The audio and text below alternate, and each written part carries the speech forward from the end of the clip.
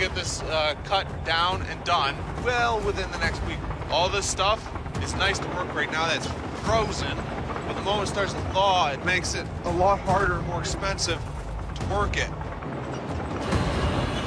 The Beets family, led by son Mike, are throwing everything they've got into stripping 700,000 tons of dirt from the cold cut.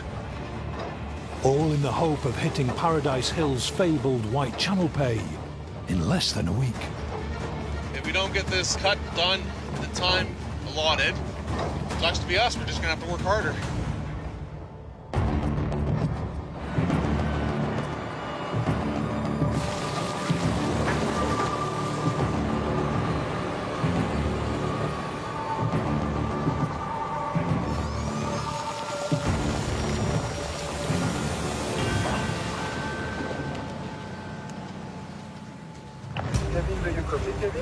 Thanks. Go for Kevin. Okay, so tailgate, my truck, loose and broken. Copy, take that truck back to the yard, please. Main yard, main yard. Ah! I'll be back. As they churned through the deep overburden, Tony's eldest son and chief mechanic, Kevin Beets, is battling to keep the rock trucks in working order. There are several bolts missing from this machine, which are kind of important. Not supposed to do that. Kevin, go for Kevin. Kevin, it's Gus. The truck is 3 foot length behind the cab. Cool. May as well run to the staging yard as well then.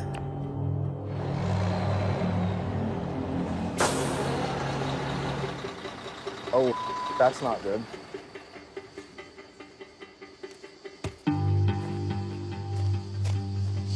Oh, that's a lot of smoke.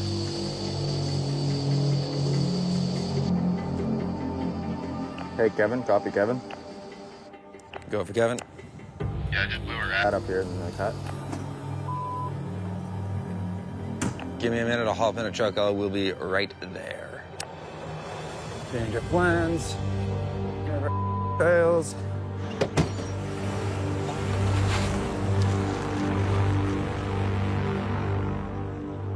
Okay, let's have a look-see. I'm good. Looks like a hose busted. In a matter of hours, a third of Tony's fleet of rock trucks are out of action. What's going on with this? Rad line's busted. We need an O-ring piece, which we don't have in stock. So, truck's down for a bit. How long you figure? With the way shipping's been, probably a couple days. That's no good. I need as many trucks as possible right now. You gonna call Tony, figure out a plan? No. You still have trucks at the Indian, right? I believe so. Only take me a day to slip into the Indian and go grab the truck. So I'll go line that up to make sure stuff don't break around here. Yeah, sounds good. No longer needing to check with Tony, Mike decides to leave the cut at a critical time, gambling he can get back before he's missed. Because the more trucks we got, the more production we're getting.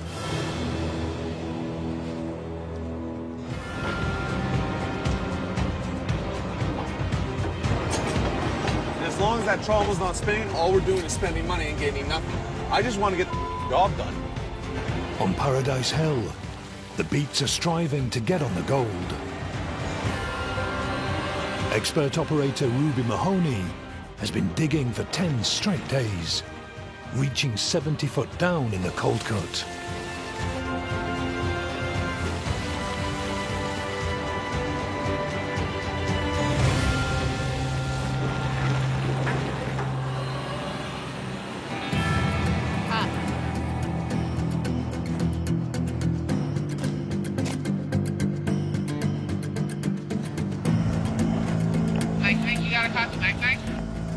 Yeah, go ahead, Ruby. Do you mind coming over here for a minute?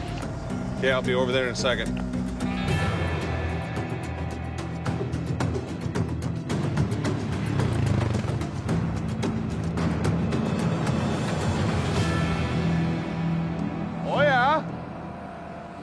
finally hit pay. Well, that's good. Took us long enough. No kidding. That's definitely pay right there. You can see it all over. That yellowy stuff. Yeah, that's good stuff. It has that nice sound when you drop it too. That click, click, click, click up the rocks. I love that sound. Yep. Perfect. Which means we can stay sluicing soon. And we'll have a massive cut to work from. The distinctive iron-stained yellow soil contains rounded riverbed rocks, a good indicator that the ground contains gold. If it is quality pay dirt, it could mean they've struck the massive 60-foot deep White Channel pay layer earlier than expected. Tony BC copy, Tony BC copy. You're calling for me? Hey, Dad, we struck pay. Well, let's have a look, I guess. Okay. I'll go and do some planning, see what we've got. Tony's test will determine just how profitable his season will be. Let's see how much gold we can get out of the ground.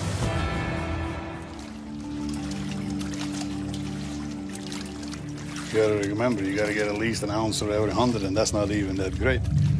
In the olden days, they get way more than that. If we can get an ounce for every 100, I'm pretty happy. Let me put it this way, if I need my glasses, we're not sluicing it. That ain't happening. So there's one lousy piece in there, and that's just about it. Tony's banking on the cold cut if he's to hit his 5,000-ounce target.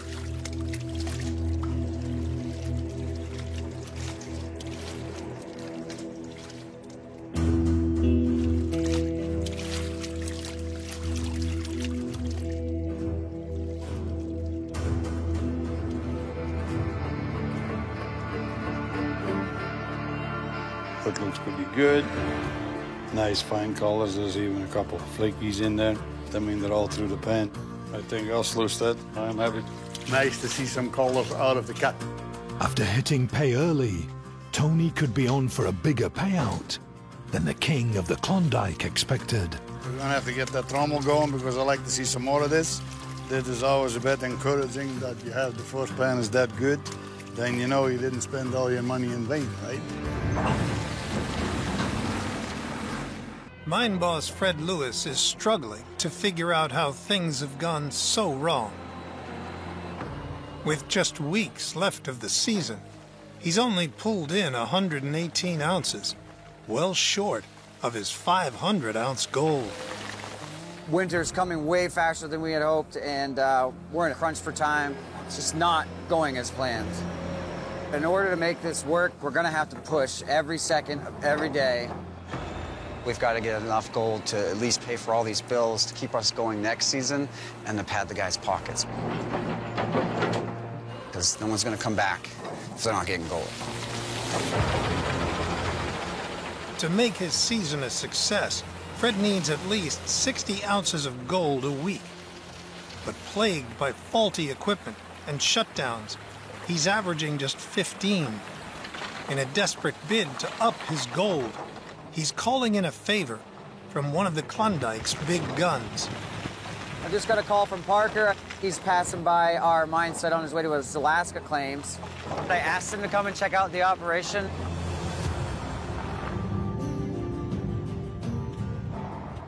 So I've been splitting my time between the Yukon and Alaska, more in Alaska than here. The traveling is getting to me. You know, I've been back and forth like a yo-yo. Here in Alaska, we've sunk a lot of money into it, and I don't know how I feel about it. The ground's difficult. I'm just having a lot of problems.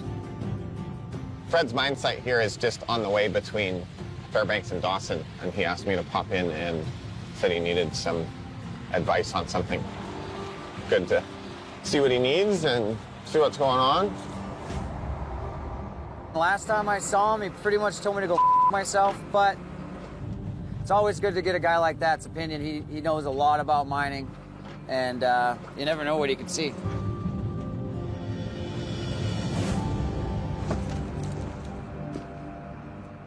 How's it going? Good, how you doing? Good to see you. Glad you came, man. Well, this is it, man. Like, the big thing for us right now is we're kind of chasing this quartz vein. It's funny, actually, from Papua New Guinea. Remember how we saw them pounding with the pipe and the...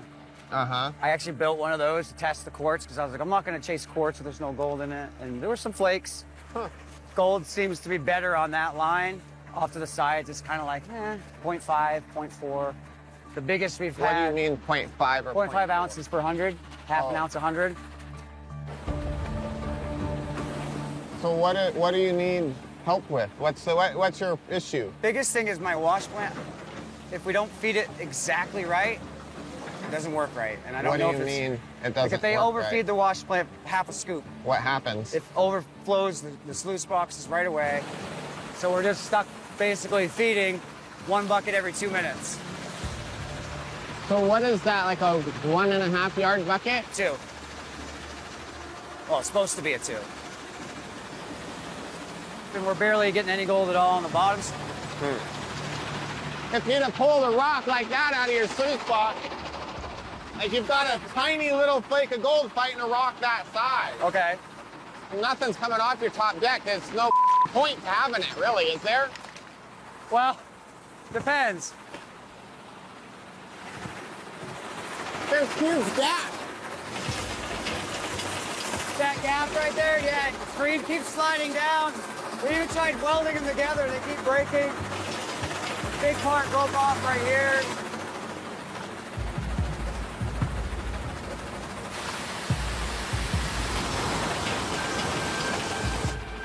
How long have you been running like this? The whole season. All year. We're in scramble mode now. Just trying to make it last the rest of the season. Did you only get 1 set of screens Yeah, for the whole season? yeah. Okay. Well, that's a up, Fred. Well, I'm learning now. That's why you're here. I didn't think it would wear out this fast.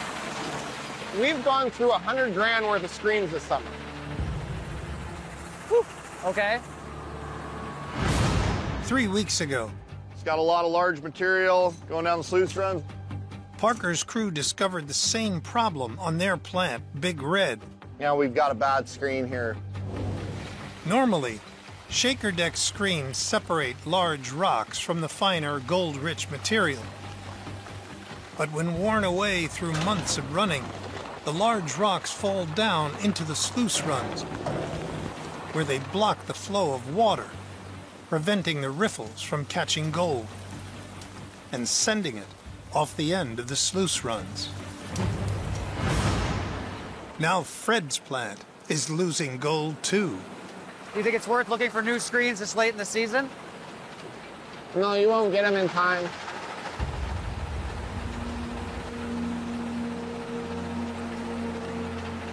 I'm trying to think of what you can do now. We don't have anything that'll fit. I honestly didn't know. I didn't know screens would wear out that fast. I don't know why I didn't know it, but I didn't. I need to look into finding a way to get new screens. I'd like to get a chance to come out and visit you, but I don't think I can leave. Yeah, no, you don't have time for that. You're very busy.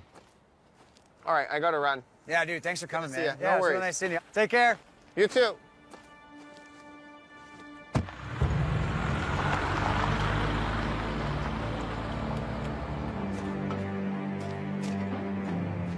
It's really, really easy to go and pick apart somebody's operation. You know, there was some points in the last couple months where if you showed up in Fairbanks at our mine site, you could be like, holy these guys have no clue what they're doing. He's out here trying to do it. I guess that's worth something. But anyways, like your whole season revolves around your plant, right? Like, you've got to take care of it. And that's, like, they haven't taken care of their plant. Fred's going to be in a tough spot for the rest of the year.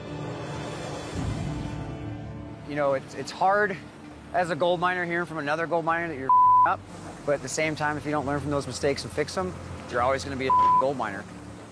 The screens are and absolutely ridiculous. It's something we've got to fix. Shut it down. Fred can't afford to keep running with the wash plant losing gold. So once again, shuts down.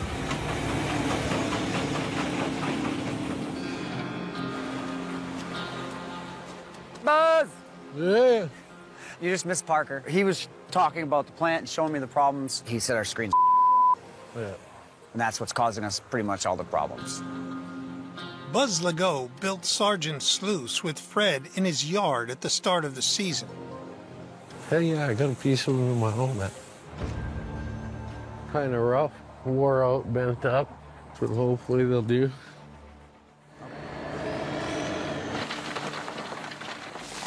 You hate to throw those kind of rocks on your wash plant, but there should be a lot of big gold around those big rocks, so that's what we're hoping for.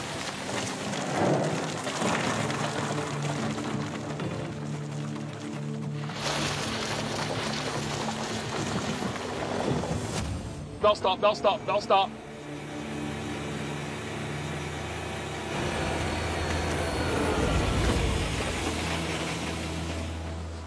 This conveyor quit, Nate. I'm not sure what's up. The belt clear stop. Did he just say the belt stopped? Oh.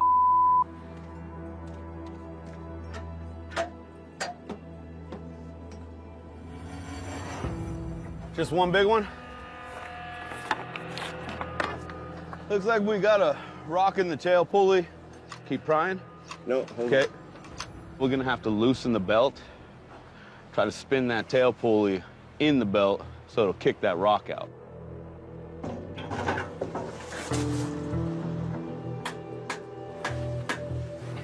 Dave has to spin the tail pulley by hand.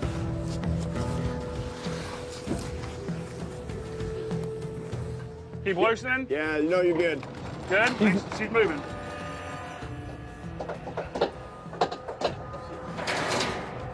There, got her. Yeah. Man. Okay. So this is the rock that was wedged in there. But the way it was wedged was bound into that belt so much that we couldn't get it to roll or flip to a flat point to get it to come out.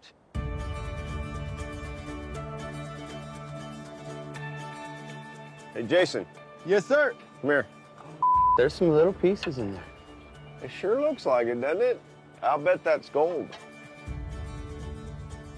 Now that's gold. Without a doubt, 100%. This rock broke open, and there's a little bit of gold in it. So we're gonna hang on to that one. Burn plane up. Eagle coming on.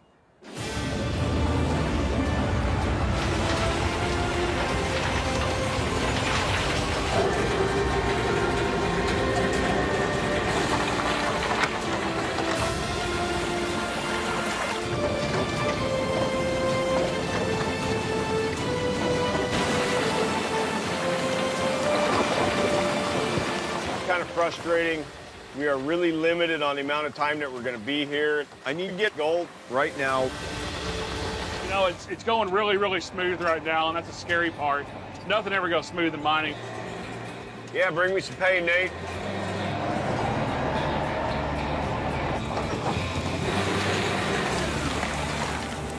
Oh, Nate. Conveyor quit again. Kill it, kill it, kill it, kill it. What? Kill it, Jason.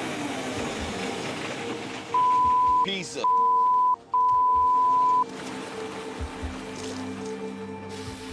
The coarse tailings belt has jammed once again.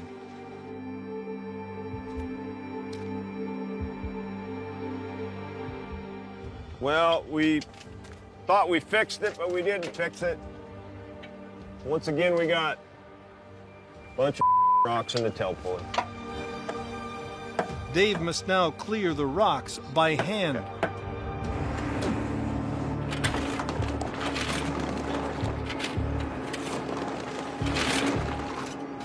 Rocks coming off conveyors, everybody clear? That moved a ton. Let me clear the belt out, stay. Clear.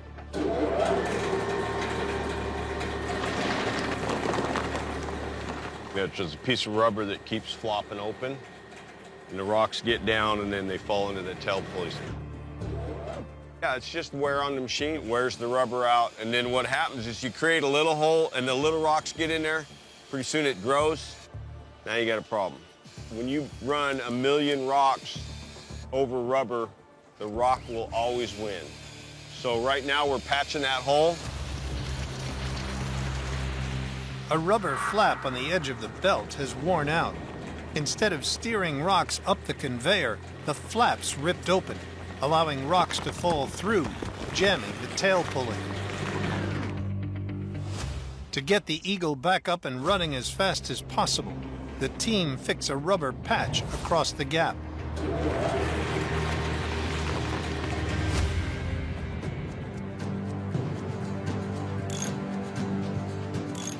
We're fixed. See if it runs that way? Yeah, you want to go and turn it on, make sure everything's good? Yeah.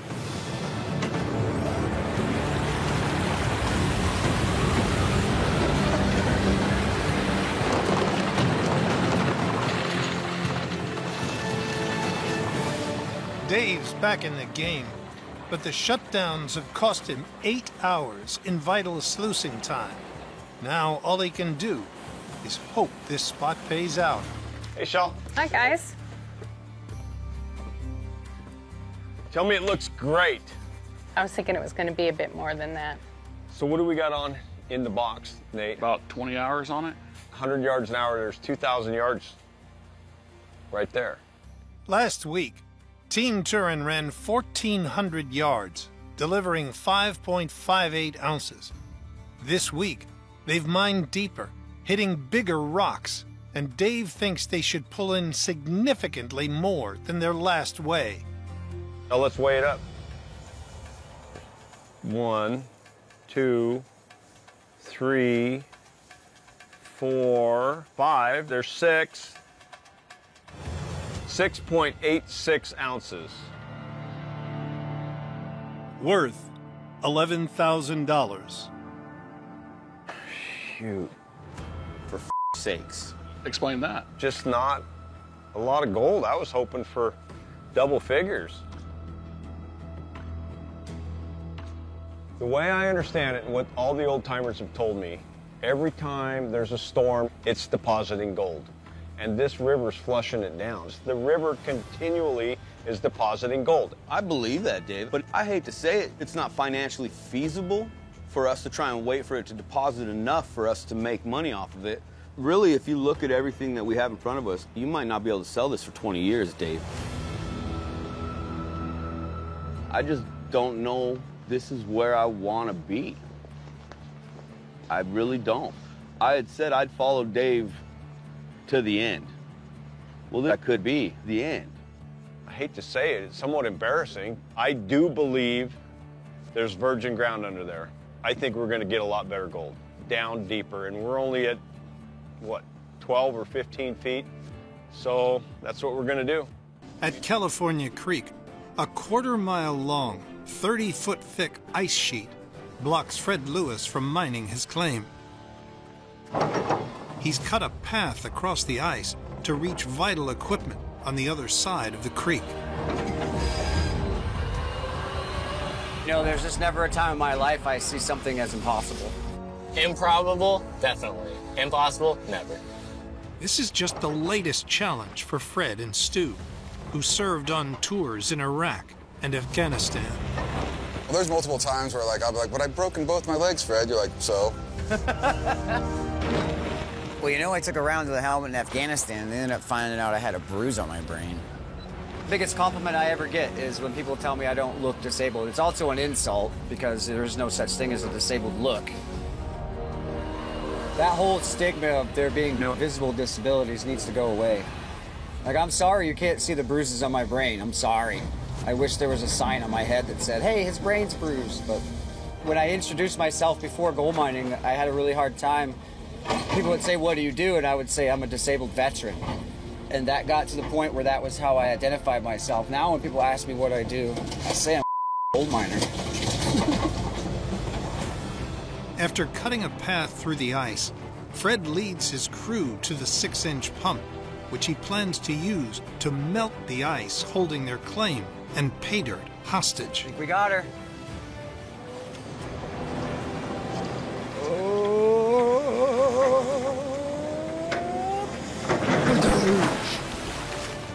This is like every boy's dream, dude. Man, these things are heavy. I'd go two-hand. All right, hang on. Ready? Yep. The next stage of the plan, get the pump set and ready to shoot water. All right, I don't trust this chain very well. Okay, lifting.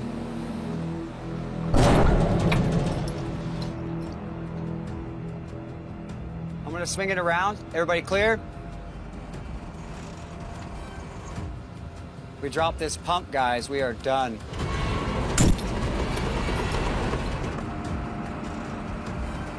I'm going forward.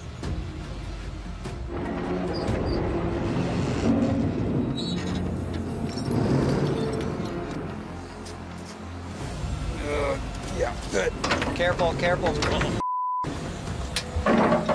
All right, Christopher, shock the wheel behind it. Fred, you're good. Let's get those hoses down there and get them hooked up. Oh. If one of us falls in, we're not coming out. Pick up on it a little bit, Fred. Let's do the intake while we're waiting for the rope. Look out, Christopher.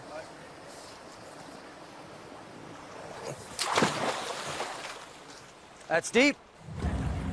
We're taking our main pump and we're gonna turn it into a fire hose to run water on top of this ice.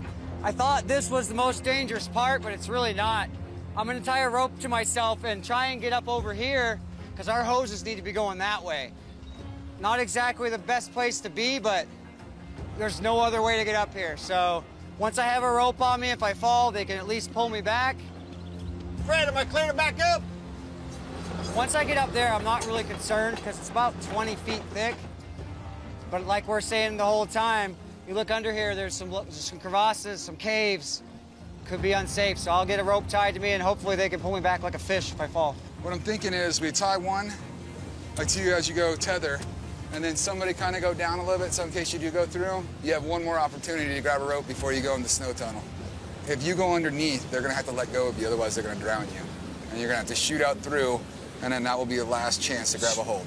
Sounds like fun. I'm just saying, yeah, I don't know if the snow tunnel looks like it goes through, but we don't know how big it is, so you could very well get stuck under there. Christopher, I'm gonna hand you this. You're gonna basically feed it to me as I go, because if I fall, you don't want any tension, right? Yeah. Don't keep it tight where you're pulling me, but at the same time, don't give me a lot of lead. Yeah, and I double knotted it so it's not slipping through fingers. Yep, that's good. All right, well, hey Fred, good luck. We got this, we got this. See you on the other side. Kind of feels like right before a halo jump in the military. You're all amped up to do it. You can't wait, and then the door opens and you're like, oh, what am I gonna do now? Fred will be tethered to Chris for support, but if Fred falls in and is dragged under the glacier at speed, Chris must release him in the hope his father is flushed quickly out the other side.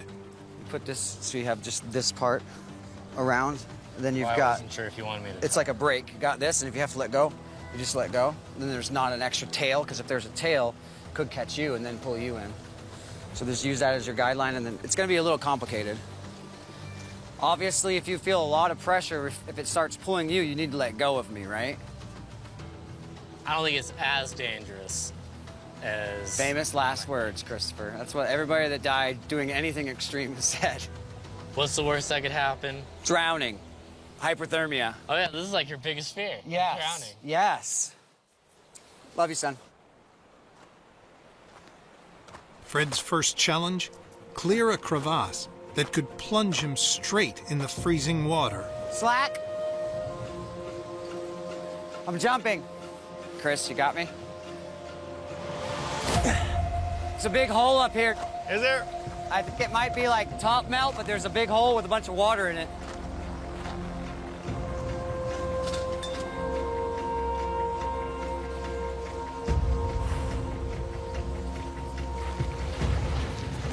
Go, pull. There we go.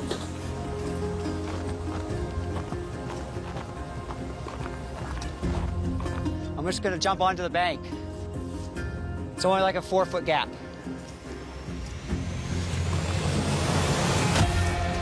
hose in place, it's time to see if Fred's desperate plan will work. Fire it up.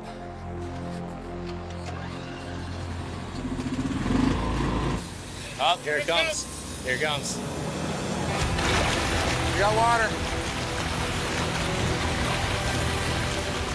We got water going all the way down this channel. Right where we want it, actually. It's definitely eating through the snow already.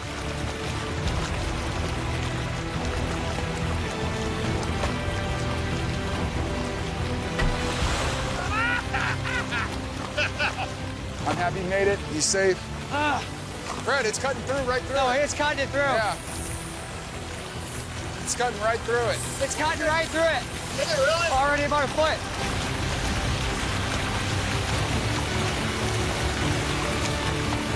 First success of the season. That ice kicked our asses. I think that's a huge victory, guys. We probably saved ourselves a week of sluicing here. Yeah, I'm excited, man. Keep fighting. Keep pushing, not waiting on our asses, and we'll be mining before we know it. With his plant from last season no longer available, Fred struck a deal to use local miner and crew member Buzz's home-built wash plant. We're talking about winning over our freedom this season and becoming independent miners, and a wash plant's kind of the first step. While the crew continues to hack at the icebound claim, Fred heads off to retrieve the plant from Buzz's home in McQuestion, 100 miles away. You know, the season relies on this thing, and I've put a lot of trust in Buzz. We're about to see if that's going to pay off.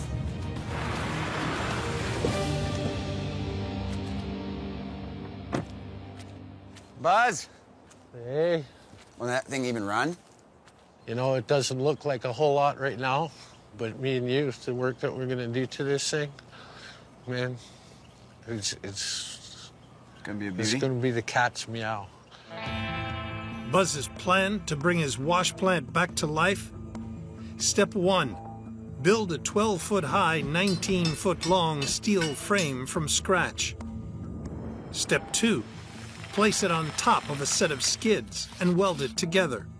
Step 3, drive in a 7-ton shaker deck, position it on top, and attach it. Then, finally, step 4, maneuver in and place a hopper into position. Once complete, this wash plant, at full throttle, should be capable of cleaning 90 yards of pay dirt an hour. I don't have a whole lot of welding experience, so... You'll learn as we go. You know, the good thing is, you know, I've got Buzz on the team for this purpose. He's an amazing fabricator and operator. A little slower.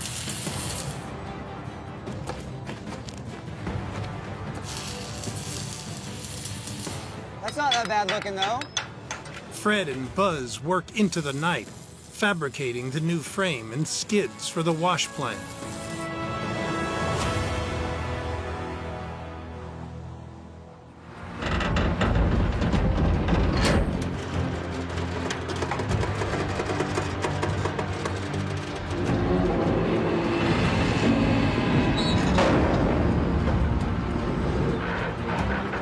Slow and steady, slow and steady.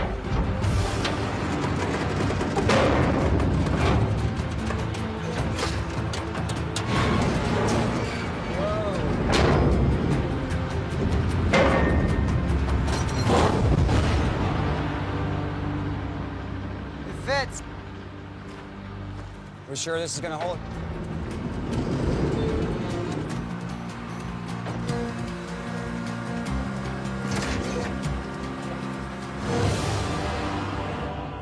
This is sounding nice, though. Yep. Yeah. And it's holding it.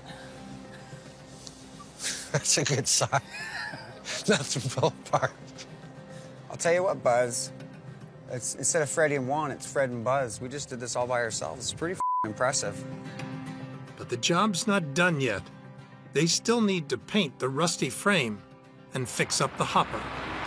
So this hopper really is the most important part of the wash plant. It's going to feed all of our feed directly onto our screen. We have to get this done by the end of the week. We've got to get it across the river and up to the claim. Time is of the essence, and we can't have any setbacks. After building a frame for the plant, Over the last 3 days, they painted the rusting shaker deck and built the hopper that will funnel pay into the plant. Oh, a little mustard gas. The hopper's done, and it looks fantastic. It's gonna be a lot wider than we had last season and a lot longer. What that does is gonna give our operators a hell of a lot more ease in feeding the plant, and we're gonna get a lot more gold. Ah, the boys are here. Cavalry's here. I can't wait. So we got this trailer loaded up. All right. Yeah. We still gotta do the, everything. Like we're setting up a fob. Buzz needs to load the trailers without damaging the precious wash plant. Careful, JB. All right, now look at that. That's perfect. So right now we're loading up the sluice runs. Once we get the sluice runs done, this is getting ready to go home. Trailers loaded. All right, let's get this show on the road. Fred heads up the convoy with the shaker deck to make the 100-mile return trip back to California Creek. What's wrong? I started driving and something didn't feel right. Says he's having trouble with his trailer. Can you explain it? Felt like it was like dragging a little bit. Freaking Oh, what is that? Oh, It's like that. hey. Oh, you kidding me? What? Another one over there, too? Yeah, I got someone on this side, too.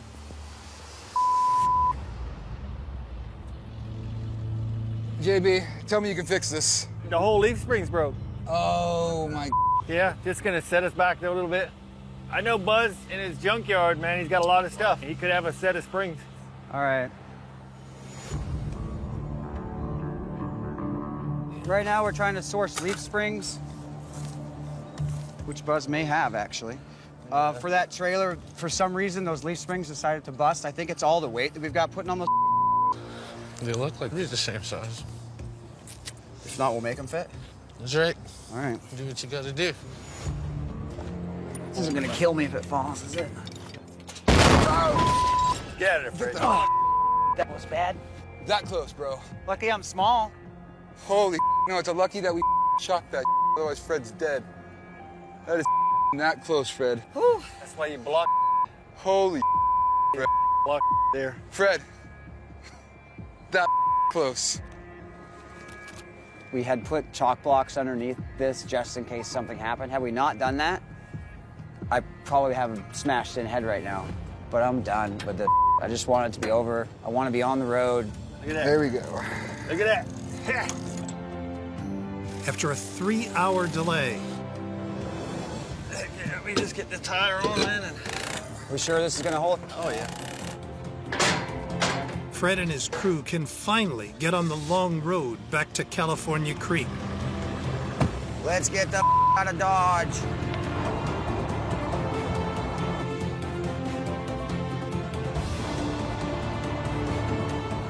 After a grueling 8-hour journey across the Yukon, It's probably the most exhausting day we've had all season.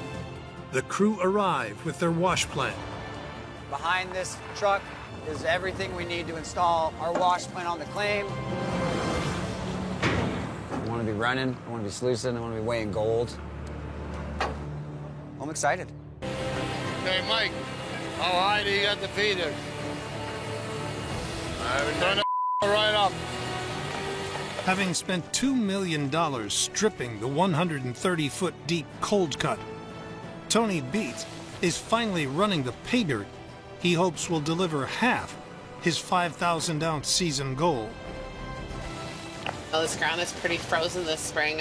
I'm doing my best here, but you're probably going to have to bust them up even more over there. Yep, send me what you got and I'll slam her through. On the pay pile, high school friends Ruby and Megan work in tandem to feed the trommel 200 yards an hour. Kind of put the Nightmare Squad back together for a little bit. We should do like a bucket wave at each other. We could do that. Hi, Megan! Now I want to make sure everything runs smooth and that they put enough material on that feeder Worst thing is if they around up there.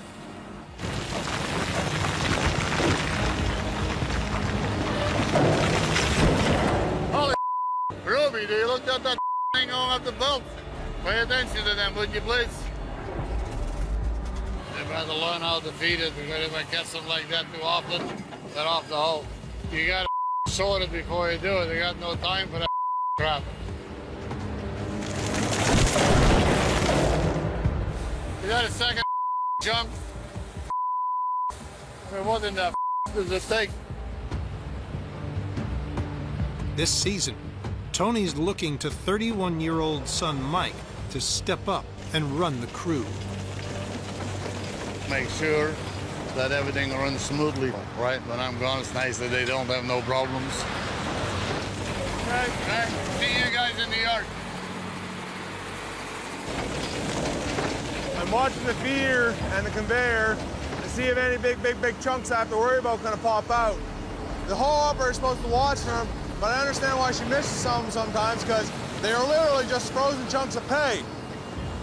Damn near impossible to tell the difference.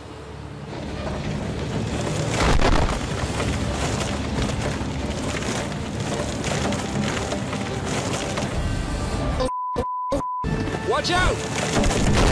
Thanks.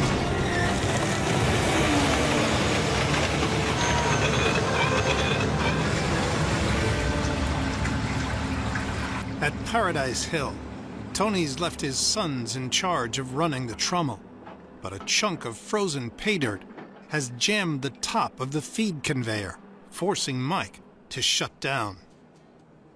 Just gotta watch a little bit more careful for them. All you want is for things to go smooth. At the other end of the conveyor, the frozen pay has clogged the hopper feeder. It's a shame I don't smoke anymore. I really want to do it right now. Ugh. We're gonna try to break it up and try to get it out, and hopefully the belt moves.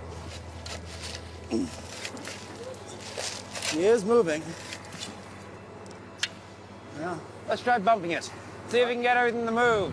So everybody off the conveyor, s'il vous plaît. To dislodge the blockage, Kevin plans to bump it by surging the belt.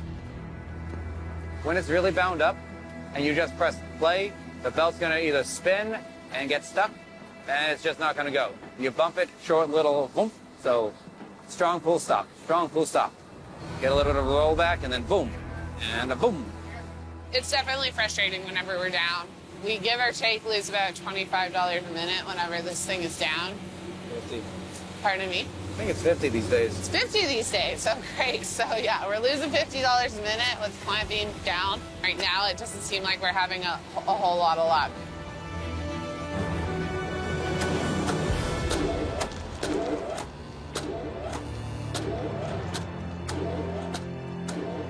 Yeah, there we go. Come on. Get going. Woo! There we go.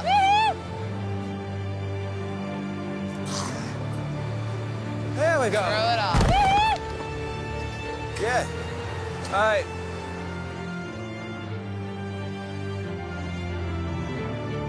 Reset forward.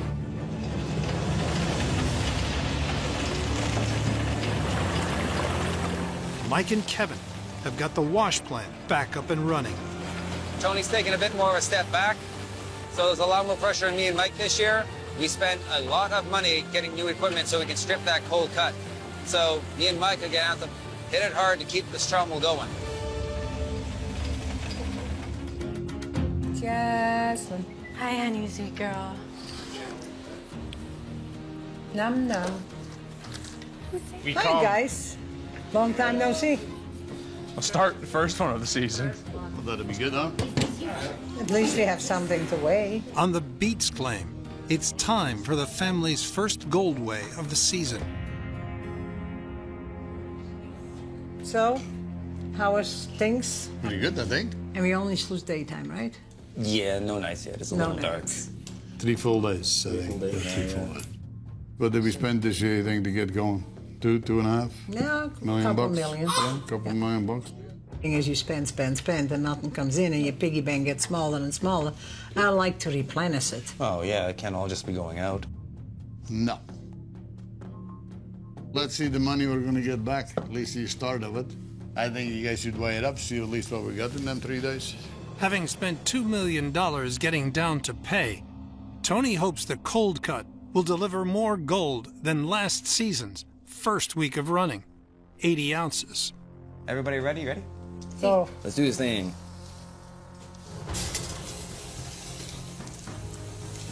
Five, 10, 15, 20, 25, 30, 35, 40, 50, 55, 60, 65, 70, 75, 80, 85, 90, 95.3. For 3 days, eh? That's not too bad for 3 days, eh? We can work with that. Worth over $170,000. If the Cold Cut's White Channel pastry continues to deliver, it could easily make up half of his 5,000-ounce season goal. Oh, if it stays that nice over full weekdays and nights, that'd be good. The gold price is still fairly decent. Oh, yeah. So I'm not complaining there either. A lot of people glad to have it. I mean, let's not about it. We just got started, everything's running, and if we're gonna get to the 5,000 ounces, at least it's a start. We only have like 4,900 to go. Yeah, that's guys, it. let's get on there it. You go, there you go, there you go, yeah.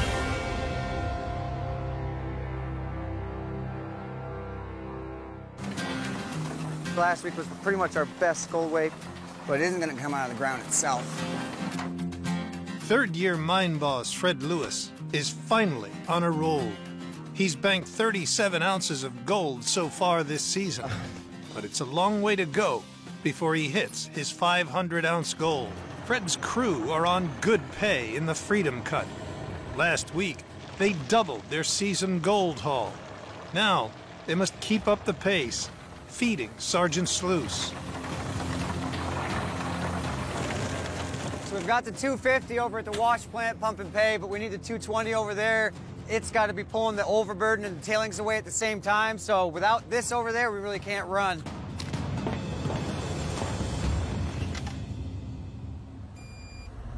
Oh, are you kidding me? Full D rate? This is not good.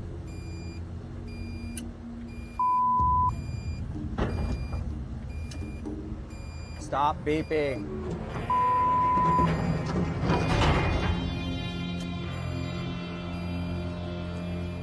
JB, this is Fred. How copy over? Hey, Fred. Hey, I got bad news, bro. The 220 is in full D rate. It won't even rev up or anything.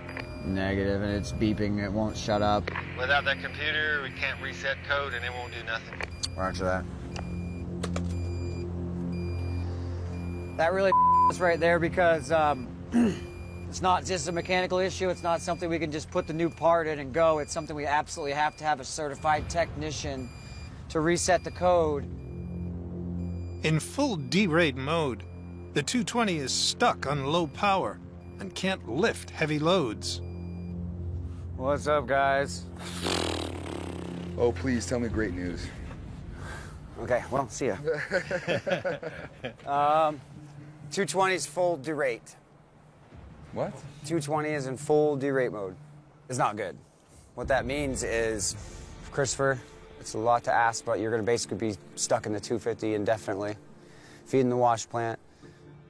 Guys, we got to make this happen. You know, that goal we set's pretty aggressive, and we're not going to hit it if we just sit around and wait for things to get fixed. So yeah, let's adapt, overcome. It is what it is. Take the kick and move on.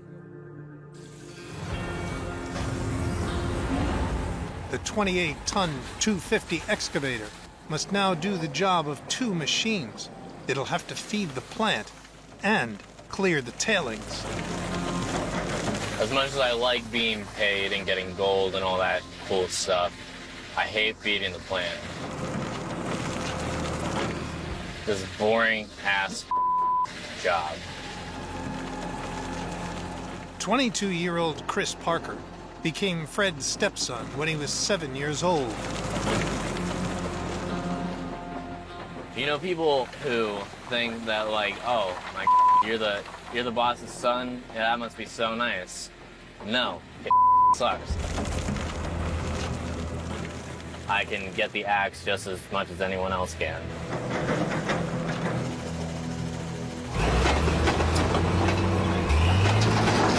Oh, what the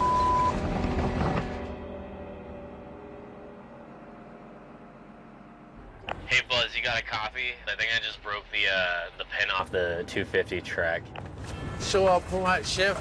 First thing I'm gonna do is fix the track. Yukon local Buzz has already had to fix the track on the 250 once this season.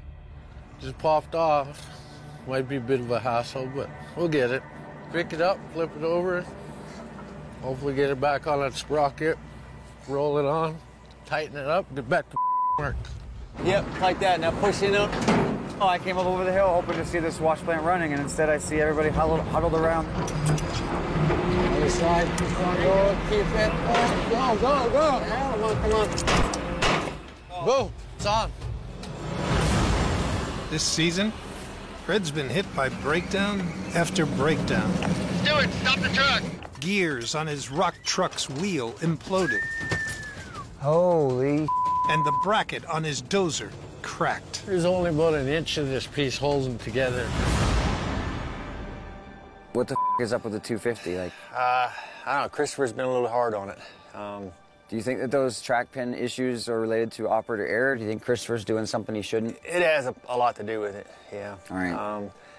I know it's kind of frustrating. It's not helping us. It's hurting us pretty bad. Hey, Chris. So this is old equipment. You know that, right? Pretty equipment, but yeah.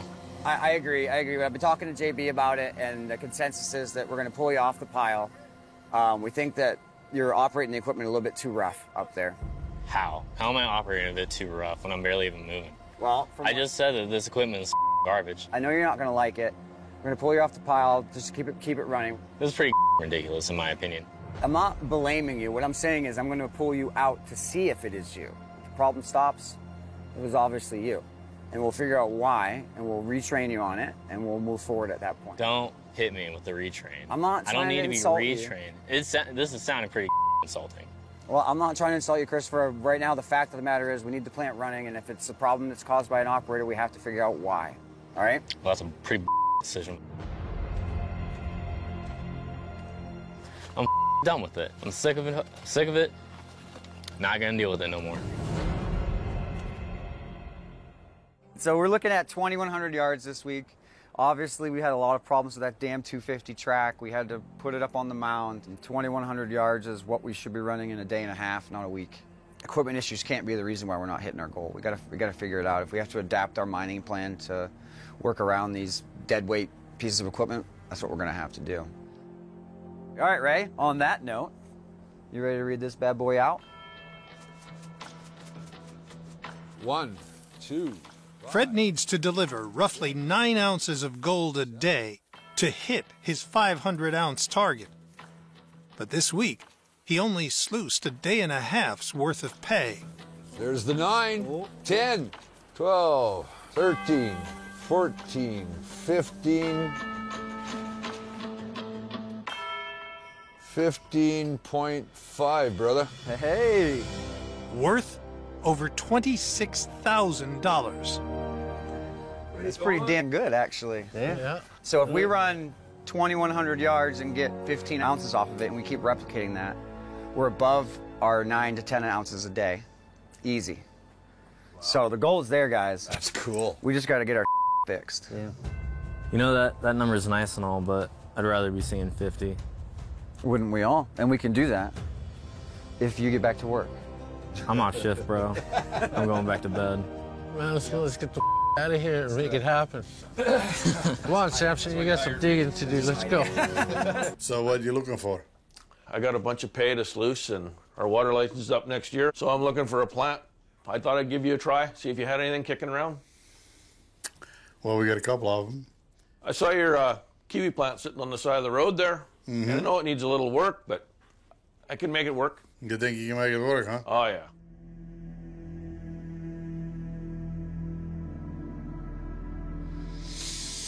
Yeah, I can rent you out that kiwi plant. That shouldn't be a problem.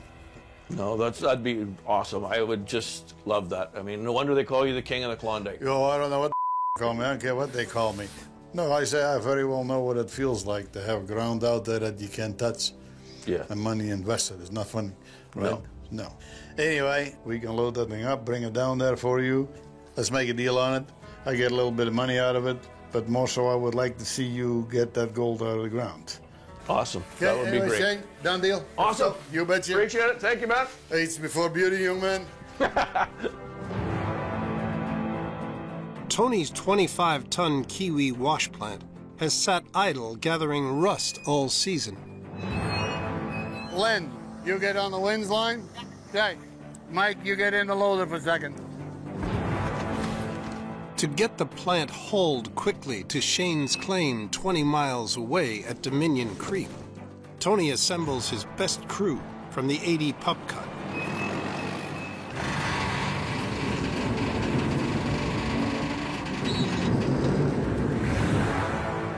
Okay. Mike! Take it, Shane. Put it from here to there. I want to get the out of here. I like to have it as tight as possible. We're done. Let's go.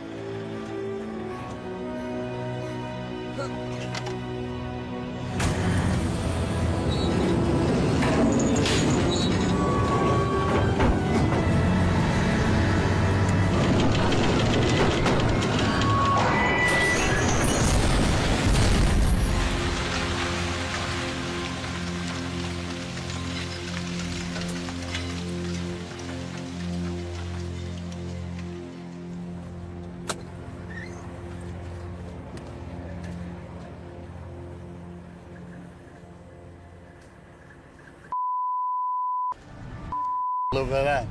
Boy, boy, boy, boy. That looks like a screw up. Better go have a look at that.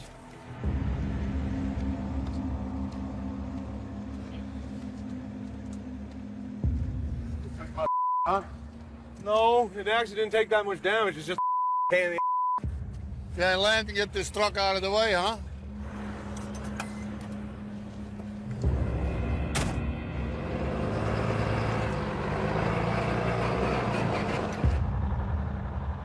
What's your plan, Dad? So we'll get a couple loaders out here and pick it up. I was already thinking that too, because otherwise you're gonna. There'll be nothing left. So what we'll do We're gonna is throw it on the low board. Or we're just gonna drive it out. two of them, 250 and then 2600. Hook them up, haul them in. Okay, good enough. Mike, you jump in with me.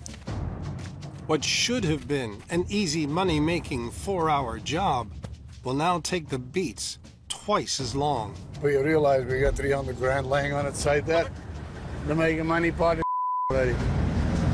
Mike said he was only going 30 collects an hour, but for some reason one of them chains broke. And yeah, then they go, of course, right? So anyway, flip back up. Holy Tony, this isn't what I expected to see. A chain broke, tipped off, fell off on the high side, as you can see. So go figure that one out, right? That's unreal. Yeah, it doesn't seem to do much damage at all, really. Anyway, let's get it on his feet first. Yep. And then see what's bent out of shape. Yeah, we might have a few things to Who knows? straighten up. Hopefully it's all good. I was expecting it just to show up in one piece.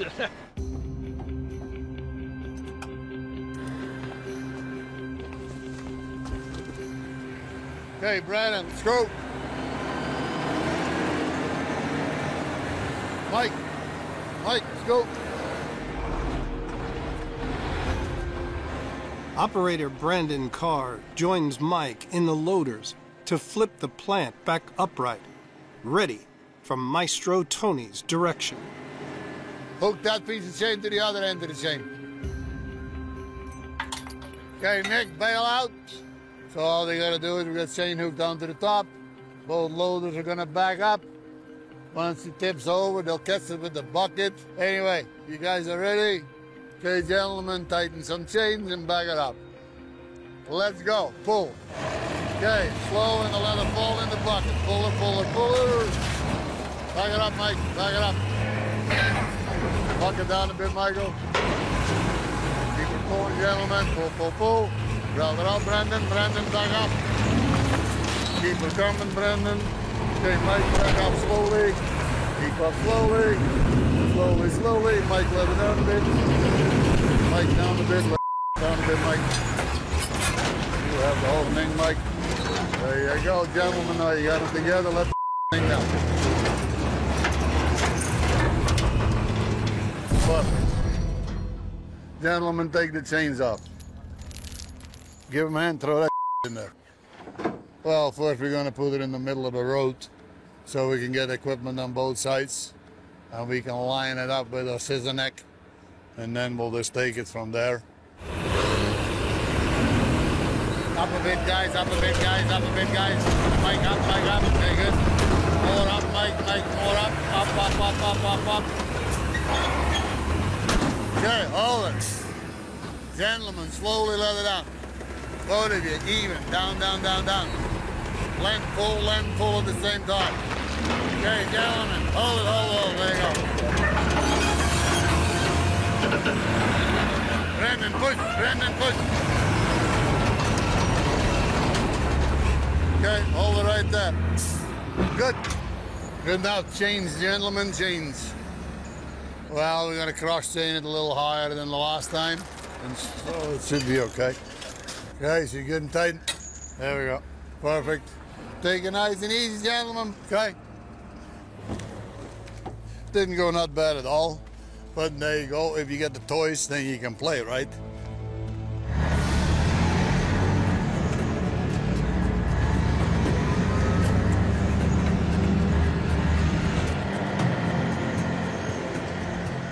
Finally made it. 8 hours after leaving Paradise Hill, the kiwi plant finally arrives at Shane's Dominion Creek claim. Okay, gentlemen, out of the way. Okay, Mike, give it a pull. Once he goes, go. Go.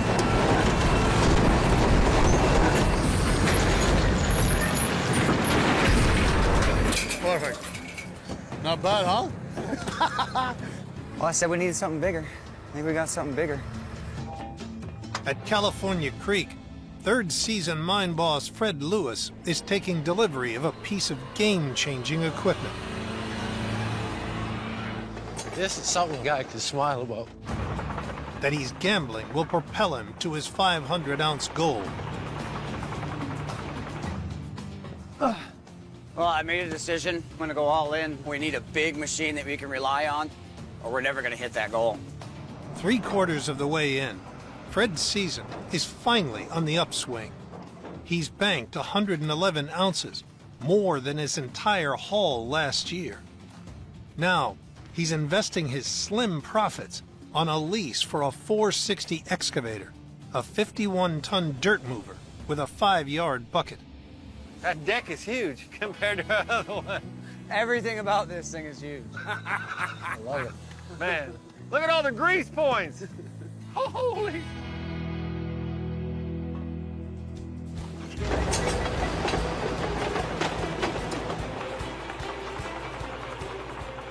Our biggest problem right now, the equipment we have is not up for the task of what we're trying to make it do. You know, right now the 250's track system is so up. All it can do is feed our plant, which puts a lot more stress on the 220. Fred's 250 excavator track is bust, leaving it stuck feeding the plant. The smaller 220 must dig for pay dirt in the Freedom Cut and clear waste tailings, but it can't keep up, forcing shutdowns. The bigger, more powerful 460 will take over digging pay and keep the pay pile high and the gold coming in. All right, well, it's official. We've upped our game. 460's headed out to the cut, and then hopefully get some pay dug up. Put this puppy in action.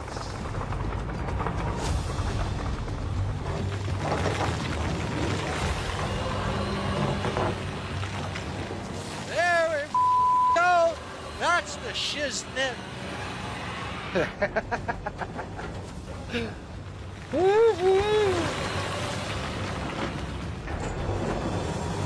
He looks like a little kid in a candy store, man. This is what mining's all about here in the Yukon. In comparison, our 250, it takes about 3.5 minutes to load a 30-ton rock truck. This thing here would probably take 1.5 minutes. Just like a champion. Hey, Buzz. I'm just actually excited that we got the 460. And finally, we're able to move the amount of dirt that we need to. The plant just needs to run.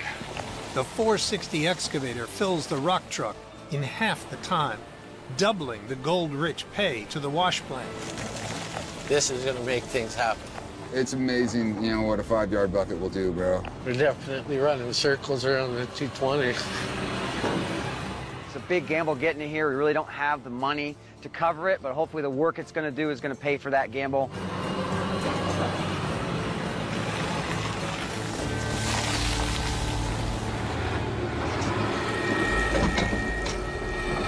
Oh, great.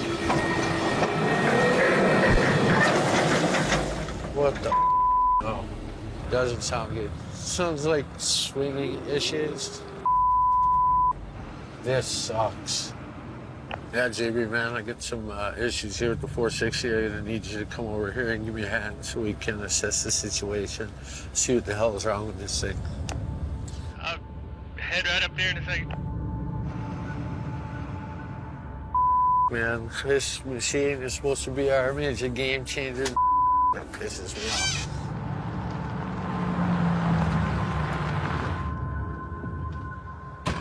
You break it again? It's making noise or something when you tell you. It's horrible.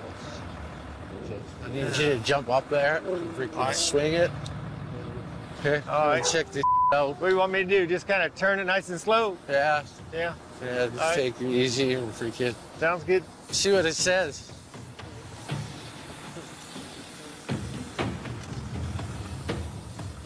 If it can't spin, the 460 excavator is useless.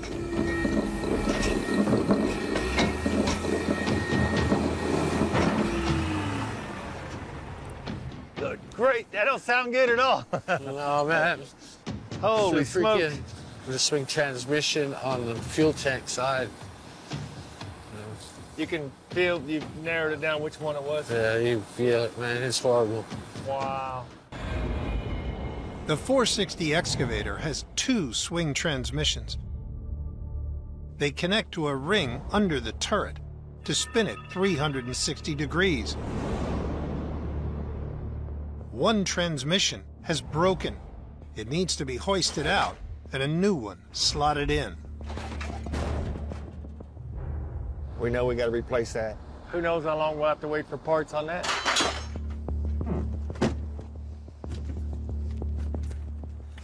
What's up? Why you guys look mopey? It's always one thing or another, isn't it? All right, lay it on me. 460 swing motor, swing transmissions. The transmission is, you can hear the gears in there. They're grinding and... It's a major. So she's down, down, down. Down, down. We just got it. I know. Swing motor. Swing motor is what helps the turret move. With that down, we can't use it. We can't do anything with it. And that task is way too big of a task for my guys. So I'm gonna have to call a mechanic, which is gonna cost more money. But I feel like we're overcommitted at this point, and we gotta bite the bullet, get it fixed. The big problem right now is we're running out of pay. We're gonna have to shut down. I don't understand how every piece of equipment we get breaks, I swear. This place is cursed. But the thing is, it's not just us. You know, look at our neighbors. Dropping left, right, and center. I don't think that's due to a curse, though. That's just how the Claytons are. They just constantly break. Hey, what's up, Fred? What's up? Hey. What are you doing? This week, Fred went all in on a 460 excavator to dig deep into what he hopes is gold-rich bedrock. To pay it off, he needs to improve on his 16-ounce-a-week average. All right, guys. You ready? Drum roll. 1, 2, 3, 4, 5, 6, 7.02.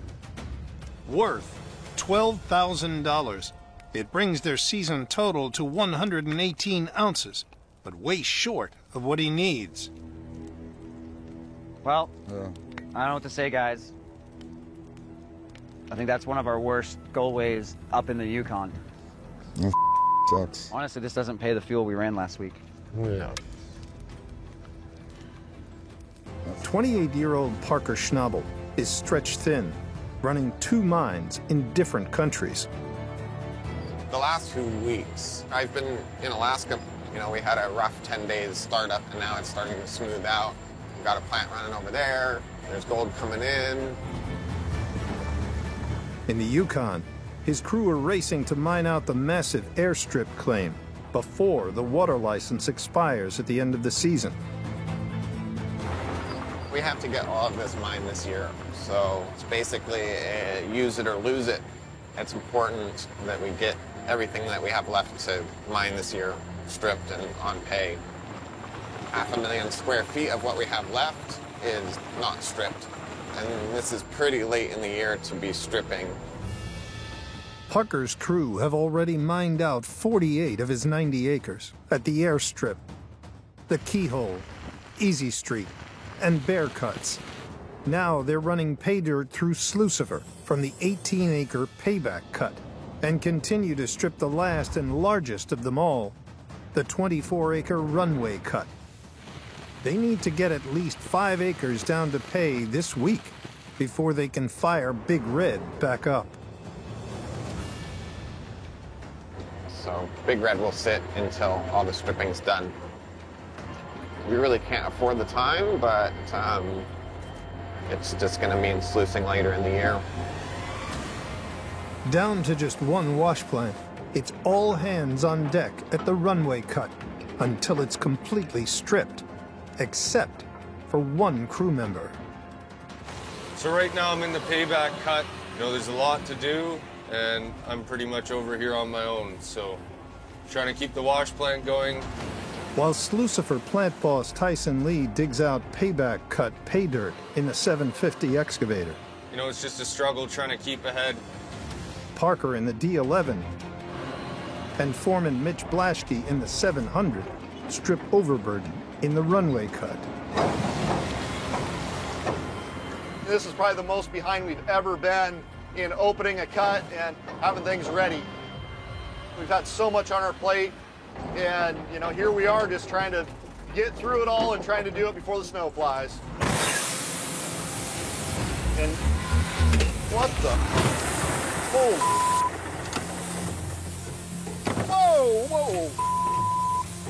There's only one thing that smells like that, and that is coolant. That is not good. Looks like we just blew our radiator here and it's blowing right on the exhaust manifold. Not what we need right now. Yo, Taylor, you got a copy, man? Yeah, go ahead. Hey, buddy, you want to make your way over to the 700 here? It looks like it lost the radiator. We got a whole bunch of coolant spewing out right on the exhaust. I mean, the biggest thing here is just the lead time on getting parts. For sure, it's going to be a few days minimum. To lose something like the radiator in this 700 when we've got all this dirt to move, I need another big excavator over here. Not sure where I'm going to get one of those from right now.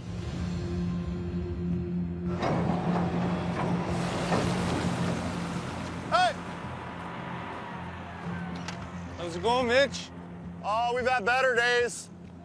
What's going on? Oh, the 700 just blew the rad. Oh, really? Yeah, like bad. The problem is we're in the middle of all that mud right now. Yeah. And without a big excavator, there's no way we got a fighting chance of getting through it. So I know you're doing everything you can to keep up with Slucifer, but man, we really need the 750. Well, it sucks because, you know, we have like no pay up right now. So the 750 is kind of key to this operation right now. I know, and that's going to leave you with a 480. As soon as Taylor gets the 700 back up and going, you can have this thing back. But man, for right now, I hate to do it, but we really got no other option down there but to repo the old 750 from you. Right. I'll get it back to you as soon as I can.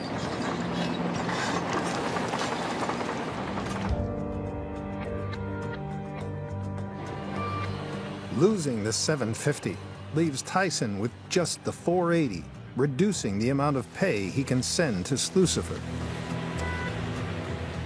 Sadly, I'm going to have to turn Slucifer down. You know, with only the 480 digging pay, we're going to get to the point where we're out of pay. We have nothing to run. You know, lower feed rate means less gold coming in, but it's better than having no gold coming in and having to shut the plant down. With Slucifer dialed down and Big Red shut down, the chances of mining out all 90 acres are slimmer than ever. You got to pick your battles, and, well, we lost this one.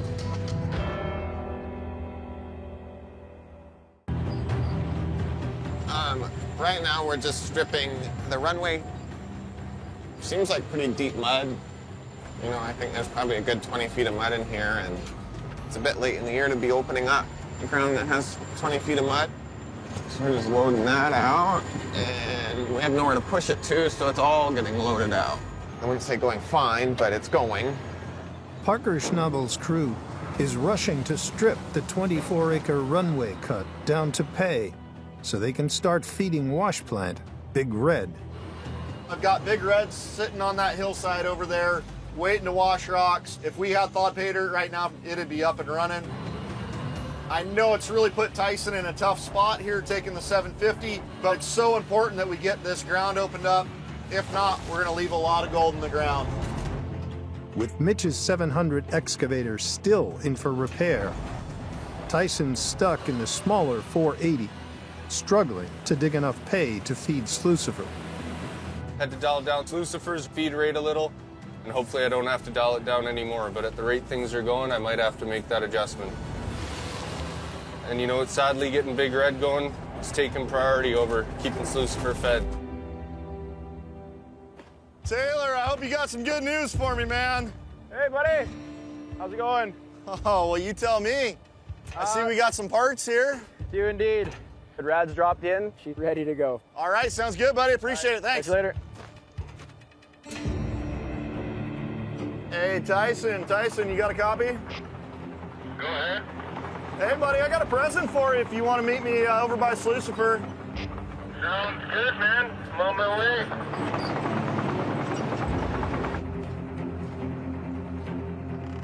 When you said you had a present for me, I'm glad it's not the EC20. No, man, we treated her good. It moved a lot of mud. It really helped out. So now we can get some pay up here and crank this baby back up. Well, I'll go turn it up and then light the fire under Froggy in my own ass. All right, buddy. Now you at least got some muscle down here for digging this. Sounds good. Thanks, all right. Mitch. Yeah, no worries, man. Thanks. So, you know, I just got the 750 back, which is the best news I've had all week. That means I can turn this wash plant back up and we can get back to running 220 yards an hour. So it's time I get us back to getting some serious pay through this plant and getting some serious gold. Parker's only working wash plant is finally back sluicing at max capacity.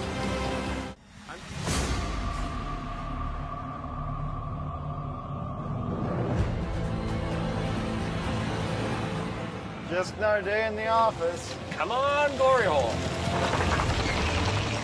Well, that's already a good feeling, getting full penetration with them rippers. Yeah, I keep watching the cut wall, just making sure that nothing's going to spring a leak on you. Well, it's nice to know that you got my back here, bud.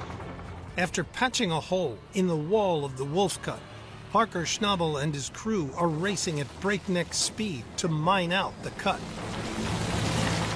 Well, it's all a little bit precarious and temporary, and I want to widen this area out in here.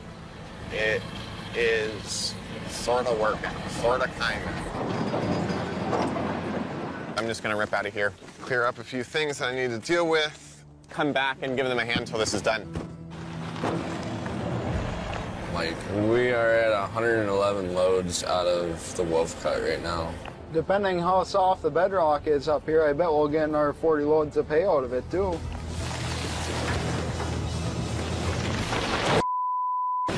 Oh, we got a problem.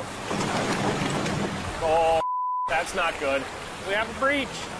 While ripping the Wolf Cut with the dozer, Phil has opened up a hole in the floor of the 30-foot deep cut. Me, that's coming out so quick. There's more water coming out than we can pump. I actually think we've hit an old mine shaft because there's a point where it's bubbling up. The area around the Wolf Cut is riddled with an abandoned network of mine shafts and tunnels that have filled with water over decades. Now, all this water is pouring back into the cut, threatening to shut Parker's operation down once again. Might be able to get down to here and at least reach out. Yeah, I'll try throw some.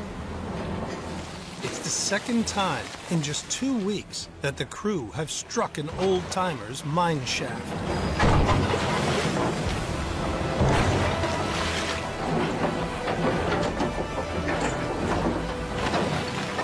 Mike's doing his best. He's put tons of dirt in that hole right now and it's just eating it. It's not doing anything. Oh, she is pouring out. Wow. Is it coming up out of the ground right there? Yeah.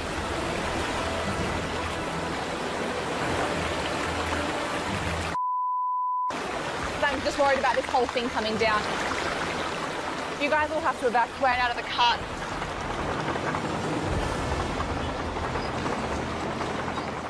That digger's going to be in a lot of trouble. I don't know how to get that out right now. You want me to get that excavator out of there? That's a very good idea. Is he going to be right getting out of there? That's his call. This is the first time I've ever had a life jacket inside of a cab. It's still coming up. I'm gonna make myself a way out. Man, the water's deep.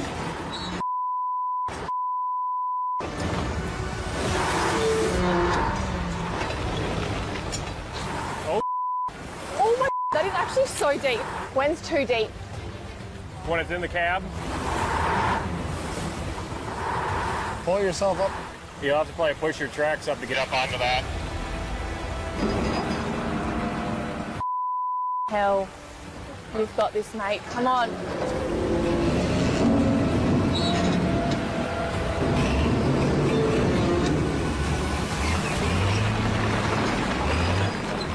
Oh, he's done it. Bob, he's good. Yeah, he's home free. Bloody good job, Jared. You did well. What a hole. What a shame. We're lucky we got it out when we did. What a nightmare. We're just not going to beat it. We're not going to win. There's no way we're getting any pay out of that anytime soon. Parker's probably going to be pretty annoyed.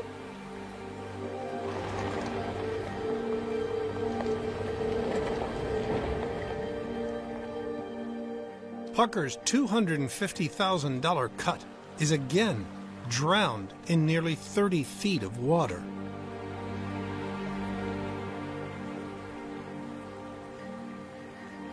Stupid place. It's the stupidest business in the world. What are we doing? Lighting money on fire.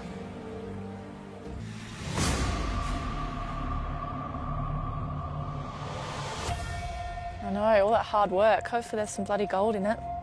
After searching for 2.5 years to find and mine new ground, Parker's finally weighing his first gold from virgin ground in Alaska. Hey, Parker. Hi. Hello. How are you guys? Good. Pretty good. Oh, Philly. legend. Beer. Thank you. You're welcome. I need it.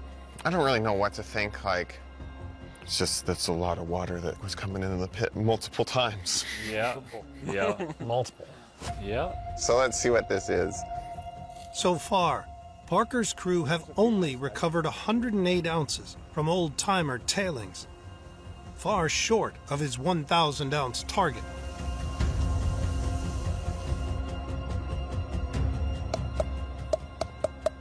$38.6 ounces. Worth just $66,000, bringing the Alaska claims total to 147 ounces, worth just $250,000. With more than $500,000 invested in the property, Parker is underwater. Not what we were hoping for. Well, I'm glad that we have a big operation in the Yukon because it's a pretty big failure, really. It's just a matter of whether it's worth continuing or not. Well, there's no saving this, is there? Not much reason to if it's just mud to bedrock. Right. Yeah, let's just call it a season.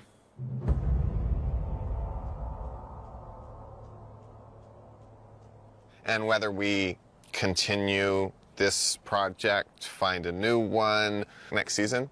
But no matter how that all shakes out, I want to try to find a role for you guys. If you guys are interested in coming back next season. Thank you. Yeah, definitely. Listen, I just really appreciate the work that you guys have done and the effort that you've put into it. Thank you, guys. And even though the gold wasn't great, I feel like there's so many positives to come out of it. I've never worked with a team who have such good work ethic. You can put them pretty much anywhere and I know they'll do a good job. Parker still wants me around. Didn't get fired, so that's a positive. And we'll have to wait and see what's next. Doesn't feel too good. The water kicked our so I'm not sure if next year's plan involves that particular piece of ground or not.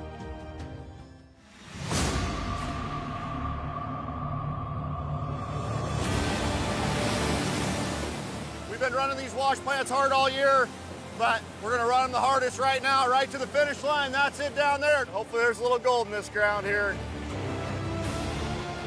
At Parker's Indian River claim, foreman Mitch Blaschke is trying to sluice a mountain of pay dirt before the end of the season. With wash plants Big Red and Sluicifer both running 24/7. To keep the plants fed, Mitch has elevated one of his green crew members from a rock truck to a loader. We've got Evan trying to train him up because he's a young guy that's really enthusiastic, wants to be out here learning the machines and how to do things, and he's got a great attitude.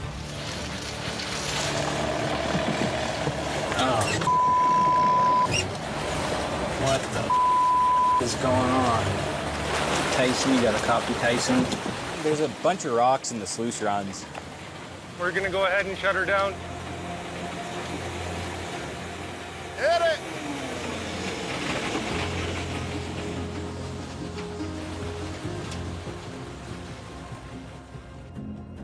Parker's due back from Alaska. Big Red's down. We have no gold coming in, no money coming in, but a lot going out. We really need to try and hammer this out and get it done. Get us fired back up.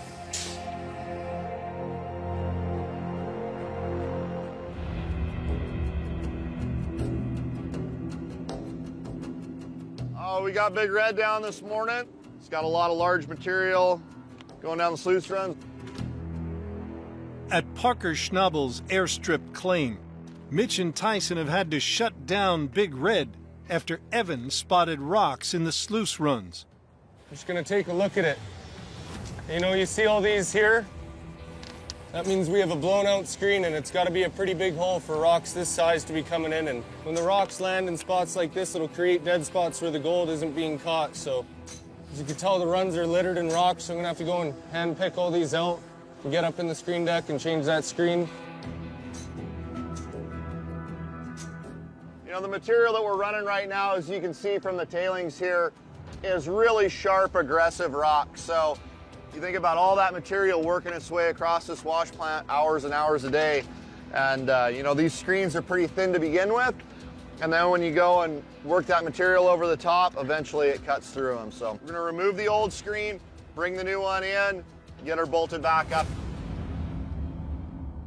The screen deck meshing separates large rocks from the finer pay dirt, allowing the gold-rich material to drop through the screens. But if the screen breaks, the large rocks fall through as well. Once in the sluices, the rocks block the flow of water, stopping the riffles from catching the gold and washing it out of the end of the box.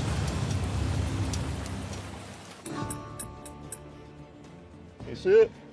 Now we've got a bad screen here. Check that one out the bottom. Yeah, just like that.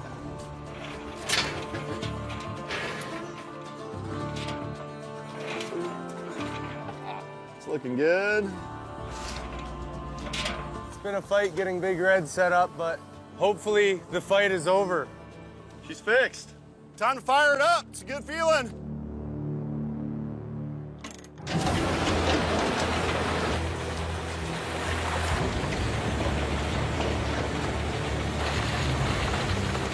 You know, if Evan hadn't have spotted this, more and more material would have built up in the sluice runs until we're doing all this work, we're washing all these rocks, but we're not catching any gold. Running the plant by myself, knowing that they trust me to do so, it's a big step up, and I'm really happy to be taking it right now.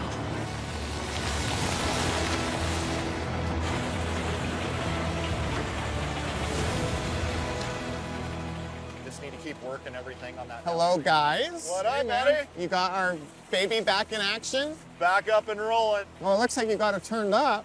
She's cranking through the dirt right now. But man, it just feels good to have Big Red back up and running. Yeah, but you guys got that done in a hurry. So it's the final stretch. We just got to hunker in and keep feeding it, huh? I mean, it's pretty wild. You look down there, and that's the property line. Definitely a pretty ambitious season, and thank you guys for making it happen.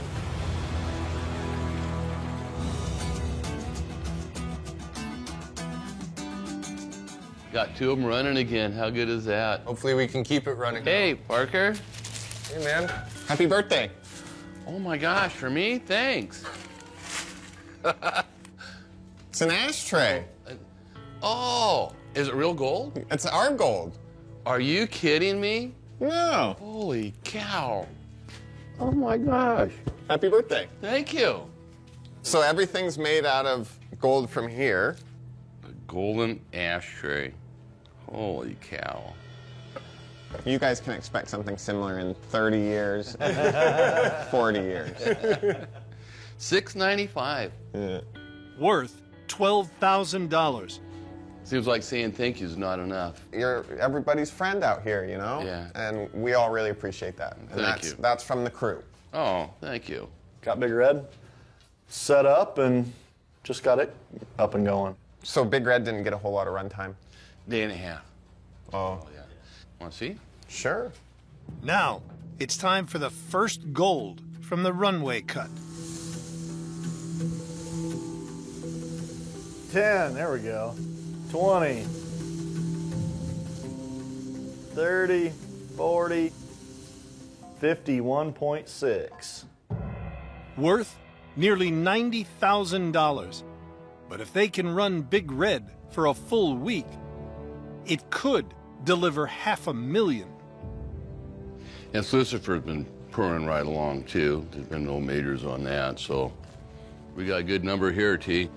Slucifer has been running dirt from the payback cut. The last cleanup produced 210 ounces. Alrighty, let's do it. 20, 40, 150, 200, 300, 330, 336.05. It's not bad. Not at all. Worth nearly $600,000. Now you get Big Red to do that, too, and we'll have some pretty nice weeks. Well, you guys happy to be done moving wash plants? It's a lot of work, that's for sure, but you know, to have Big Red there, and I mean, you look at the property lines right there, we're at it. So now it's a matter of just getting all that dirt through these plants, and pretty crazy. Like you look at how many miles of ground we've gotten through over the years, and to be at the last little bit of it. Sluice it or lose it. Yep. Thanks, fellas. No problem. See you guys later.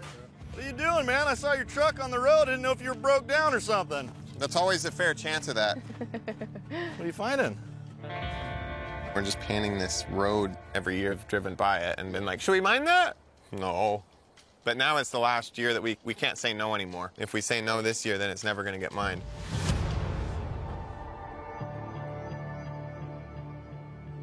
This has been left because, well, it's the only section of road and there's no other way around it right through here.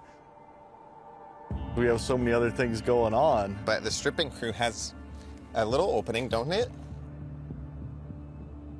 I mean... Let's just slam them in here and see what happens. It's just not just mining the road, it's building a new road, then it's coming down here stripping this. I'm just looking at what we got going on down there. Everything's froze up.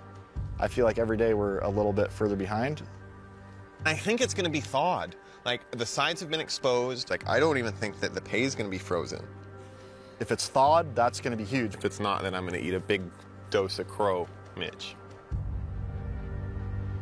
I'm not trying to mess up your schedule, but I am. Parker just added a huge amount of work to our already overloaded schedule. There's already not enough hours in the day and days left in this season to get through what we've got going on. And for Parker to want to come down here and pull out the only road, the only access we have down to where we're currently working to start another cut, I think is crazy. In 3 weeks, Parker will open a new operation in Alaska. In the Yukon, his 2 wash plants are running side by side in the Bear Cut and have delivered more than 1,800 ounces of gold. We're more than halfway through the ground, nearly 4 million square feet. Now, our whole season depends on keeping 2 plants running as long as possible.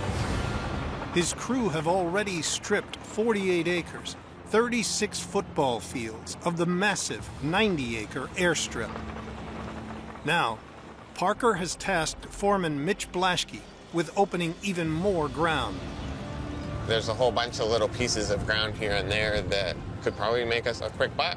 If we don't do it now, we'll never get to. Parker's decided that he wants us to strip a new road, which we're calling the Panama Canal Cut. Well, we've got to move the mud and get down to some pay gravels. Over 1,000 yards downstream from the Bear Cut and his wash plants, Mitch must open up a new 10-acre cut, taking Parker's total to 100. But to get to the pay, Mitch must dig up the only road connecting the camp to the cuts. To solve this problem, Mitch must also build a new road at the same time, keeping vital access to the mine site open. It's feeling pretty hard here. Put the ripper in and see what we got. Hopefully it's just compact. Everybody driving on it.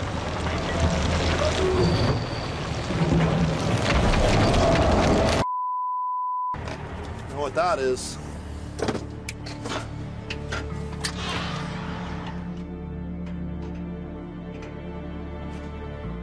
Well, so much for it being thawed. It's big frozen chunks. Lots of ice in it. All this rock is glued together pretty much. Parker thought with there being cuts on both sides of this, that this section of the road would be all thawed out here, but you see all this water, you see all this ice here. You know, if this was all thawed, all this would have just drained off down on both sides here. We've chopped off our access to the wash plants, and we got pay dirt, and it looks like it's all gonna be frozen. Well, we got all the mud off, but all the gravel's frozen. It gets tons of sun and high and dry. It makes no sense to me. Well, and the one that we needed to be thawed more than any of them is this one. Right. What do you think we should do? Well, man, I hate walking away from something after we've poured a bunch of money in it, but it's a matter of what has more gold, I guess. If we have to walk away from something, it should be this one, not the ones downstream, don't you think? We have to get out of here. I think that's the only thing we can do. Yeah, I think it's going to be this way all year. All right, thanks, Mitch. Until the road is finished, the crew can't get back to stockpiling pay dirt at the plants, risking a double shutdown. Tyson just hit me up because it doesn't look like we've got enough dirt for night shift. That's what happens when we got so many projects. You don't do anything well. This road, something that you normally like to have well ahead of time done. But Parker sprung this on us. He's bouncing back and forth between lots of ideas. Now, as a mine boss, you need to make a decision and stick with it. Mitch has his whole crew finishing up the last 350 feet of the new road. If you want to try and get me a spot here where I can get this new road connected, let the trucks know, Bob, and start dumping there. It ain't gonna be pretty, but it'll work. Pretty? It's never pretty. As long as it works. Parker's lucky he's got guys that are good at more than one thing. When are you hoping to finish off with your crew over there? hurrying to try and get this done. We just don't have enough pay, so we don't have much time to do this. Time is not on our side. Truck's hauling coarse tailings. This is where I want you to drop it. We're gonna tie back into that other material you've been putting down. Okay, thank you. It's just machinery going everywhere. It's so intense. Parker just has such a all-or-nothing personality. If he's going to do something, he does it 100%. If this was my mindset, I'd probably make the same decision as Parker did. I know I say it's risky and it's full on and there's lots going on, but as a gold miner, you just can't leave gold in the ground. Yeah, keep coming back, keep coming back. We're gonna go right off the edge here. There you go, right there.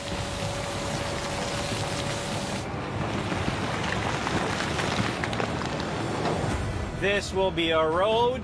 We got a little bit of mud on top of the gravel, so trucks, instead of sinking, could get moving. And we got this road done. 12 hours since they began the build, Mitch and crew have finished the new access road. We got ourselves a road here. It's come along real good. It's been a lot of work. It should definitely do the job.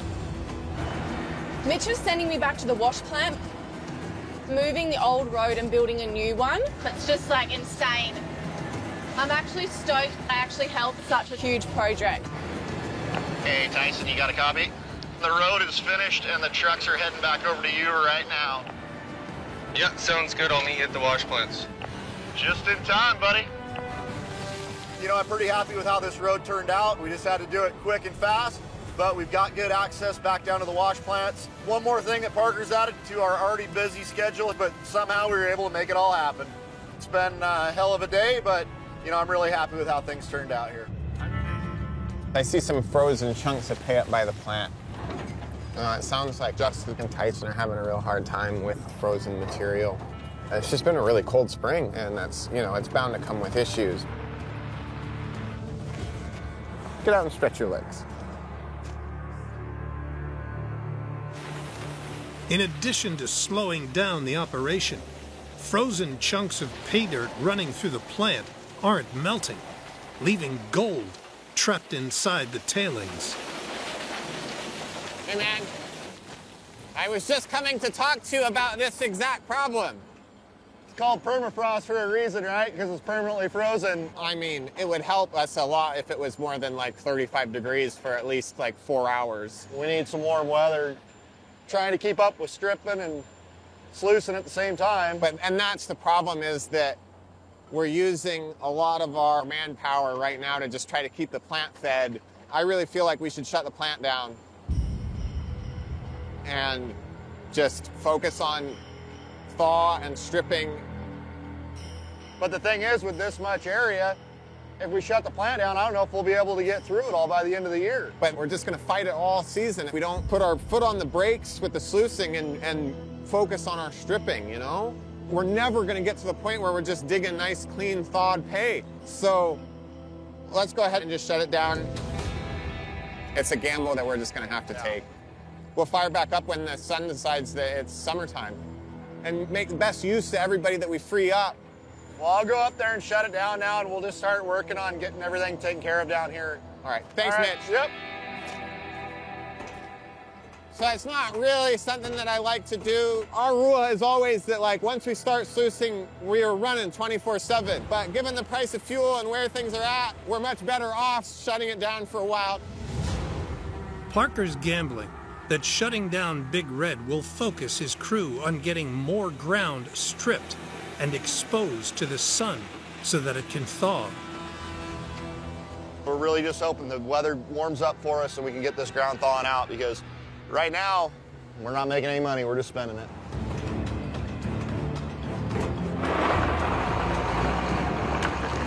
This gold mining gets in your veins, gets in your blood. Office manager Nona Lovelace uses the 73-ton D10 dozer to rip through the permafrost.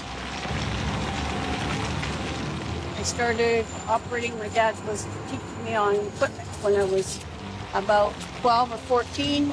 And then 4 years ago, I got this opportunity to come and work for Parker, and I jumped on it because I love mining. Some of this material was permafrost, and that stuff to rip is a real challenge. It's expensive, it's hard on the equipment. I am in a tough spot right now trying to get this done, but it'll come. I'll get her.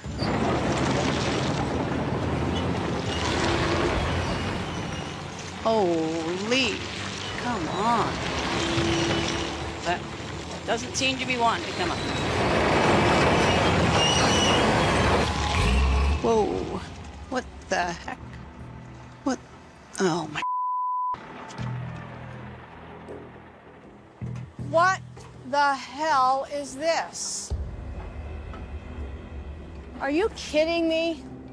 The hole is lifted off the blade. This is not what we need for another machine to be down. We get nowhere today. Hey, Jordan, you got a copy? You're not going to believe it. The blade's peeling up. Just come and get it. Thank you.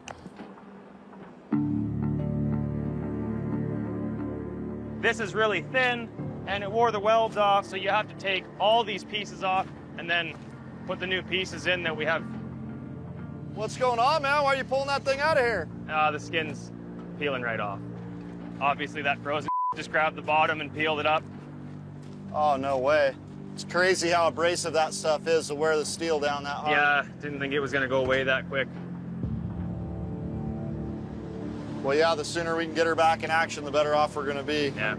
I Yeah, mean, kind of timing, but... Yeah, couldn't be any worse. Wasting a lot of money here.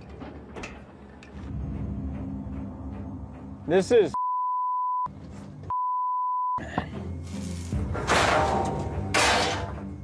Boys are asking for this. They got a lot of frozen ground. Big Red's down right now. Back at Parker's yard, mechanic Ty Smith and specialist welder Dan Cullen are fighting to get the D10 back in action. Our blade skins are ripping apart. Dan's giving us a hand here. He's cutting everything apart. We'll get the new skin put on here, and then this D10 can go back to pushing some mud, and we can keep opening up ground. We're getting this done as fast as we can. We need this machine running.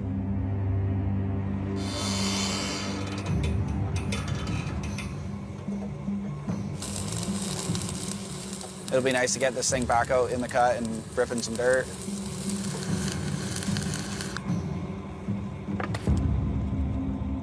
Right on, yeah, she's solid. Sweet, we'll get the truck ready and get this thing down there. Chris, what's Hey, happening, Mitchell. buddy? How you doing, man? Oh, not too bad. What up, what up? The Schnabel crew are finally back running after shutting down because of frozen pay. So we had a short run. Obviously, Short. we spent some time with Big Red down. Yeah. But, I mean, we did get some thaw pay dirt up to the plant. Yep. We got it through it. How much gold was in it? All right, Doomit, let's see this. Come on. Short week. Short week. Can we break 100? Oh, 20, it's gonna be tight. 40, 50, 60, 80, 100, 120, 130, 140, 150, 163.5. Worth over $290,000. Not bad for a short week. No. For the week, we got the 163.5, and for season total, it's 525.65. It's not bad. When you look at how early we started, Yeah, it's we early in knew the we were year. going to fight frost. Yeah. You know, I'm not surprised we had to shut the plant down, but still don't like it because with how much dirt we have to get through, we need that thing running every day we can. Judging by the way things going, you better order the cold weather gear. Yeah? We're gonna be here late. Loose until November, Mitch. Oh, dude, I'm getting my Christmas tree ornament set up. Yeah. Send me a text on how you did, will you? Cheers. Cheers. Thanks, Chris. Yep. Later. See you, Doomit. Okay. No, everybody's doing good. Equipment's staying together for the most part. Gold's still coming in. It's a little sad when you can pull in like $250,000 worth of gold and still not make money, though. On the far side of the claim, Parker's chasing a pay streak in the 4-acre Wolf Cut, which he's banking on delivering 1,000 ounces this season. If we can get a nice sized pit down, the gold should be really good.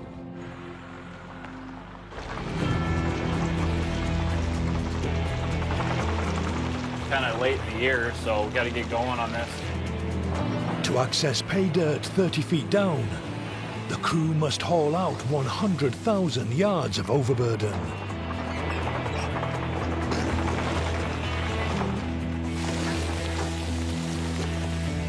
So we'll take like 4 more feet off this and get us down to water level.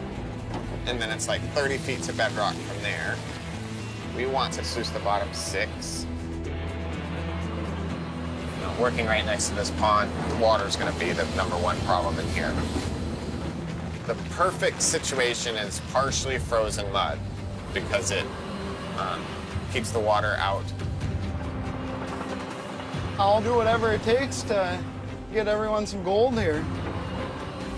New recruit Michael Baudry spent his childhood working on his parents' farm. Growing up, having cerebral palsy, there'd be a lot of people that say, you know, oh, you shouldn't do that. And what I'm trying to never let anyone else's words define me.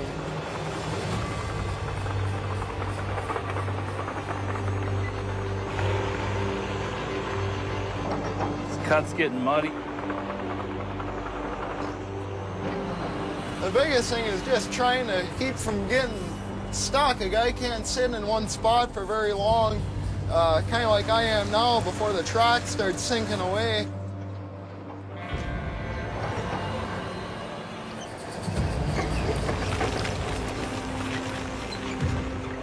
Kind of like dealing with a bad custard. Hey Parker, you got a copy? Yeah, what's up? This cut's getting pretty wet. I'll come over there.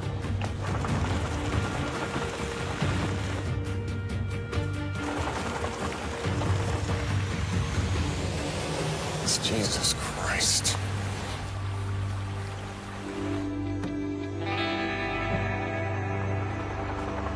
The more area we open up, the worse the mud gets, and we haven't even gotten like 1/5 of the cut out. The Wolf Cut sits alongside an old dredge pond, with just a narrow berm separating the two. As the crew dig down, they expose frozen permafrost, holding back the water. Now thawing, it's allowing the pond water to seep through the berm, flooding the cut.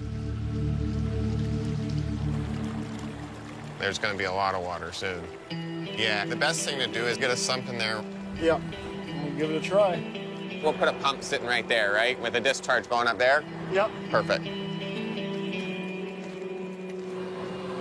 Parker's plan to conquer the water is to dig a sump pond at the deepest point in the cut. But hopefully we'll have a deep enough hole here pretty quick where all the water can collect. And install an 8-inch pump to drain it. Can you get at it? Yeah.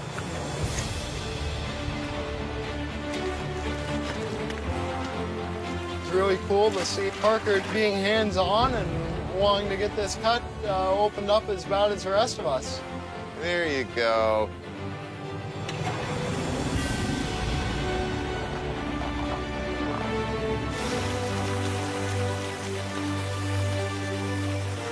Now all that's left to do Thanks, Mike. I'll see you tomorrow. See ya. Is wait.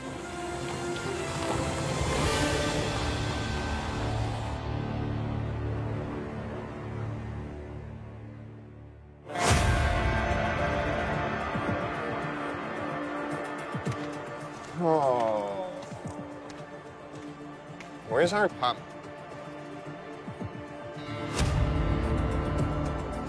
I stayed out late last night because we had our pump in and everything was going very good. And then the pump stopped pumping and we have a lake instead of a cut now. Overnight, the pump system failed, flooding the cut and submerging the pump under 4 feet of water. Yep, that's. We just put $500,000 into this Probably would have had better odds just going to Vegas with all the money.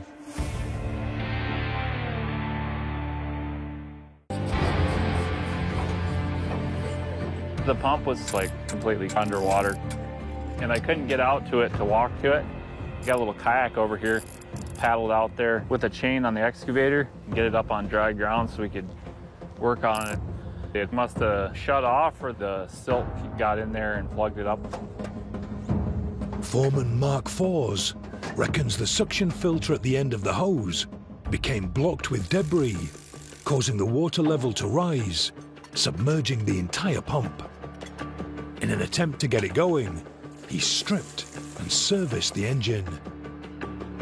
As extra insurance, Mark has come up with an ingenious plan to ensure any further flooding won't harm the pump. Hopefully this bed of old pontoons will float it in case it does flood again, and we don't have to worry about it.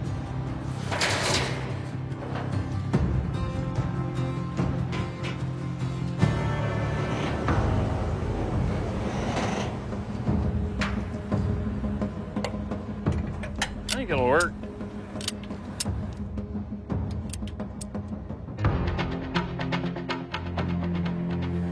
Have you drained the fuel? Drained everything. Well, I took all the fuel lines off, turbo, I took the manifold off. You are a mechanic. Oh, I mean, I did everything but rebuild it, so hopefully it lasts. To have any hope of getting down to Wolf Cut pay dirt, Let's get the pump back in the spot it needs to be. Mark's floating solution needs to work. I think this will take care of our water problem. Hey, look at that.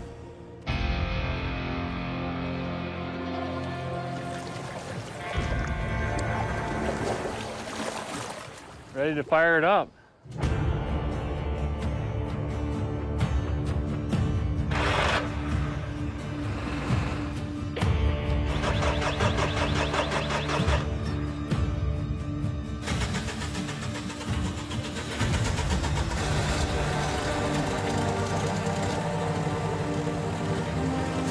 Is it pumping? Yeah, it's pumping.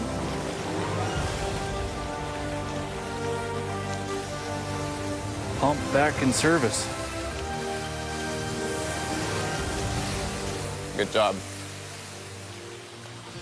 We definitely have to keep an eye on it tonight. Hopefully we can get our cut dried out and get back at it.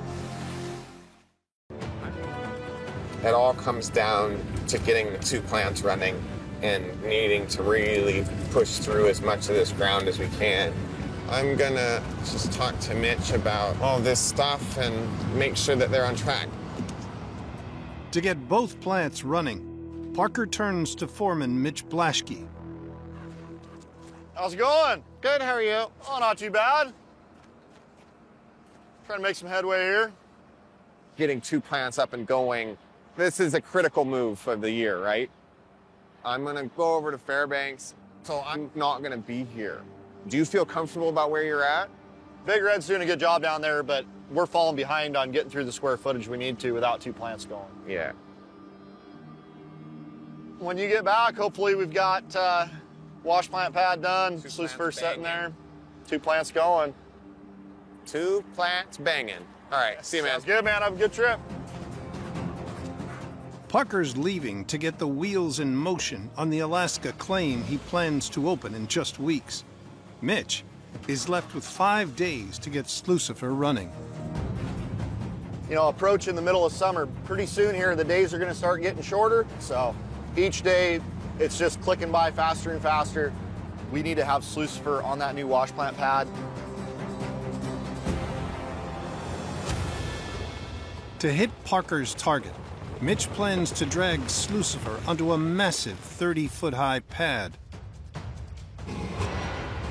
Then, install the super stacker to feed pay dirt up to the top of the 18-foot-high plant,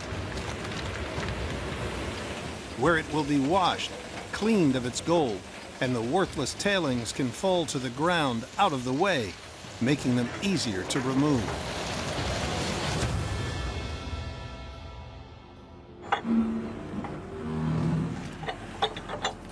Ready. She's all lashed up. Shall we? To the top of the mountain. Let's go. The super stacker fixed. The crew must now race to get Slucifer running pay before Parker returns from Alaska. We got a lot of work to do here, and we're running out of days already.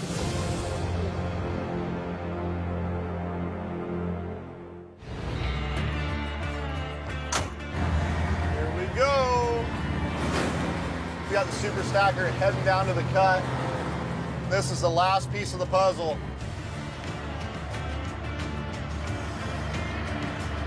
Parker's crew are nearly ready to fire up Slucifer.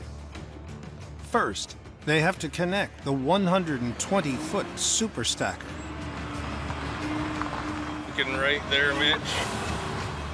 Here we go, the moment of truth. Is it gonna lift and is it gonna reach the pre-wash? Oh yeah, keep it coming up. We are just going to clear the pre-wash. And looking good. Oh yeah. Woo! Big moment. This is what we've been waiting for and working at all day, buddy. Let's do it.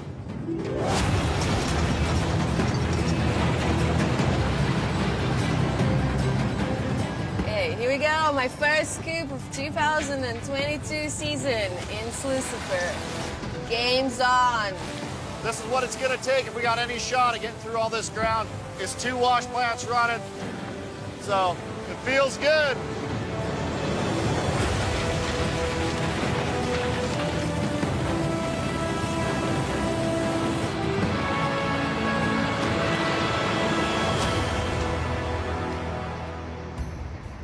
How's it going? You're washing rocks. Are you guys happy with that setup? Yeah, it seems to be working pretty good. Sweet. As long as the end result is some money, it's all about.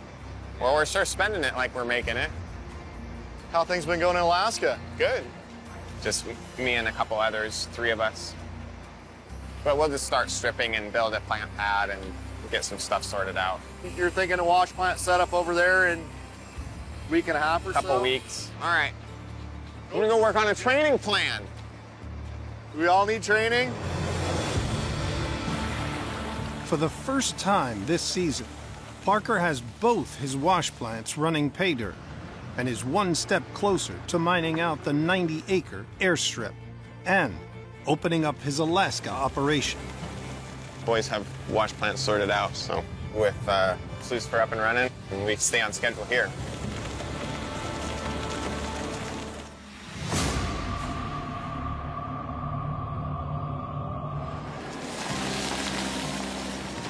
At Indian River, Parker finally has 2 wash plants running, but not long enough for Slucifer to deliver for this week's Goldway.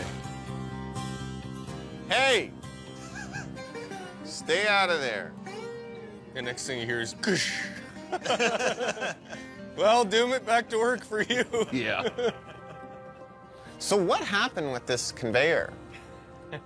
That plug just, the top of it blew right out. I mean, it was just tiny. And the drill's sitting up there. They're doing that engine swap on it. On Liam's drill. And like, oh no. It's parked in our yard, right? Don't park your personal vehicle down in the yard. No. Okay, you want to see what kind of gold we got? Parker's other wash plant, Big Red, has been sluicing Easy Street Cut pay all week.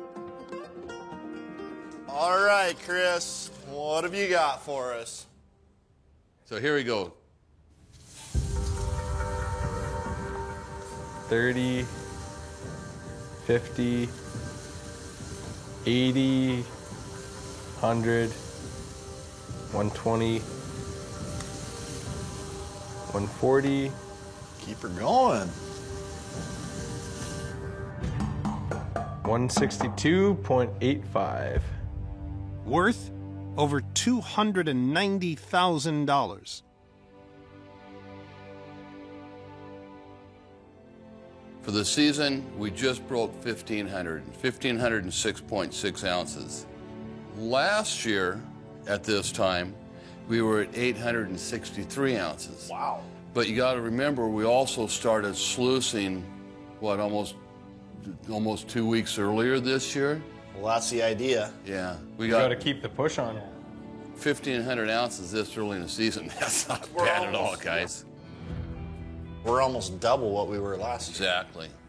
We're on track for a record season, whether we do it or not. We won't know until we start hogging some of that other ground, but... It's only been one plant up until here. Big Red did a hell of a job. Slucifer's got going now. Things have to work right. You're going to fight. It's going to make or break the season. Yeah. No pressure. No pressure, but... No pressure, but... Don't it up. Hey, I found a pressure relief somewhere. Oh, yeah, Alex is just trying to get rid of pressure for us. I thought you didn't need that much pressure. Alex, our designated pressure relief man. Yeah. We're running out of ground and we've got to know where we're going next. Putting a lot of my eggs in the Fairbanks basket. If there's lots of gold down there, it doesn't matter. Mine boss Parker Schnabel is readying himself for Judgment Day. After sinking hundreds of thousands of dollars into a new claim in Alaska, the young miners banked 108 ounces from tailings left behind by old-timers. But the real score is the Wolf Cut, virgin ground which could hold over 2,000 ounces, worth more than $3 million. This Wolf Cut is a really important pit, maybe the most important one of the whole season in terms of just what information we get from it. Just to get down to the Wolf Cut's pay layer has taken Parker's crew more than 2 months. The Wolf Cut, it's been an absolute with the amount of water that's coming in at us, and just the conditions are brutal. Things. 3 weeks ago, a devastating flood turned the Wolf Cut into a lake. Probably would have had better odds just going to Vegas with all the money rather than drowning in here. After battling back the water, Foreman Mark Fors is finally down to pay dirt. And Parker's determined to discover if there's enough gold to go all in. Hey, man. Hey, what's going on? How you been? Good, good. What you got going on? So we just got down to gravel here and got the mud off, and I think it's a good spot to test it, right? Because this would be the lowest gravel right now in our cut. I'm just going to work my way up, panning. Yeah. If there's gold in it, we'll sluice it. Yeah.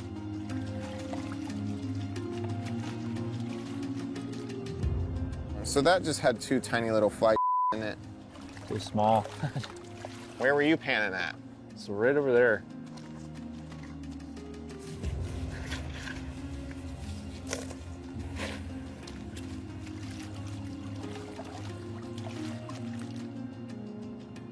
Yeah, that's more like it.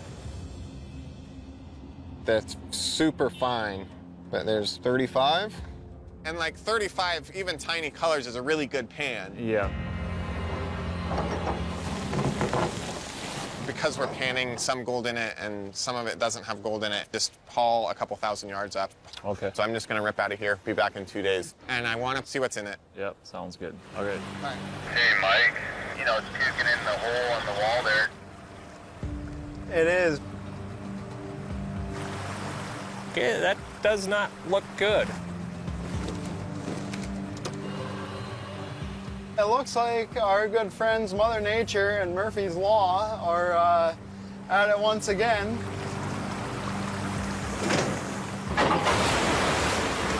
Oh, I just got a big chunk coming up. Oh, she is pouring out. Wow.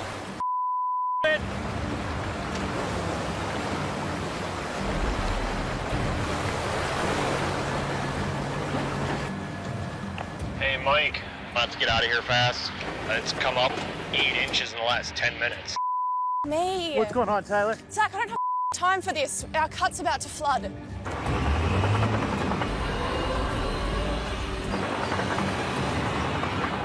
Well, definitely didn't expect this to happen. While digging for pay in the bottom of the Wolf Cut, the 480 excavators struck the side of the pit and uncovered a waterlogged mine shaft. flooding millions of gallons of water into the pit, covering the pay gravels. Yeah, you can see where all the water that's coming out of here, there's a lot of water that's probably twice that going in. The crew already have one 8-inch pump, but it's not enough. Okay, Mark, we're in here. Do we have an extra pump to put in there? Hey, Phil, let's get a little hustle going on. We gotta get these hooked up.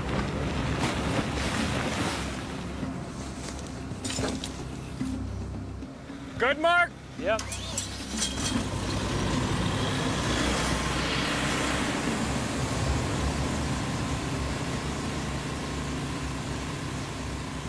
We got the second pump working, but it's still flooding. There's water coming in everywhere. We're not gaining. The 2 pumps in there aren't working. We need another pump in there ASAP.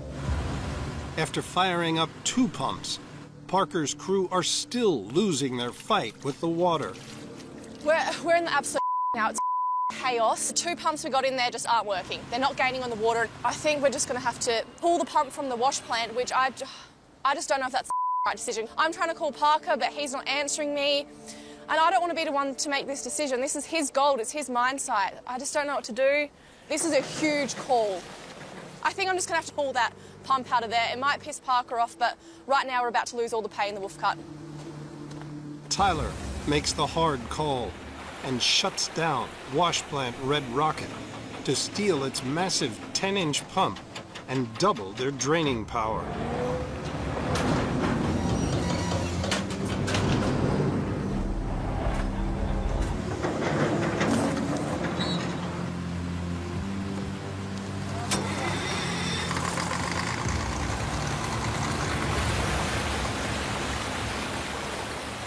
We got 3 pumps going now. We'll be here tomorrow and we'll see where the level's at and we'll go from there. You see where all the bubbles are? You can still see the water perking in pretty bad. This is an absolute nightmare. Worst case scenario. Yeah. Hopefully it's not the end of the season for us and we want to keep attacking this and get down to that bay again. A little heartbreaking when the water started to come in. Really don't want to leave. Want to see what's at the bottom, but it's up to Parker. The 3 pumps have removed 10 million gallons of water in 24 hours. We're down to where we need to get the muck out of it, so we're trying to get the mud out of this hole that washed in there when it flooded. They're building a road over here. It's blocking a big hole that was coming up out of the old shaft underground. Now Parker's back from the Yukon, expecting to see the Wolf Cut's first cleanup. You missed the Great Flood. We chucked 3 pumps in there to try and pump out some of the water.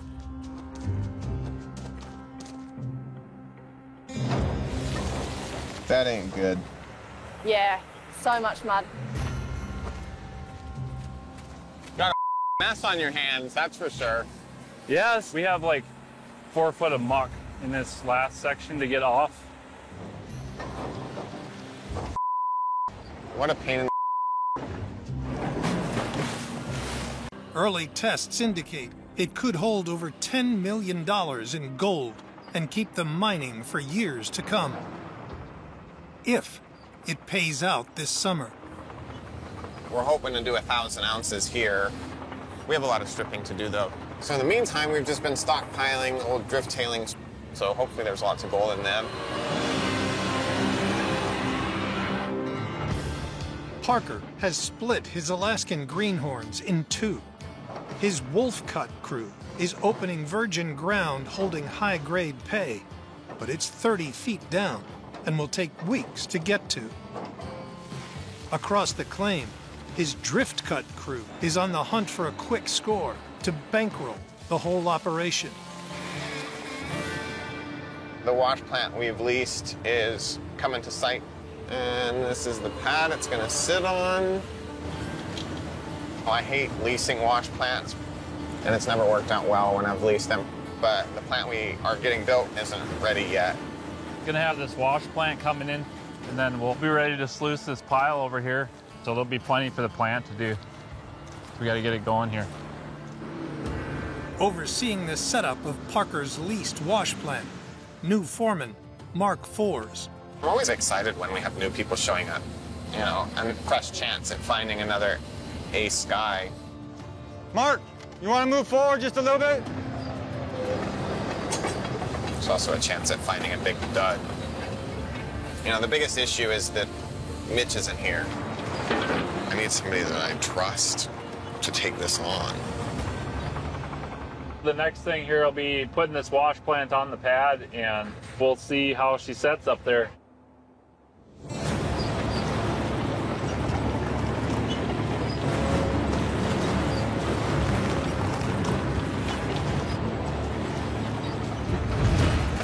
That's level right there. Nice. Good job, Mark. It's perfect. Good job. First big piece is in place. Got it up here without flipping it. Didn't even go in the pond. Good job. Now the conveyor. Grab that ratchet strap right there and just throw that on there.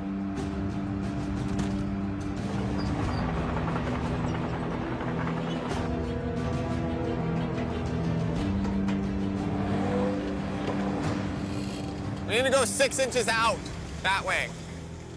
Parker's counting on his leased Red Rocket wash plant running 150 yards an hour. But first, Mark needs to maneuver in the 20-foot tailings conveyor. Is that gonna fit? We'll see. He needs to go down a little more, right? Yeah, but this end needs to go that way, Parker. Like about a foot. It can't because he needs to go down because the screen deck's in the way. Oh. Let me have a look at this. Oh, you piece of You're on the wrong side of some pipe. That'll never work. We got a piece of steel on our way.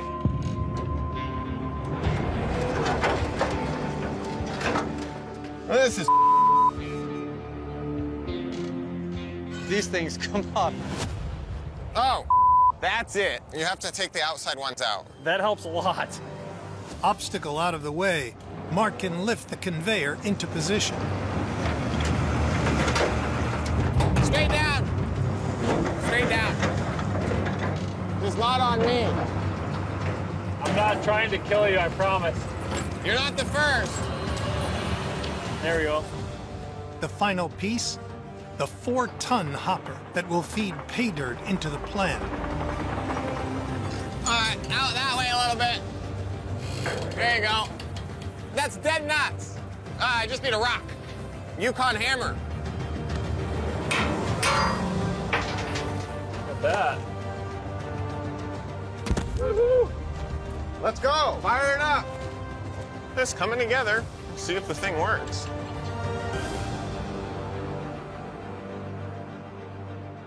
Mark, you ready? Oh, yeah.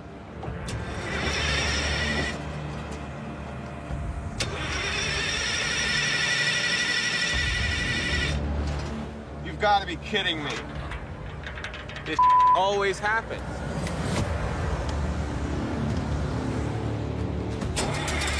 Come on. Now we're getting somewhere.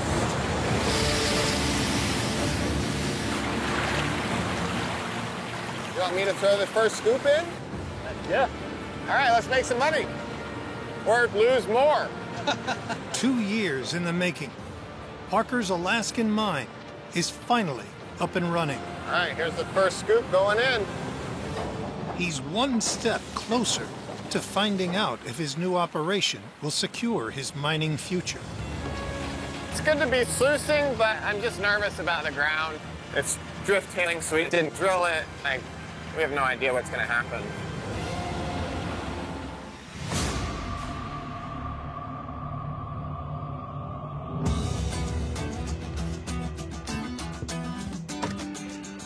Hi. Hey, youngster. Do you want to come in? Oh, what's up, Doze Man? Welcome home. Hey, young man. How was Alaska? It's going good. How's the rental wash plant been working there? Has it been steady? It's a nice plant. Yeah. We ran some of the drift tailings. Oh, yeah? And they went an ounce an hour. Like, it's nice looking stuff. And if it keeps going an ounce an hour, then, we'll be fine. We're just chugging along over here. And thank you for that. I do appreciate you guys. I know there's a lot that you're dealing with, but I appreciate you guys keeping the wheels on the bus over here. Well, pretty cool, though, that we got 2 operations rolling. It's just kind of like exploration over there. I mean, hopefully it can be a... That's what I'm billing it to. Yeah. Hopefully, you know, it can be the new part of this company because, man, we need some dirt. Like, we are burning through it. Yeah. Yeah, you guys are. You ready, Sparky? This is Big Red. So we got 60, 90, 100, 150, 200.05. Worth $340,000. Yeah, so Red's been doing good, right? It's been doing its thing. Slucifer is the same situation. Here we go.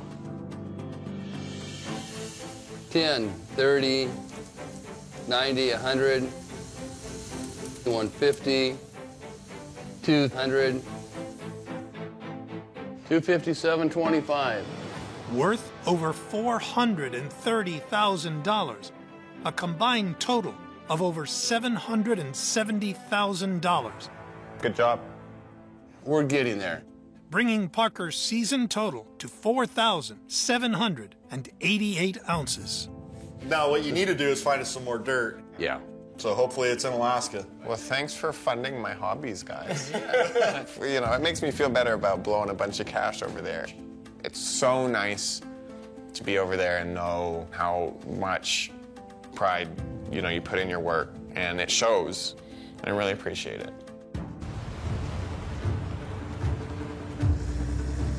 This is our last season here, so we're just really trying to get as many ounces as we can. Every grain of dirt right now counts. We are out of pay on the bear cut. This is the last scoop. Another cut done.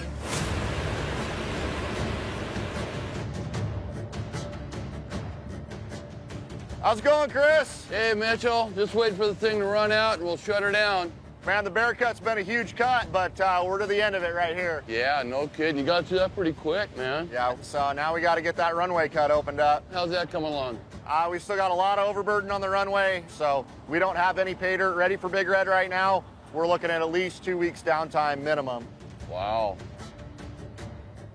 That's not good. No, not by any means.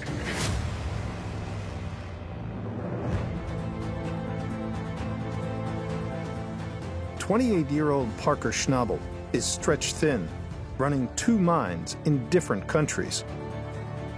The last 2 weeks, I've been in Alaska. You know, we had a rough 10 days startup, and now it's starting to smooth out. We've got a plant running over there. There's gold coming in. In the Yukon, his crew are racing to mine out the massive airstrip claim before the water license expires at the end of the season. We have to get all of this mined this year, so it's basically use it or lose it. It's important that we get everything that we have left to mine this year stripped and on pay. 500,000 square feet of what we have left is not stripped, and this is pretty late in the year to be stripping. Parker's crew have already mined out 48 of his 90 acres at the airstrip, the Keyhole, Easy Street, and Bear Cuts. Now they're running pay dirt through Slucifer from the 18-acre Payback Cut and continue to strip the last and largest of them all, the 24-acre Runway Cut. They need to get at least 5 acres down to pay this week before they can fire Big Red back up. So Big Red will sit until all the stripping's done. We really can't afford the time, but it's just going to mean sluicing later in the year. Down to just 1 wash plant, it's all hands on deck at the Runway Cut until it's completely stripped, except for 1 crew member. So right now I'm in the Payback Cut. You know, there's a lot to do, and I'm pretty much over here on my own, so trying to keep the wash plant going. While Slucifer plant boss Tyson Lee digs out Payback Cut pay dirt in a 750 excavator, You know, it's just a struggle trying to keep ahead. Parker in the D11 and foreman Mitch Blaschke in the 700 strip overburden in the runway cut. This is probably the most behind we've ever been in opening a cut and having things ready. We've had so much on our plate, and you know, here we are just trying to get through it all and trying to do it before the snow flies. And what the? Whoa! Whoa! There's only one thing that smells like that, and that is coolant. That is not good. Looks like we just blew our radiator here and it's blowing right on the exhaust manifold. Not what we need right now. Yo, Taylor, you got a copy, man? Yeah, go ahead. Hey, buddy, you want to make your way over to the 700 here? It looks like it lost the radiator. We got a whole bunch of coolant spewing out right on the exhaust. I mean, the biggest thing here is just the lead time on getting parts. For sure, it's going to be a few days minimum. To lose something like the radiator in this 700 when we've got all this dirt to move, I need another big excavator over here. Not sure where I'm going to get one of those from right now.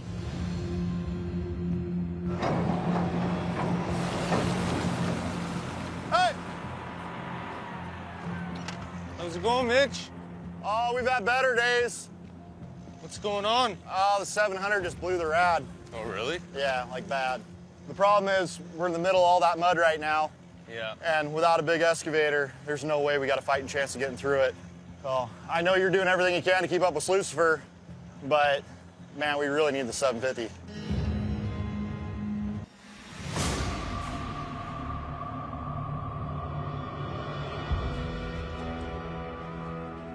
Hey, Mitchell. happening, man? How's it going, buddy? Hope you don't mind me not standing up. I'm just nice and warm right here. At Indian River, wash plant Big Red barely ran half a day before running out of pay. So it's down to Slucifer to keep the Schnabel crew in the game and on the gold. How's it going, guys? Kate. Oh, she's going, man. Oh, it's been a week, man. Not the coolest thing having turned Lucifer down, but definitely we weren't going to get through that mud with 480. No way. Yeah, no doubt. I'm glad you guys didn't get in a punching, pushing, fighting, arguing mode over who gets what it. It just got repossessed. yeah. Temporarily. Hey there, What's youngster. up? Hi. How you doing? Good. How are you guys? 700 blew the rad, but we got her back together. And Well, you know, when the 750 left, I had to turn the plant down a little bit just to kind of keep up because the 480 isn't able to dig. Oh, to get enough pay up? Yeah, it was a struggle. Hopefully, we don't notice it too much right now. we definitely lost some yardage for sure this week. Yeah. Well, you're holding it like it has some weight to it. Well, He's trying to trick you. I'm old and weak. 5 ounces. Last week, running 2 wash plants delivered a combined total of 457 ounces. You ready, T? Okay. I see 0. That's a good place to start. Yeah. Hopefully that's not where it finishes. 20, 40, 60. Got a lot of tip on that thing. 80, 100, 120, 140, 150, 170, 200, 209.5. Worth over $350,000. That's not bad. That's not bad. If we run comparisons, last season at this time, we had 4,251 ounces. This season, we have 4,984 ounces. Ain't bad. We're just a hair shy of 5,000. We'll work all week trying to get rid of that overburden. Maybe we'll have 2 plants running, but we got a lot of work ahead of us. So no guarantees there, but we'll do everything we can. Yeah, I'll try to give you guys some buffer, but this whole season is working with none. Yeah, right? for sure. Like every day we don't have 2 plants running is another, day that we're staying. That's what Mitch and I talk about the first day we get here. Yeah. Whereas I'm like, no, don't worry about it. Cool. Cheers. Whoa. Cheers, guys. 5,000 next week. See you guys at dinner. At Parker Schnabel's Yukon operation, his right-hand man, Mitch Blaschke, is trying to achieve the impossible. Mine out a record-breaking 90 acres of ground in just one season. It starts getting scary when you think about how much we got to sluice here and how close to the end of the season we are. Parker's crew has already sluiced out 60 of the 90-acre airstrip, hauling in nearly 5,500 ounces of gold. Now, Slucifer is 2/3 of the way through the payback cut, while Big Red has just started to churn through the massive 24-acre runway cut. This is a giant cut. We're taking over twice the amount of material that we'd normally be sending to the wash plant. It's really hard on Big Red. We're down here in runway cut. Pay is kind of split half and half, wet and dry. Feeding pay dirt to Big Red is new hire 25-year-old Liam Pukila. This rainy weather that we've had and these foggy mornings aren't doing us any favors and drying out our material either. So we're just working with what we got right now.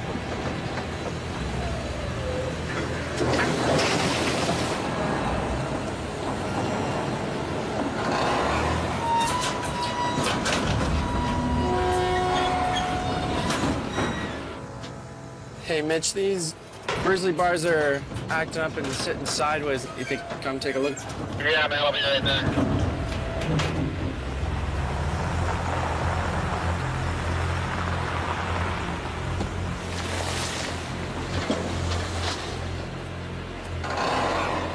Oh.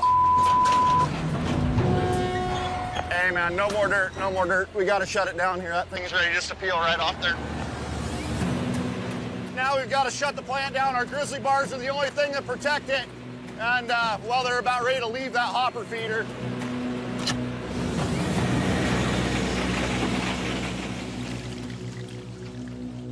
Yeah, we got a major problem there.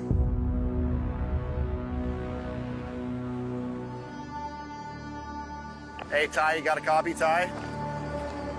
Yeah, go for Ty. Hey, man, I need you down here at Big Red right away. We got some big issues with our grizzly bars. On the runway cut, Mitch has been forced to shut down Big Red. Last thing we want to do is have these grizzly bars snap off. It's our only protection to keep all the big rocks from going through our wash plant. I got Ty on his way down here right now. See what we can do to get them fixed. The grizzly bars on the hopper feeder are too beat up to continue operating. Oh, yeah. Buddy, she's busted up pretty good. Yeah, it looks like we've ripped some stuff apart. 100% it did. She be broke. Yeah. Pretty crazy the punishment this thing's been through. I mean, you look at all those big rocks getting dropped on it 24 hours a day. Yeah. And eventually something had to give. Yep. We'll just have to see what we can do to get it pulled back down, weld it back up, plate it up however we can here. We'll do what we can. The hydraulic grizzly bars stop large boulders from getting into and damaging the wash plant. But after 5 months' heavy use, the frame holding the bars has bent out of shape and a hinge has ripped off the hopper. The quick fix? Bend the frame back down and reattach the hinge bracket to the wash plant. Then, weld a plate on to try and hold it in place. Mitch is just hoping that I fix us in time. It's just gonna take as long as it's gonna take.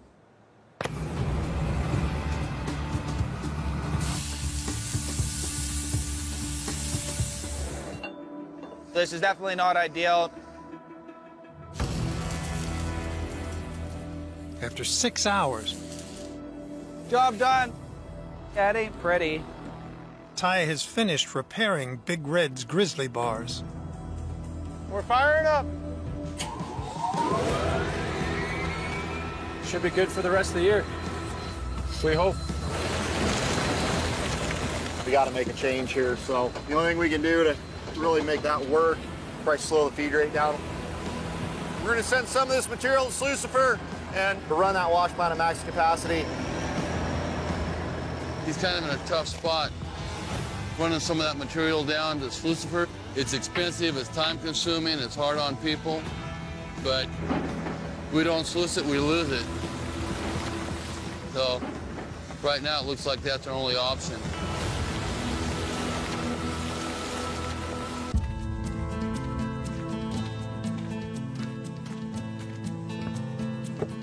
Hey there, youngster. Hi, guys.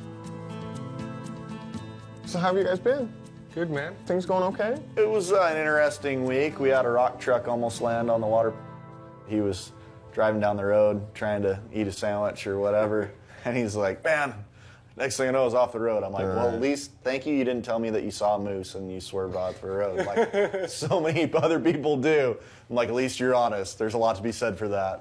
People don't realize that they're driving around a big machine, you know? It's like, those trucks are not small. Yeah. Exactly. Overall, it's going okay, though? Yeah, we're gaining on it. Good. Want to see? Well, the gold shows. So far, Parker's Yukon crew have mined 60 acres, delivering 5,372 ounces. So this is Big Red down on the runway. Now the crew are eager to see how much Big Red can add to the total, despite running at a reduced speed.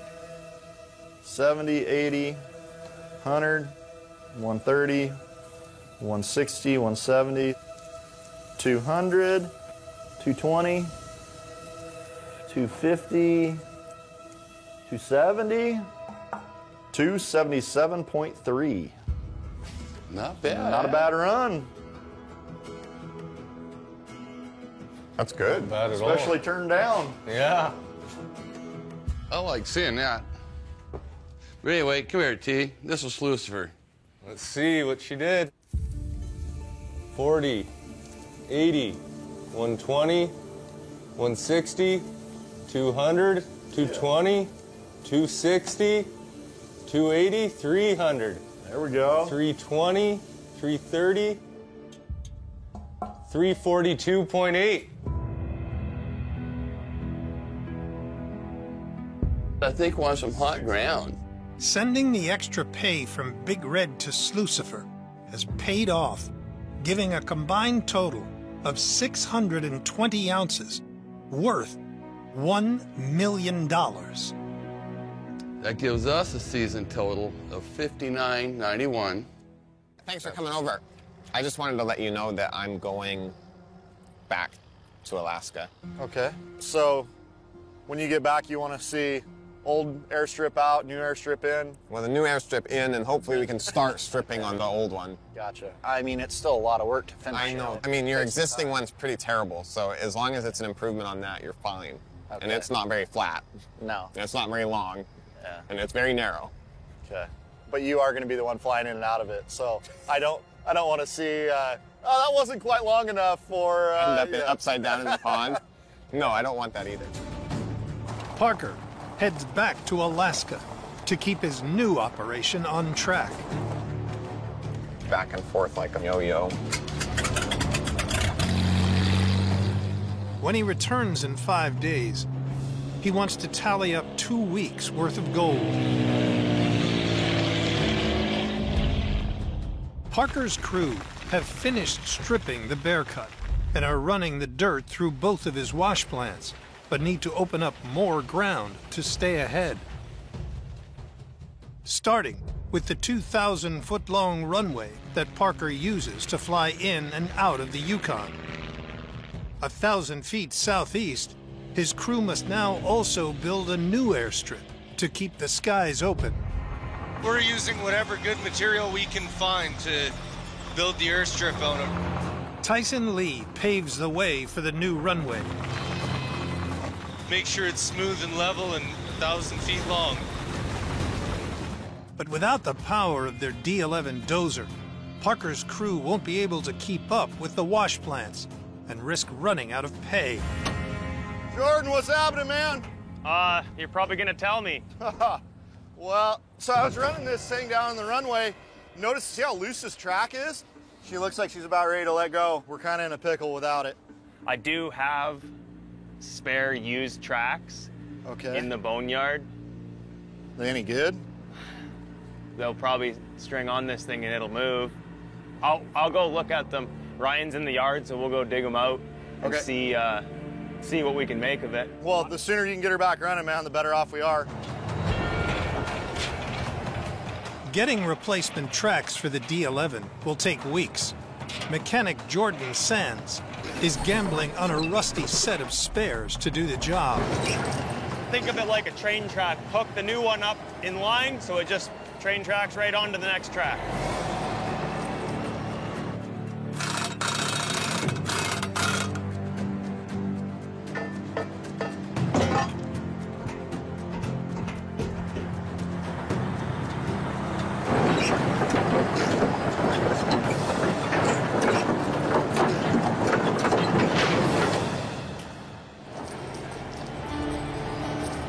Jordan lines up the old and new tracks so the dozer can roll across. Oh, that's what I'm talking about. It's good. It's fine. You just can't run the loader very well. He got a really bad temper. I've known him since I was 2. It's very funny. We have a lot of fun. Go up and back up. Okay, so we made a train track. Choo-choo.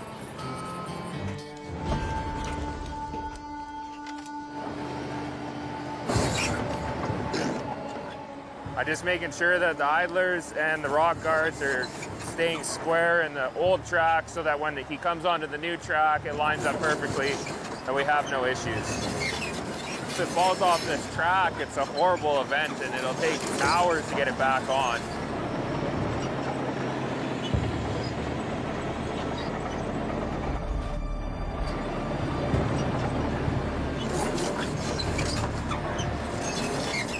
Looking good.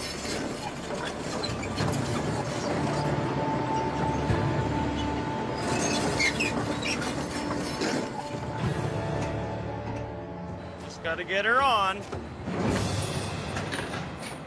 Jordan pulls the new track up over the rollers by backing up the dozer.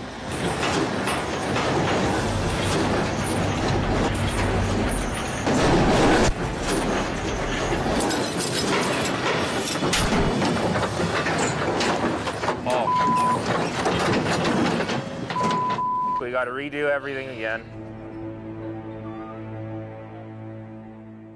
Some profound words I was using there. You want to just go ahead? I'll just run the chain back over. When you're going over the sprockets, the hook just grabbed the sprocket and it just undid the chain.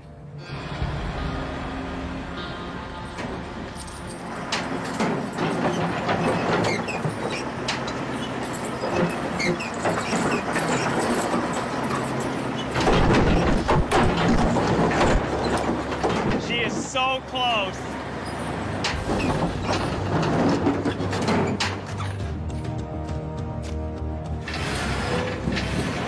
This has to go on. We're just gonna snug it up with this crescent wrench here. We're really close. We're just putting the bolts in. We're gonna torque them and tighten the track. And then they can go back to work and be happy. Ta-da! Now the D11 is back in action. Mitch and his crew race to strip the old runway, build the new runway, and keep the wash plants fed. So we got a lot of work just cutting this airstrip out, let alone moving the material underneath it. Time to get back after it, get some dirt moved. We've just completed our new airstrip, and we're gonna give it a little test drive here in the pickup and see how it feels. Hopefully it's pretty smooth. Parker took off on the old airstrip. He's gonna be landing on this one. Mitch and Tyson have finally completed the new 2,500-foot-long runway on Parker's claim. Feels pretty good in the pickup. Hopefully it feels that good in an airplane. It's long, pretty flat. We got in here, graded it, rolled it with the trucks. Really, the next thing is moving the windsocks down here, and this thing's gonna be ready to go.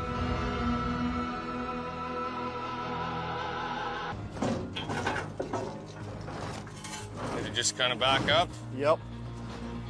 That'll work perfect.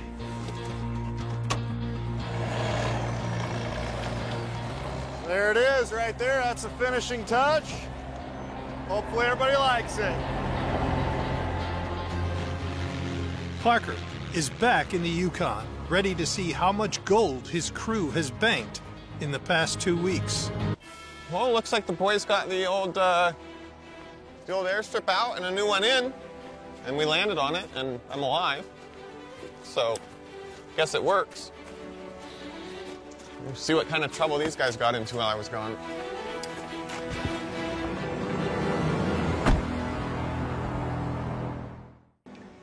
With Parker, Tyler, and Mitch gone, he's brought in old boss Mike to help. I wiped for how many years?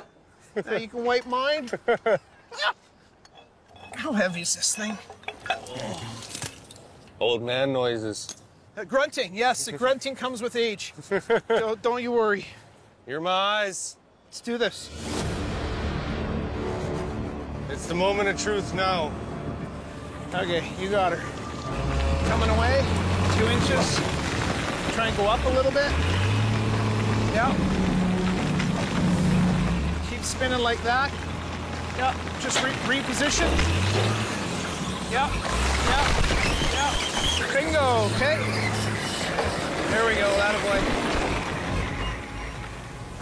We got Slucifer out of the cut, but this is the beginning of the fight. We have to drag it up that massive hill we built. Although we're in the 750, it's still not going to be a breeze. Dragging Slucifer onto the 40-foot pad is the most dangerous part of the move for Tyson and Tupper. 90,000 pounds plus the resistance of dragging it through the dirt. Keep going, keep going. The 750 is just getting dragged back down towards it, and that's how steep this ramp is. So just having to work it, inch by inch, get it up here. Back of your tracks are almost at the pad. You got about 6 inches off the front. Beautiful. Tyson and Tupper swing in the super stacker, which will feed the plant pay dirt from the new cut when Slucifer is ready. You know, this is a combination of a lot of work that's gone on in the past week here. And we're about to fire Slucifer up. Want to open this valve here?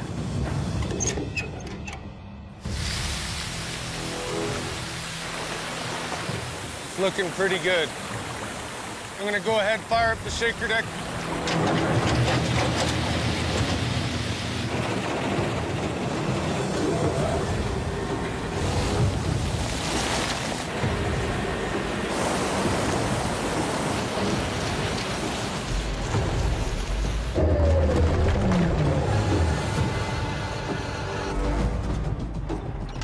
Whoa! What the? The super stacker, if it's not working. Damn it!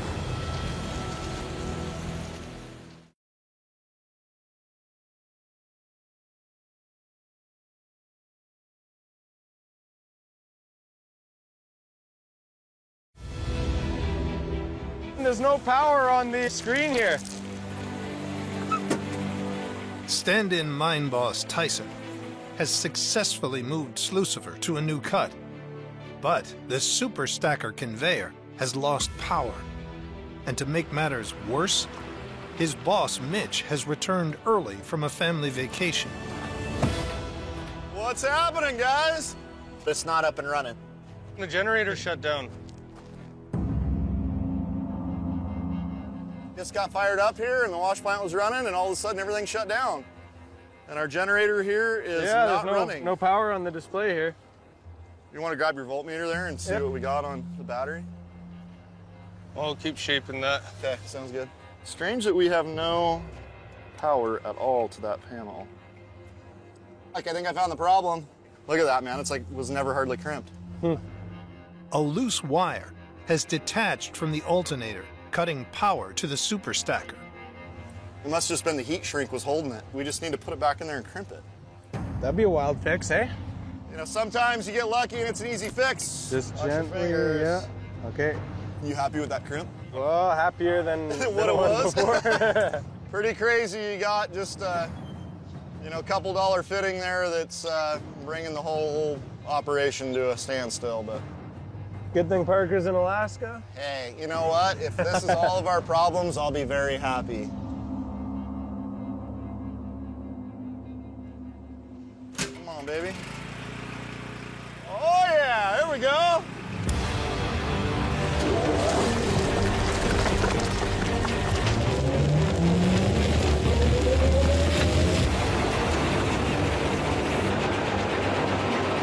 That looks good. Yeah, definitely. Thanks, man. And welcome home. Yeah, it feels good to be back. It's awesome to see that the guys were able to get Slucifer here on a new wash plant pad. That's a lot of work there for old Tyson got done on this. You know, I had a great time being home and getting to spend time with my family. But, you know, when it comes to work, man, I love what I do up here. You know, mining is one of those things that it just gets in your blood.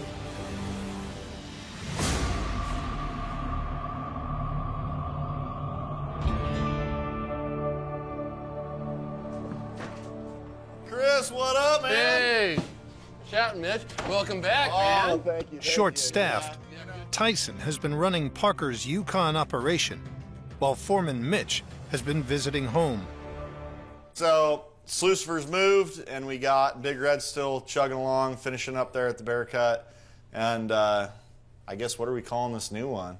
Tupper came up with the payback cut because, you know, when I worked for him over the years, he was pretty hard on me, so I rode him pretty hard this time around. I like that, the payback cut. Well, I guess the big question, is a payback cut gonna pay? Has it got some gold in it, Chris, or Well, what? there's a little bit in there. We can throw it on the scale and see. You want to do the honors, Mitch? I'll do Big Red. I like that thing, man. Yeah, that's your baby. Here we go. All right. Bring it. 10, 20, 30, 40, 60, 70, 80, 100, 120, 140, 150, 160, 180, 189.5. Yeah. Well done. Worth over $320,000, the Bear Cut keeps delivering. Well done, T. Now it's time to see how Slucifer did, running 4 days in the new payback cut. Here we go. Here we go. Let's do her. We got 10, 20, 40, 60, 80, 100, 110, oh, yeah. 130, 140, 144.4. Worth over $245,000. It looks like the old payback cut is actually paying up quite nicely. It is. It's working out really good. I think Parker would be happy with both those numbers. I mean, you guys are doing great. Check this out. So for the season, we're at 4,317.25. And last year, we were at 3,768. Wow. So we're ahead of last year by roughly 600 ounces. That's pretty cool. Yeah. Y'all did nice, man. Yeah. I'm stoked. Yeah, looks good. All right, you guys jump in your excavators and dozers, and I'll go back to cleaning gold, and we'll keep this operation running. Yeah. We'll call you next time we need you out there. Okay, catch you later. Later, man. Thanks. Here we are halfway through the season. We're not even close to our 5,000 ounce goal. Klondike legend Tony Beats has been mining 11 weeks, banking just over 1,000 ounces of gold. But he isn't happy. We better start getting after it a bit and start producing a little bit more. It is a very, very good thing that we get 2 cuts on the go. Tony's chasing Paradise Hill's elusive white channel pay streak in 2 of his deepest cuts. The 6-acre blue cut and the 9-acre cold cut. But over the last 6 weeks, he's had to bow to Mother Nature, losing precious sluice time, waiting for permafrost pay dirt to thaw. We're back at the cold cut here. That is still a huge amount of pay dirt that is still sitting down there. Seems to be all thawed, so now we can keep on sluicing. Get a night shift crew together and get running 24 hours a day. To make up for lost time, Tony plans to double his production and sluice day and night for the first time this season. To man the night crew, 3 greenhorn truck drivers have been drafted in. We got a bunch of new faces, a bunch of young fellas. Oh, I'm just loving it. Love the rock trucking. Pretty sweet spot, man. I'm excited for the season. It's really great over here. Trying to work up the ladder. I hope I can work in the yard and maybe learn some mechanics. Really excited to see some actual gold right out of the ground. It'll be a lot different than just seeing it on jewelry. Before they're thrown into the night shift, the rookies must prove they have the qualities Tony's looking for. We have to train them. And I mean, they're just like green. They don't have a clue. They work and they have a brain. They have ambition. They can get a little bit of training in just about anything. They can be starting mechanicking, welding, this, that. If they were really into it, they could find a direction here that would carry them through life. I worked for the Beats first year of mining when I was 19, and then I went and did some other things, and then I worked for Parker, and then I came back to Tony last year. As an apprentice turned trusted worker, Megan Godet is in charge of training the greenhorns. We had quite a few new faces last year. A lot of them didn't last, so hopefully these new guys will have what it takes and can last out the season. Come to the plant. Come to the plant. I'm at the plant right now.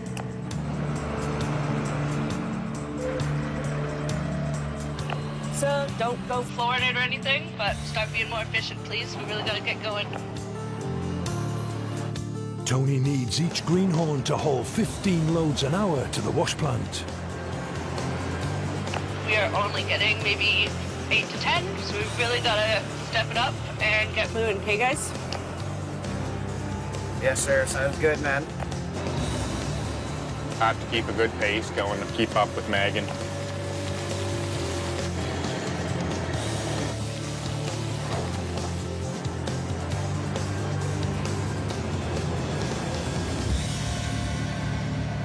Why fix tomorrow what you can fix today?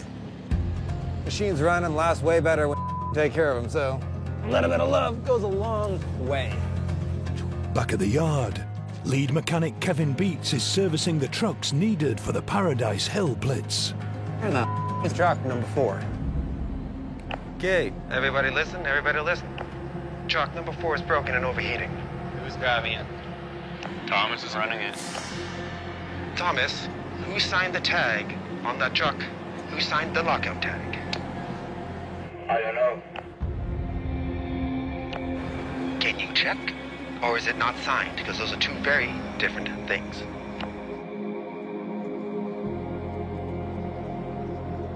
Yeah, it's not signed, sorry. Okay, specifics, folks. They matter. People don't listen or they're not that bright. That's the whole story right there. Oh, boy. Kevin uses lockout tags to indicate machines that need to be fixed before being used. It's a rookie mistake Thomas might not recover from. But I don't think I was very happy. I just seen him flying down the haul road. I was getting on that truck, but I seen the lockout tag out and I didn't get on it. Yeah, when you take a truck with a lockout tag, that's pretty big because you can up really quick. Thomas risked a blown engine driving the stricken truck. Tony. Back up. And now, Tony has found out. What a... Every company looks for guys that are on the ball, because on the end of the day, a company is only as good as the people it employs. But you know what? We got young fellas, so we'll just have to be a little bit ruder and explain to them how that works around here.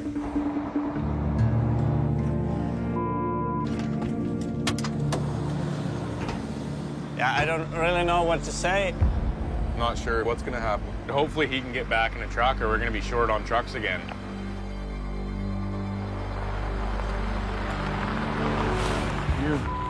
You get in the truck and back out. Sorry? You get in the truck out. Okay. Okay.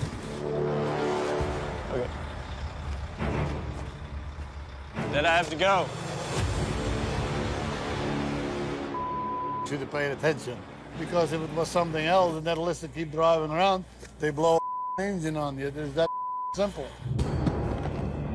Tony has given Thomas a second chance to prove himself. This time in a signed out and fully serviced rock truck. Some of them drivers, they're not mechanically inclined. So you gotta get on the case and they gotta listen. Thomas back in the cut. The Greenhorns are a full squad again. The more trucks, the better.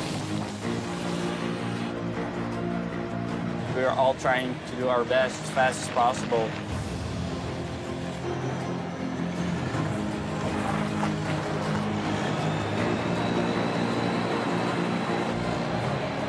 Hey, the dirt's piling up pretty good. Hey guys, so you're looking good. Seems like they built up the PayPal. At the end of their shift, the Greenhorns have hit Tony's 15 load an hour target. I mean, we always have our challenges with these new operators. They seem to figure it out. It's nice to see these new drivers to be able to keep up, you know, bringing the pay in and to work with Megan. I mean, that's what it takes, is teamwork that gets it on the go. So, yeah, no, they did pretty good.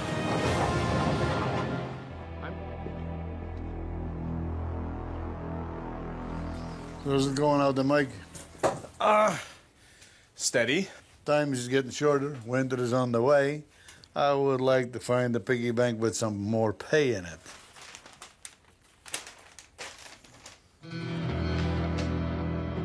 What about 80 Pop? 80 Pop, that stuff that we got rained out last year? Yeah, all you have to do is dig a drain and you can get the drain it. We have no choice. There's a lake there. Oh, I know. There could be a fair amount of pay in that. Yes, a lot of that nice white stuff too. Mike's idea? Go back and look for white channel pay in a section of the 80 Pup that was stripped last season, but then flooded and abandoned. If the pay streak's down there, it lies under 20 feet of water. Well, to drain all that, we better build a big pond, huh?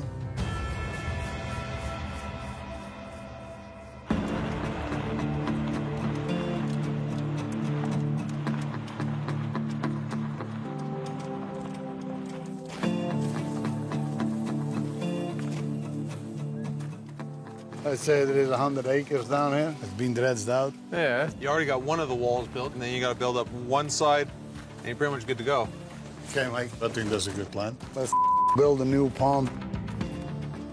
Take an excavator, and then clean all the trees from the bank and everything, put them up against the hill. Oh, don't worry, I'll make sure I get it all nice and clean. Anyway, if you can get that done yesterday, that'd be good.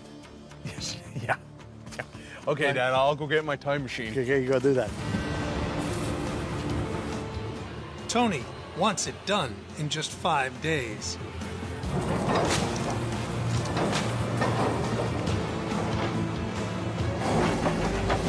Come on.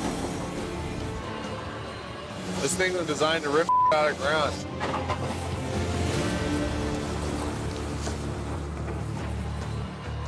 While Mike strips the pond perimeter, Keep her coming.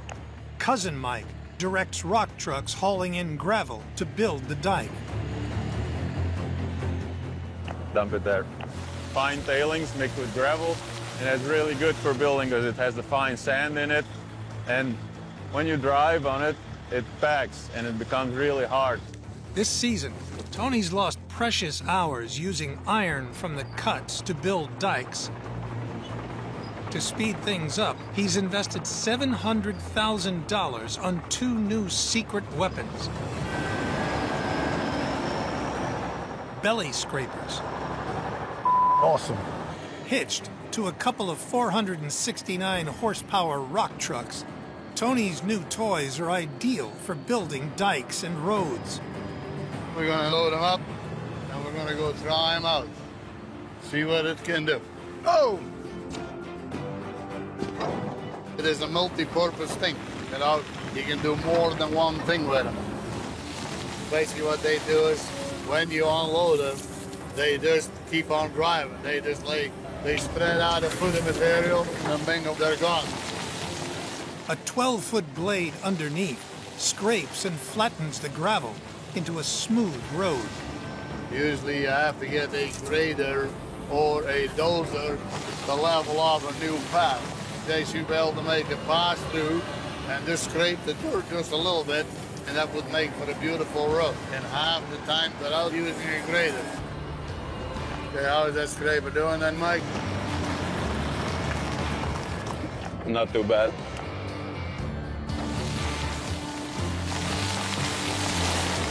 So you're getting used to it a bit? Yeah, I just have to get used to it, and then it's working fine. The biggest problem with those things is you can't see what the you're doing, so you pretty much got to do it by feel.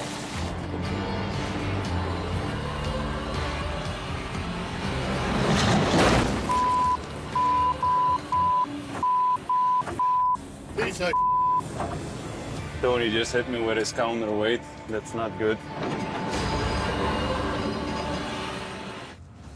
Oh, I just got hit by Tony. Because there's not a lot of room, I was really close to him. And I thought he knew because a couple times it went really well.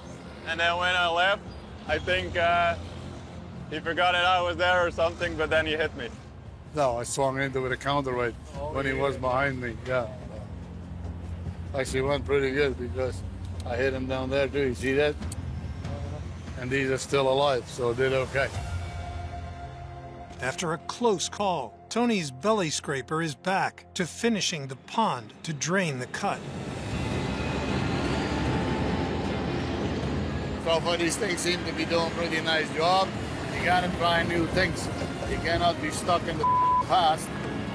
I mean, that just doesn't work. That's perfect.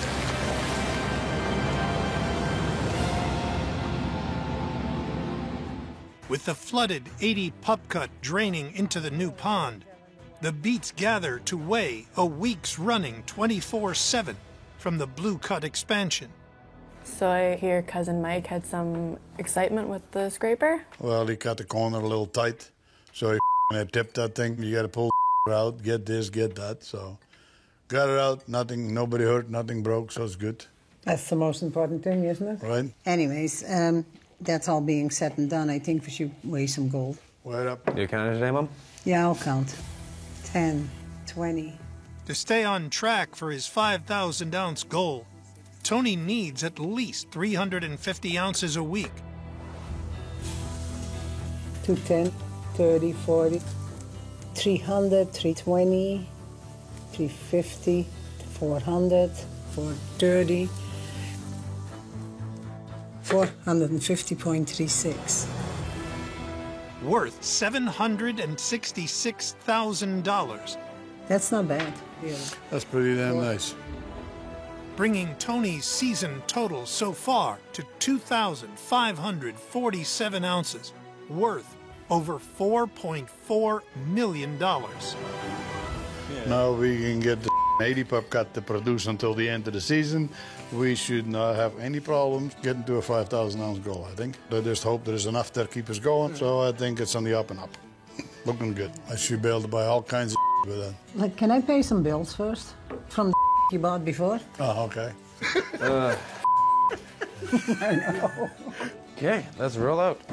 See you guys later. Well, that was a pretty good gold weigh. Not a bad number to see on the scale. Hopefully we get a couple more like that. That was pretty good. And now that we did, we just pumped out at 80 pop. So we're getting that white channel out of there. And that's always been good. I think that'll carry us through to the end of the season. No, we'll get there. I think so. So that's pretty good. Yeah. Mike did a good job with the settling punch, so it's all good. Anyway, I'm gonna get back out there, see if we get some more. What do you think? Right. Sounds like a plan. Okay, later. See you later. 2/3 of the way into his season, Klondike legend Tony Beats is still 2,500 ounces shy of his 5,000-ounce target. We got some decent gold out of the gold cut and the blue cut. However, that is just not gonna get us to our 5,000-ounce goal. Anyway, the gold cut is finished for the season. So now we're going to clean up the last of the blue cut. In a week or so, it should be pretty much done. Tony's crew have mined out the last thawed pay dirt in the 9-acre cold cut. are down to the final scraps in the 7-acre Blue Cut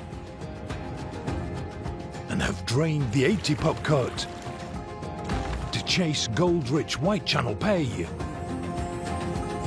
which should deliver over 2,000 ounces of gold. While the trommel runs the last of the Blue Cut, Tony heads back to the 80 Pup to locate the fabled White Channel Pay Streak. Coming down here now, you look in the hole, it's got to be 10 feet of red. That stuff really didn't cut it for me. Last year, there seems to be too much gold in it to throw it away, and not quite enough gold in it to make a living out of it. There may be a nice little piggy bank in here yet. We'll find out. The Beats now face a race against time to expose all the White Channel Pay before the Blue Cut runs dry. It's always nice to line the next piggy bank. We got some decent coming out of this hillside.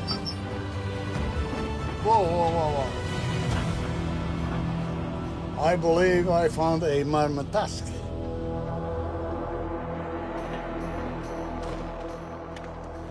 Ooh. Whoa. That certainly is. Look at them. Tusks is not that big of a discovery, but if there's something attached to it, that's a whole different story. It's very rare that I find a tusk like this sticking out of the bank. This could be, who knows? 2 months ago, a gold miner in northwest Canada has stumbled upon an incredible, as well as unexpected find, a mummified baby woolly mammoth, thought to be more than 30,000 years old. The discovery in Yukon's Klondike gold fields is the first near-complete and well-preserved woolly mammoth found in North America.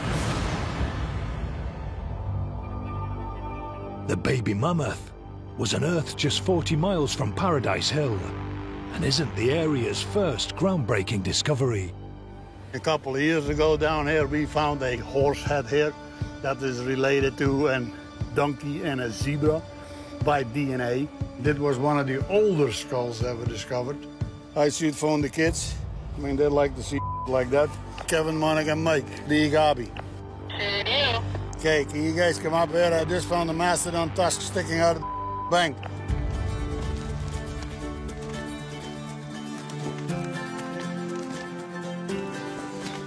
See that, Calvin? Interesting. Wow. Holy. That's the first time we see one sticking out of the bank, isn't it? Yeah. Nice and polished right there, too. Oh, yeah. Mike, you go dig it out. Oh, I'm always the one on a piece of That's equipment. because you're the Okay, best.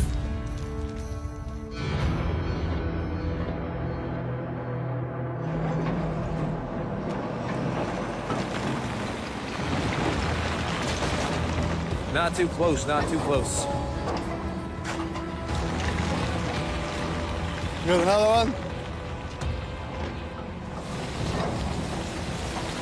Hey, Dad! 1 sec. Let's see. Jawbone? I think you might be right on that. The rest of that might even be in there. Okay, hang in there. I gotta think. I just may want to phone them paleontologists, and then they can dig the rest out themselves. I think that's probably yeah. a smarter idea. You might have a whole skull in there if you're pulling out pieces like that. I think you should definitely call them, but especially coming off like them finding that No, baby this is- mammoth. Nothing else besides it's good for the scientific community, and like this you don't find all the time. If we're gonna do that, we're gonna lose Tony in the cut. Mm-hmm. You know what I mean? Yep. Tony's called a stop to all mining in the 80 Pup to bring in a team of paleontologists who'll examine and remove the tusk. But as a result, his plan to stockpile White Channel Pay before they run out of Blue Cut pay dirt is at a standstill. I mean, that is something we really don't need right now. Oh, I've never seen a tusk quite like that before. It looks pretty cool, actually. Now, a team of paleontologists have arrived to investigate and determine if there are any more mammoth remains in the area. This is one of the few sites where we've gotten another mummified remain, so it's pretty exciting. It's nice that we can slowly expose it in situ, and it tells us a lot more. We'll have to clear away some of that material to get a better sense. Hopefully there's a skull in there. It's hard to say.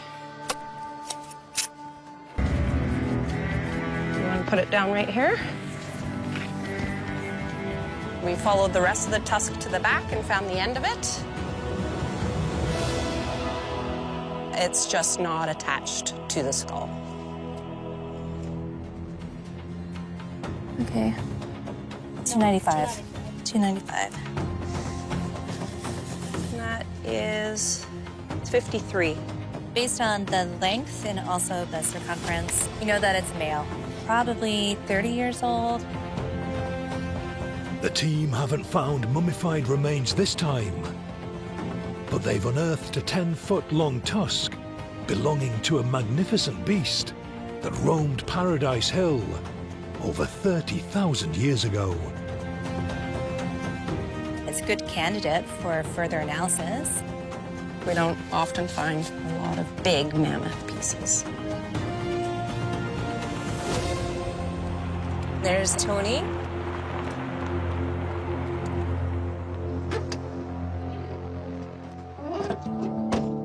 How's it going? We were able to extract this nearly complete tusk from the section. Right, that's actually pretty nice, huh? We found part of a skull, but it's not attached. So you can start mining again. That's great news. Mikey, you got me? Get everything moved into 80 pop with the place. Just hours before they run out of pay, the 80 pop is back open, and the beats are back on the gold. Voila, we should be in business.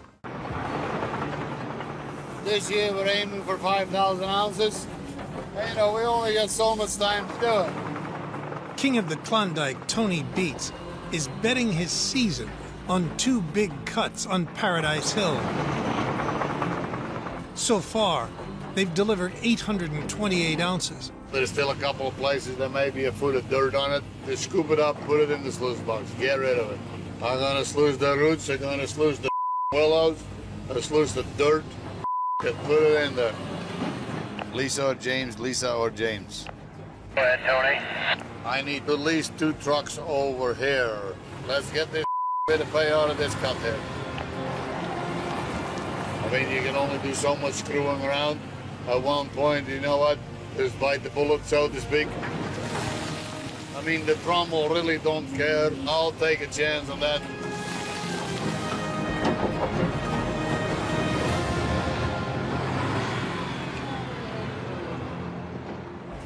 Fire the trommel. Let's see what we got.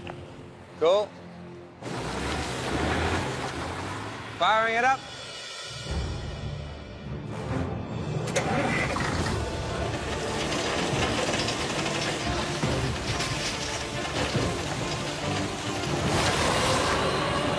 It's hot today. I'm grouchy.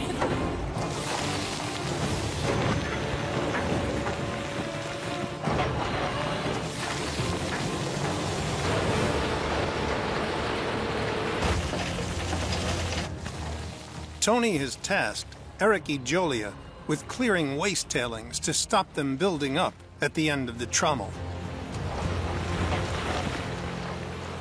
Right now, tailing is piling up very fast, so I'm trying my best to go as fast as possible, not hit anything, especially not the trommel.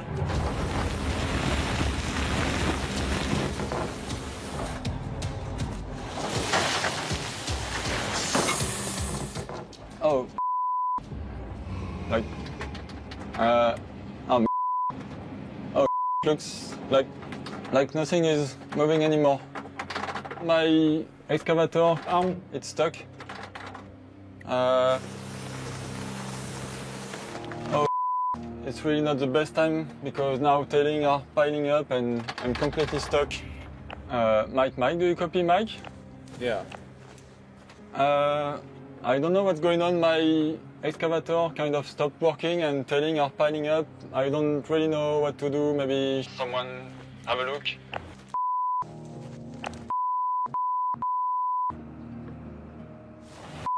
It looks like some hydraulic oil pissing out of the 460. I shut down a plant.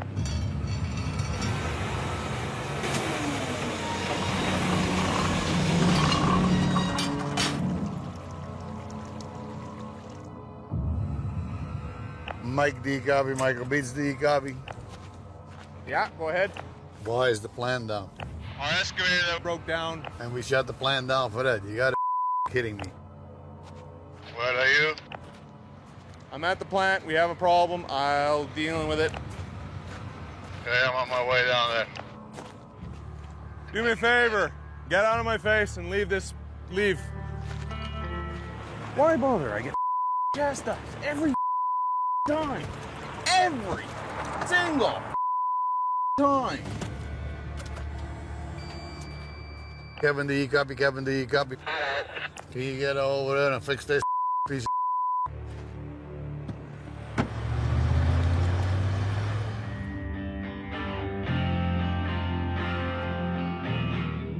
Like I like to say, one little thing can bring down an entire machine. And like if it's in the bad spot, they can take down the entire operation. Yeah. With the 460 down the way it's down, there is currently the trommel, 2 excavators, and the rock truck, all held up because of a leak. So, okay, where are you all coming from? Oh, possibly this one right here. It looks to be an O-ring, so I gotta pull this line off and investigate. Something's missing. Not a O-ring. Measuring just 1.5 inches in diameter, the O-ring seals the pipe feeding hydraulic fluid to the excavator arm. Let's see. If this tiny rubber ring is broken, hydraulic fluid leaks, causing a loss in pressure, paralyzing the boom.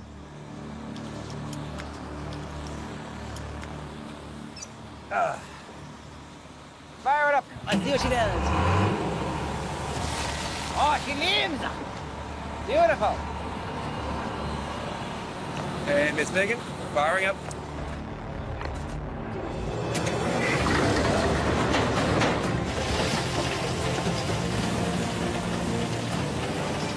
Folks might think, what, it's just a bit of oil. But one little O-ring probably costs us a couple grand.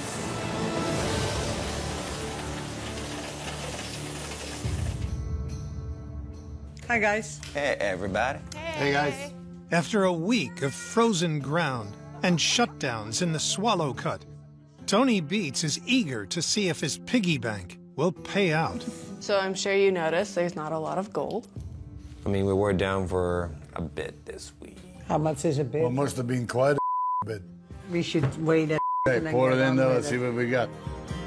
To stay on course for their 5,000-ounce goal, Tony needs his piggy bank to provide 260 ounces.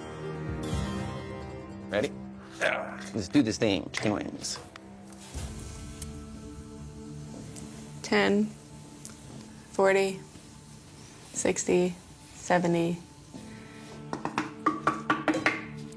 78.7. No, it's dead silence. No wonder if you get that much, I guess. That's all we got out of it, and I guess we're not going back there now, are we? No. But not impressive at all, but you have those days too, I guess. Yeah. You know, you can't appreciate the good days unless you have a bad day, too. Oh, okay, yeah, listen to that. A lot of folks would be really happy to have that amount. I mean, half dirt, half pay dirt. I mean, what do you expect to, right? This is not gonna do it. So we'll go back out there and see what we can do there, Mike. Bye, guys. Bye. On the end of the day, it'll come out okay. I mean, as long as we gather 5,000 ounces, if we don't give a where it comes from. Well, only 4,100 or so to go. Well, that's all right, but I mean, like you say, as long as on the end it evens out, it don't really matter, right? Sure. I'll better get out there, I guess. Bye. Bye. We leased out some ground to the Winchester boys. They're doing the hunker cut. They have a 200-ounce goal. Pick up some royalties from there, so that'll be pretty nice. I haven't seen them for a while. Hopefully they're sluicing away. The more sluicing they do, the more money we make. The Winchester crew are mining the Hunker Cut with a skeleton crew of 3. For a small group, I think we're holding our own. I think generally we've been working pretty well together. Construction worker and mine boss Jason Fraser is hoping to strike it rich. Well, this is our first season in Dawson, and we're going to strive to do the best we can. Alongside retired business owner John Van Tile. Gold, it's a dream. I take the risk. I go all in. And ex-logger Butch Bouchard. I quit my job. I had a good living. Normally, when I'm logging, I do good money. But I'm here on the Cursed Cut. The Cursed Cut's reputation is legendary after a series of mining failures. What just happened? Dozer just exploded. The ground has been untouched since the Beats family left it last season. Until now. They call it the Cursed Cut. I don't believe in curses.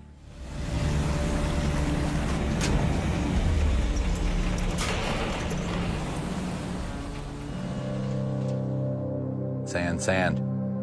What's going on? We're packing, John. So we pulled those mats and... How many yards is this? 400's about tops. 400, and we get up like this. Sand. Black sand is packing these in like cement. Problem with moving material faster is that it's harder to catch gold. See, there's gold here down low in the box. Every 400 yards of pay run through the Winchester plant leaves the riffles clogged up with black sand, stopping the gold from settling and allowing it to wash off the end of the sluice box. It sucks to be having to do cleanups and knocks your production right down at the stage of the game. We should be able to run for a couple of days before we've got to clean these boxes. Yeah. Now we're getting, a matter of hours out of them, so it's just a kick in the guts. We got to figure something out. I think enough's enough. The Winchesters won't make their 200-ounce season target unless wash plant designer John can find a quick fix. So how's this sluicing going? The box is sanding up. Well, it is amazing the amount of black sand in it, yeah. Holy smoke. And the black sand, the gold climbs on top. We're washing it out the end. We got gold at the end rip. 400-500 yards, and we got to clean up. Get hydraulic riffles in there. Try that out.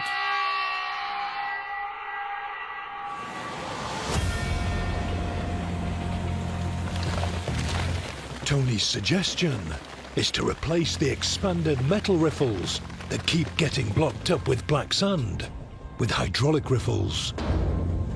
These use jets of water to agitate the concentrate, sending the useless black sand out while still allowing the precious gold to settle in the riffles. Rip the ones out that I have and copy that. That'd be easy. Yeah. Get some square tubing. Yeah. And then cut them in 3/4-inch strips. Whatever. Just a day to build them. Yeah. It won't take long. That's what you do. You will find one heck of an improvement. Yeah. Yep.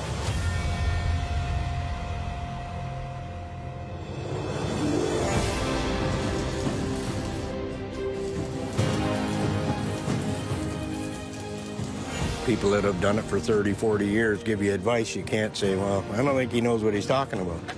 But we're taking it and running with it.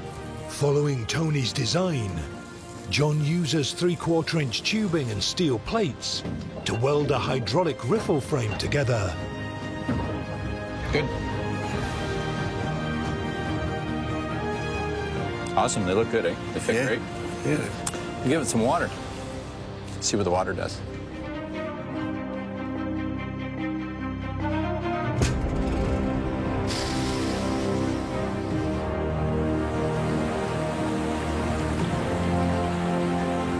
We'll throw some dirt in it and see what happens. Yeah.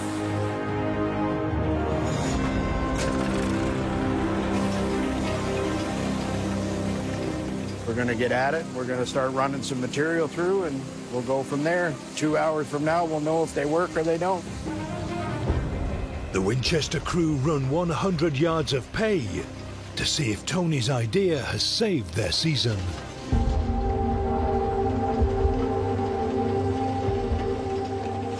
I'll set the feeder down if you want to get the plant.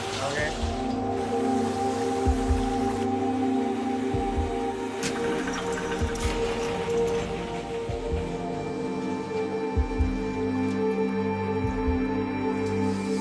Looks like they're working. They're working real well. They're working real well. A nice riffle action here. No gold on top. And gold will be at the bottom. And gives us more run time. More run time is more gold. I like it. Perfect. Good job, John. Let's get the water back up and wash some more dirt. Tony's fix has worked. With these hydraulic riffles, we'll be able to run 1,200 yards instead of 300 to 400. And that means less downtime for cleanup, more gold at the end, and that'll be the best thing for us. How's the riffles working out for you guys? They worked very well. Yeah? You got on a bit longer, though? Yeah, a little. About every 800 to 1,000 yards, we have to do a cleanup. Well, there's nothing wrong with that. There's nothing wrong with that, no. No. Yeah, since we got the rock truck from you guys, makes life easier. That's good, though. That's good. Yep. Makes his mood better. Always in a good mood. Okay, well, that's good. The Winchester crew's last gold weigh delivered only 6 ounces of gold. Butch, you want to do it, Butch? Hey, man, pour her in there. 5, 10, 15, 20, 25, 30, 33, 37, and 41.20. Sweet. That's not bad. So that's good. That's pretty good, guys. Pretty good. It's a fifth of their season goal, worth $70,000. It's that, you know, the 200 ounce gold is still way out there. Well, yeah. We'll get it. We're working toward it. I think you guys are doing okay. A win-win for everybody. As long as I get a little bit more than you, then everything is good. I'm happy for you guys.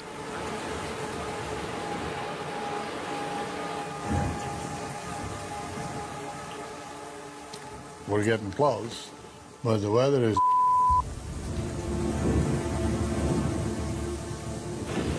It's mid-September, and King of the Klondike, Tony Beets, is on track to sail past his 5,000-ounce goal. The rate we're going, we can hit it. Oh, the weather would smarten up, eh?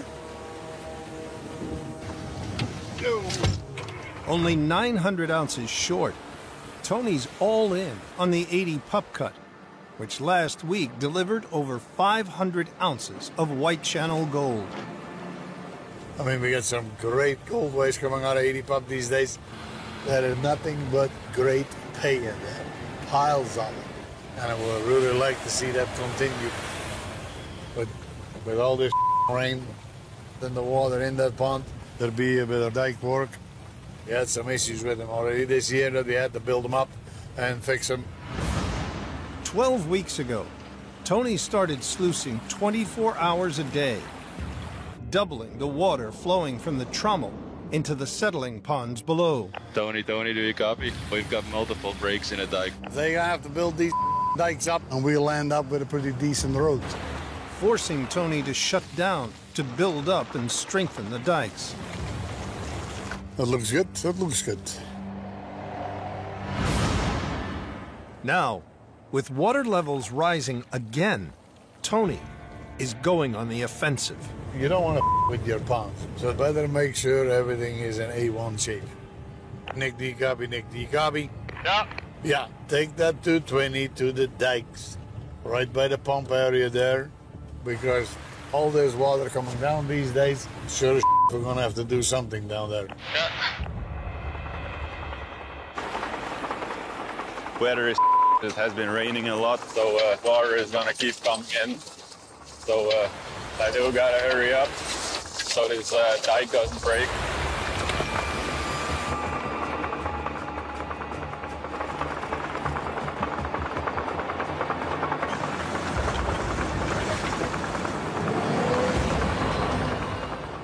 very wet already.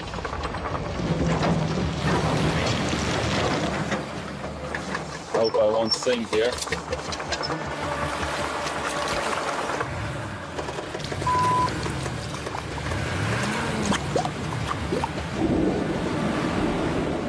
Oh, I'm really going down here. It is not good. It is bad.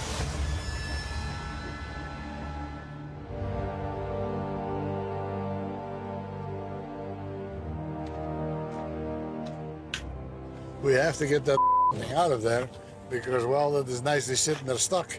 We're not sluicing, so Tony's not making any money. Tony Beets has shut down his entire mining operation after cousin Mike sunk an excavator into a settling pond. Well, this morning the plan was to get his excavator out with 2 other excavators, and yeah, that didn't work. Now we brought in some bigger equipment.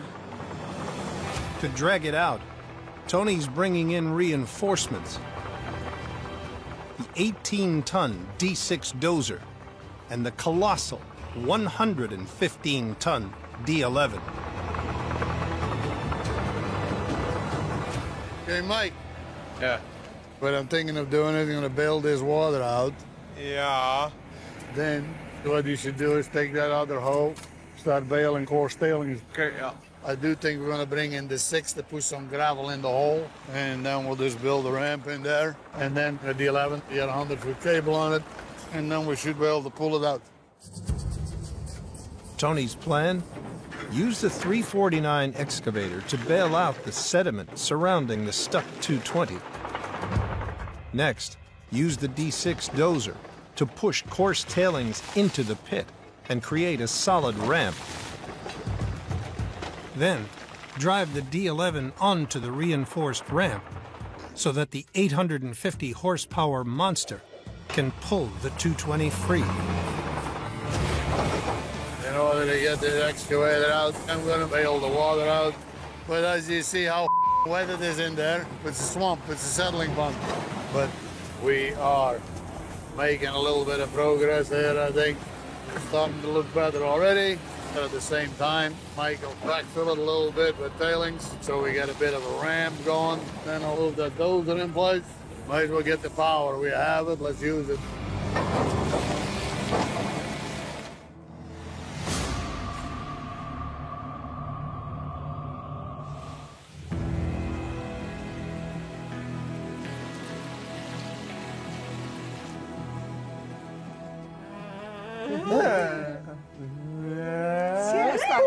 She's starting to have little dimples. See, Mom has breakfast for you. Heavy rain has slowed production on Paradise Hill all week, but Tony Beets is hoping the 80 pup continues to deliver big gold, helping him smash his 5,000-ounce goal. No, it's doing excellent. We lost a couple hours by Mike having the excavator stuck because the guy doesn't listen to your directions, drives right across the settling pond, guess what? Sings at 220. I heard that. Did you give directions in English, Dutch, or Frisian? I forget. Okay. Anyway, no damage done. Took us what? 2-3 hours to get it out? Yeah. Something like that? It came out a lot easier than I thought it would. That was my engineering, by the way. Of course you're going to get good at engineering getting them out when you keep getting them in there. Oh. Nice, Mike. Nice. I'll remember that, too. Practice makes perfect, right? Yeah. Okay, weigh it up, Mike. Ready? Pour it. Okay, let's go. 10, 15, 20, 30, 40. To keep the family on track, 80, 90. Tony needs over 300 ounces. 240, 250, 260, 270, 280, 290, 300. Hurry up. 350, 360, 370, 380, 390, 400, 470, 480, 490, 499.84. Worth $850,000, bringing their total to 4,601 ounces. That's looking pretty good for 6 days. Absolutely. That 80 pup does very well. Actually, that has been doing really well. Yes, that does exceptional. Need a bigger tray next time because this one barely fit at all. We have a demo sluicing, but it's still good gold. Well, it looks like it's paying good, so that's the best part. I mean, we're getting close, but the weather is just so we're not quite there yet. Anyway, so far so good. I'm pretty happy with it. Right? Me too. When you do $1 million in a week, what the is the matter with that? Have to. Goon. King of the Klondike, Tony Beets, has gambled his season on a high-stakes treasure hunt at Paradise Hill. The fabled White Channel Pay runs through the claim, and if he can stay on it, he could be in for a big payday. What we are going to do is, because it's never good just to have one cut and have all your eggs in one basket. If we have 2 cuts, our chances for the 5,000 ounces, are just double right there.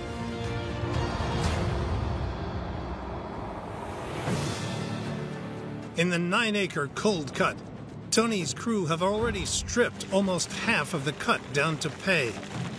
100 yards to the north, Tony wants to open up the 6-acre blue cut to double his chances. But to reach the White Channel gold, his crew must first dig through 100 feet of overburden. Tony wants his oldest son, Mike, to get it done in just 6 days. I took a breath to try to talk while I was drinking. Didn't work quite so well. You dink. We're throwing everything we can to get all this dirt moved before it becomes too much of a pain in the to move with trucks, and we're going to end up having to do more expensive around. We're going to have to hurry up with everything to stay ahead of the rock trucks and excavators. Mike Beets and cousin Mike rip and pile up worthless non-gold-bearing earth, known as overburden, with 2 dozers. Excavators then load the rock trucks that haul the dirt out to the dump sites.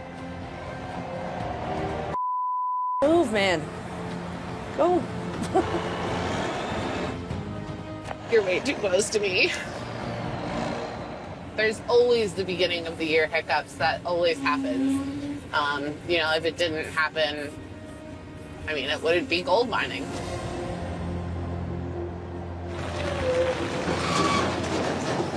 Oh.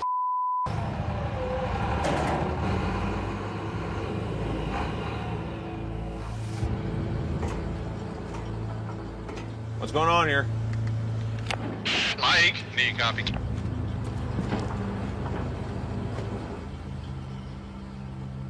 What's wrong with that dozer? I've got a leak. Oh, me. Kevin, do you copy Kevin? Go for Kevin. Hey, Kevin, the D10L is leaking, so I'm going to send him down to the lower yard. You mind checking it out for me, please? Be right on my way. Okay, thank you. We really can't use it right now. We just need to get this thing fixed as fast as possible and then start ripping again. Mike continues in the D11, but without the D10's ripping power, he has no chance of getting down to pay by the end of the week. The D10 down, I have a lot less ability to get stuff done as fast as I want. Very, very, very, very problematic. It's a pain in the ass having only 1 cat to rip.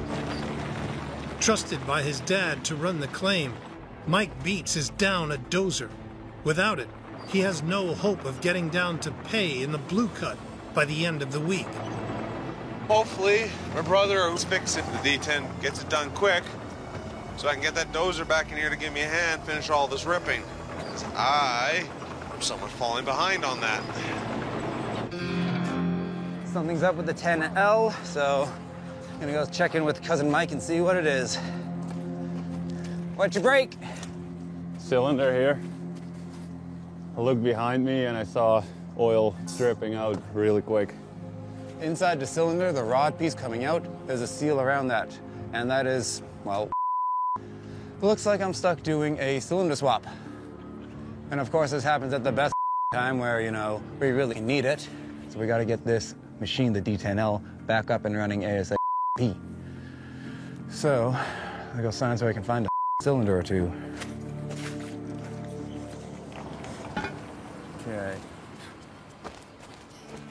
Well, like, if one thing we're good at, it's making work with what we got.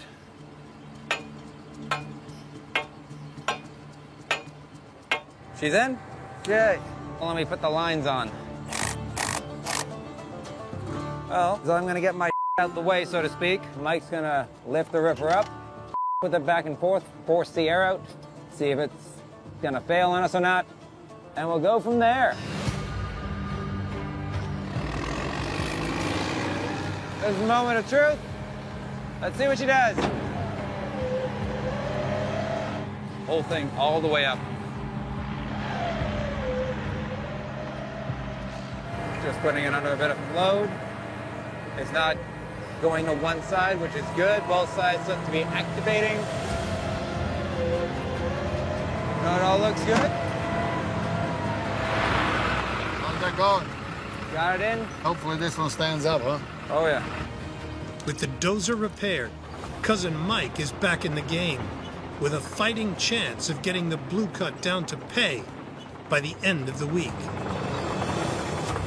All this time the dozer was down, Mike was by himself in the cut at the 11. We really need 2 dozers in there to do ripping. Yeah, he'll be happy I'm back.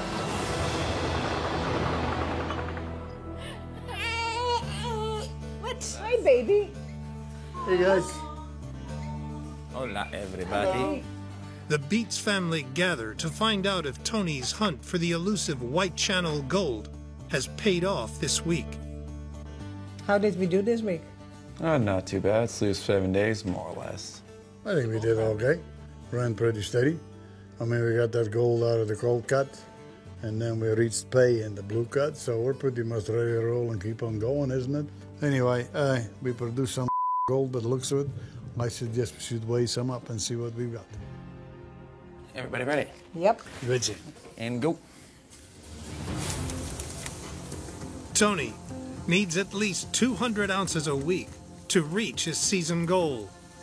100, 110, 120, 130, 140, 150, 160, 170, 180, 190, 202.3. Worth over $360,000. And if that's not bad for the second way, then I mean for top gravels, because I'm gonna have enough troubles to keep that trommel running, with both cuts being frozen. So they're big enough, so hopefully by working back and forth, we can keep on running pretty soon 24 hours a day, because 5,000 ounces is a little ways away. I would wrap it up and get back out there, so I can think of ways to spend it. How's that? No. Oh. Bye, guys. The pump is still down. We have no trommel running. We're not getting any gold. Klondike kingpin Tony Beets has been shut down for 2 days, waiting for a new water pump to be put together so that he can chase more White Channel pay in the 80 pup cut. I mean, timing couldn't be any worse. Just as we hit nice White Channel pay, we need to get that pump going ASP.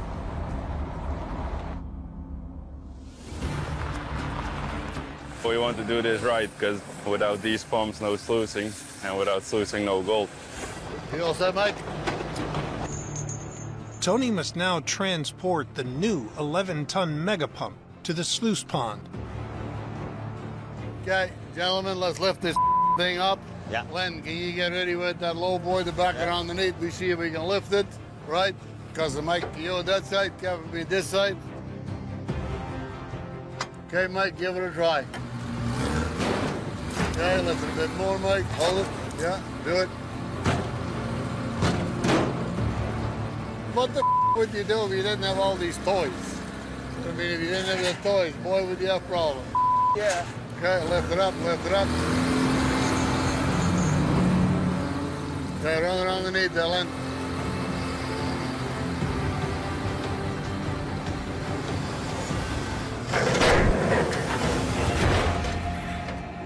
Beautiful.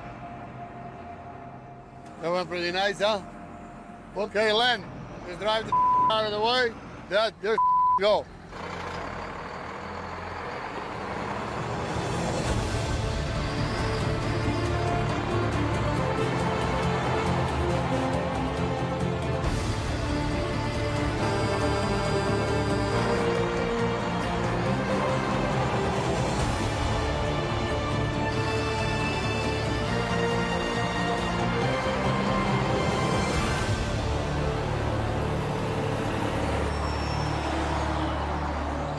Half a mile down the hill. Okay, get that thing in position. It's all hands on deck to fire up the pump and get back to washing pay dirt. Okay, Mike, lift it up. Okay, just like that, Mike. Swing it out a little bit. Good, go like that, down. Perfect, let it down. Good enough. Good. This is how we're gonna hook up our pump to our sluice pond.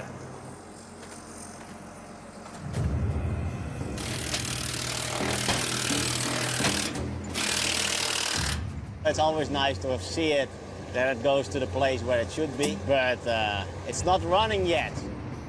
I can't wait to see this down turn, actually. It will be very nice. Ready? Well, see what noise it makes. You got fuel pressure, Len? Okay, crank the 1, 2, 3, 4.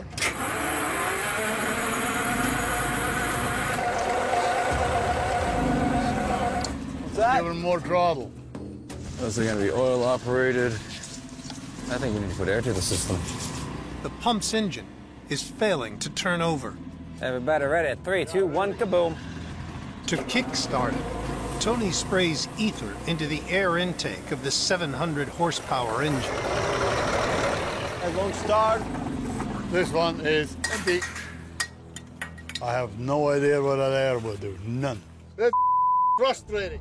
At Paradise Hill, Tony needs his new supercharged pump to send water to the trommel. This. But he can't fire it up. That's frustrating. I'll give her a bit of persuasion. We use this for boost? Oh, you want to? Swing it around. Bingo. Okay, hook it up. We're giving it additional power to help it turn over. It didn't quite sound like it had enough juice last time, and we want to be sure that it's going to go this time. So we got the air, new starter, new power, going in the pump. It's going to go. Kevin's plan? Give the pump a jump start with the pipe layer. Are you ready, Freddie? Going? I think so, yeah. Okay, fire the up.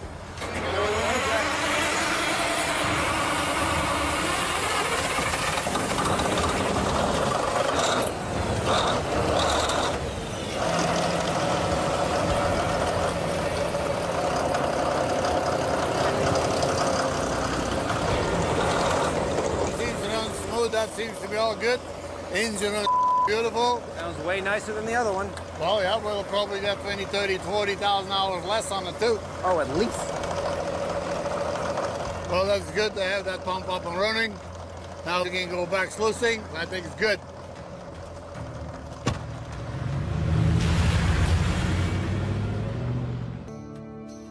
Oh.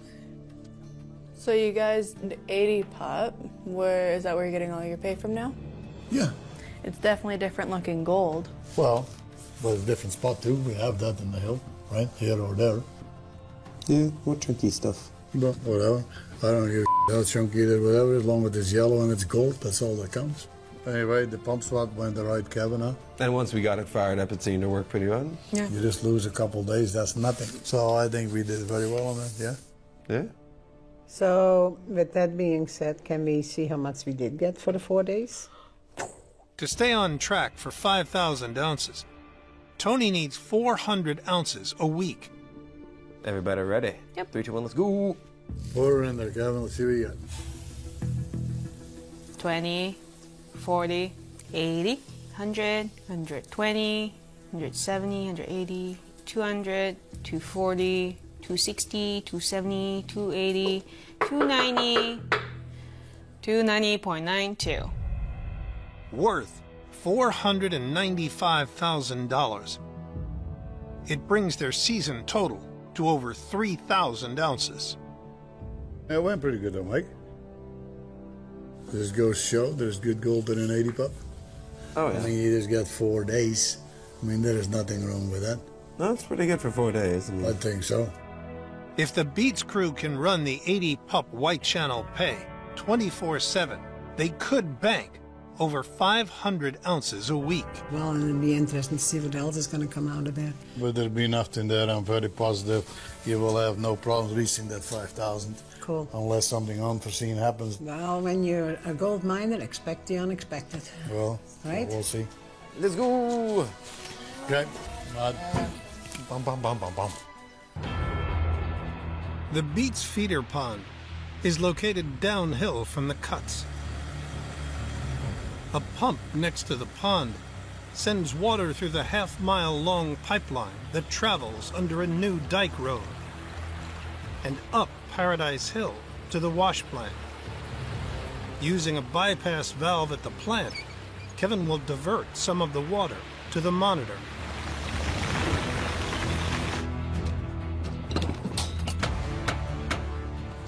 You got that one? Okay, perfect.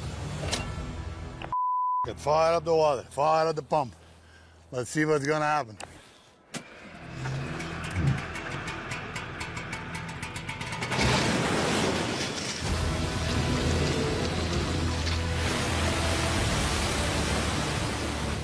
This should work pretty good. All can flow in there. If you got patience, that'd be the cheapest way to do it. And then you'll be awfully surprised at how much dirt you can move in a day. What the is that? Oh, there he is. Nicholas, get up here. This leaks, you get full. I didn't become 65 years old and stand on the monitor, so I'm gonna get an employee to do this. Okay, you see what I do? Yeah, and then it moves. Yeah. Okay, because I gotta go. Have a nice day.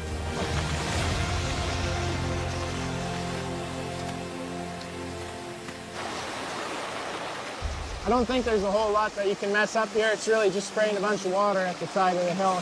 Can't really mess up too bad other than letting it go. Why am I out of pressure? Wonder what's going on. I need to talk to Tony.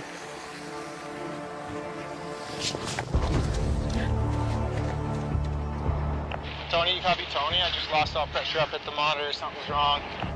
For sake. Better go figure out whether we got a leak or what's happening.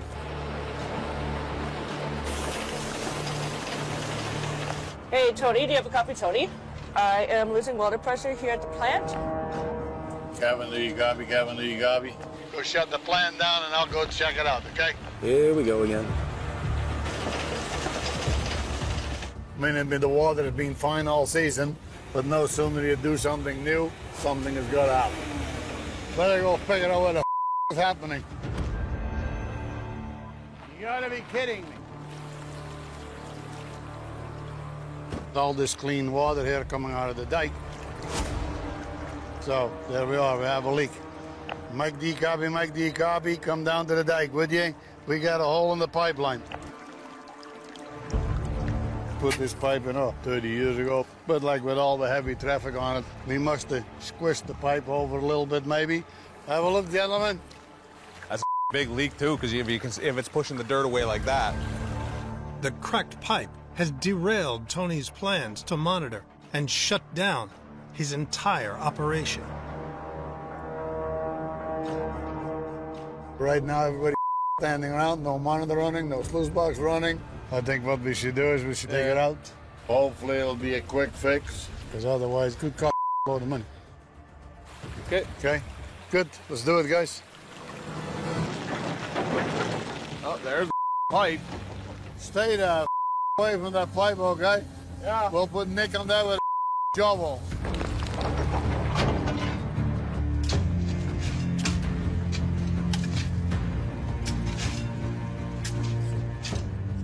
You found it? You see that part that looks like a crack? Yeah, it looks like a big crack. It's cracked. Well, that's quite a crack. What is the battle plan for this? Oh, it. Kevin can weld it. Weld it without taking that off? Yeah. And you gotta fill a half-inch gap and make it watertight. Might as well by just taking the thing apart. No, you have no idea how lucky we are. If you're gonna have to take that off, we'll be digging to the pump and we'll be digging to the other end. So, piece of cake. Just all we gotta do is weld up the crack. The rubber? The rubber don't give a. You just go do short pieces. You sure on that? Yeah. Okay, I don't have the patience. Give me welding or I'll weld it anyway. Get wires up here, get a pallet up here. I don't give a for working with them kids. Tell you the truth, I'm glad I don't feel like them. I mean, Kevin wakes up, he looks like a corpse. Mike, he moves around like whatever. And then Mike over there, well, he's awake, but we don't know. It seems to be I'm the only one here at 65 that's full of piss and vinegar. I mean, I hardly have enough patience just to stand there and wait for them, to be honest with you. Tony will have the final say on how it's done, because at the end of the day, it is his show, but doesn't mean I can't argue for something a little more reasonable. Give me the. Okay, I need a pail. Mike, see if you got a pail. Dad! Damn it, I missed! Close your eyes. Yep.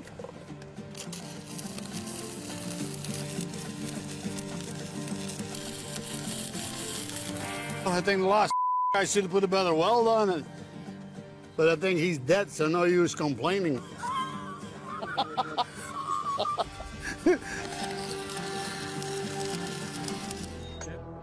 Mike, just fire it up, see what's gonna happen, man.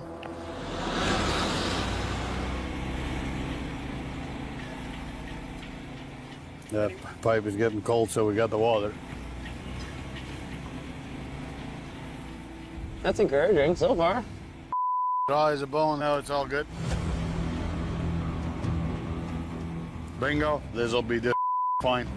That's what they call having confidence in your work. Pretty much fill in the hole, start sluicing.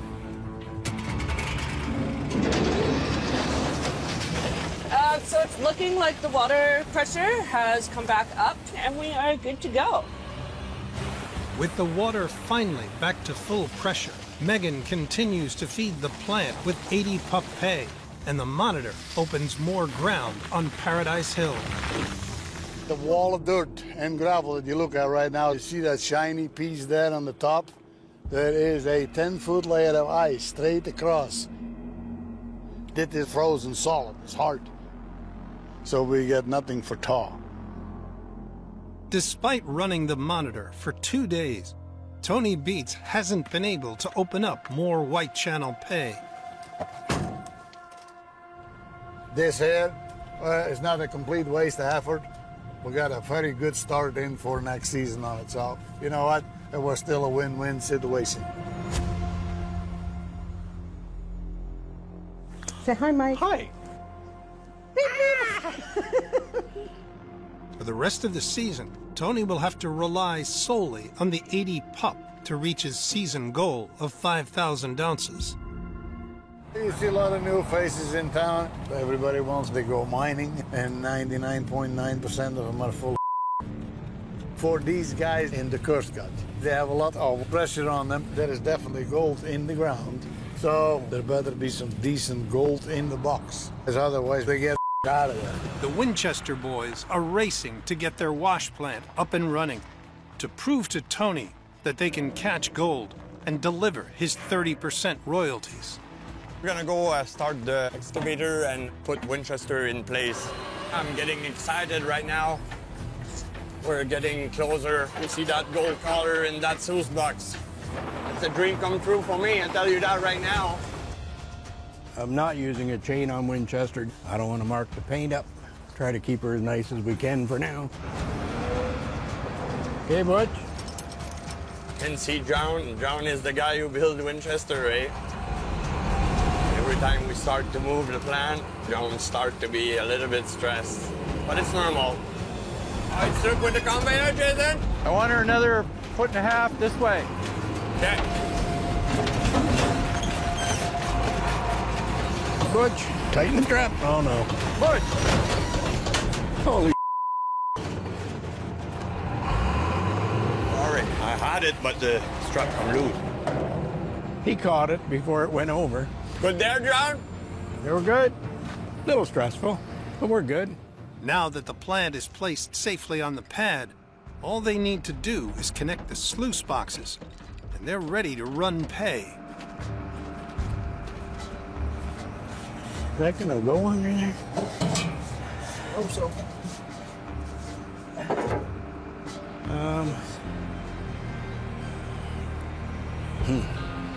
Leg is in the way, I see, because of the angle. In my driveway, I set everything to fit on the other side. I thought it was the same. Okay, well, that's not gonna work. It's always something. John's homemade plant is a unique dual-barrel trommel.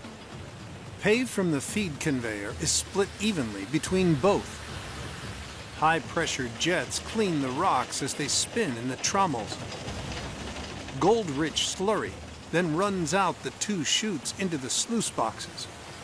When it was built, the sluice boxes were attached to the right side of the plant. Now, the tailings conveyor setup means they need to be on the left, but a supporting leg makes that impossible. To fix, John needs to build an extension to the diversion chute, allowing it to get round the leg and direct pay dirt to the sluice boxes.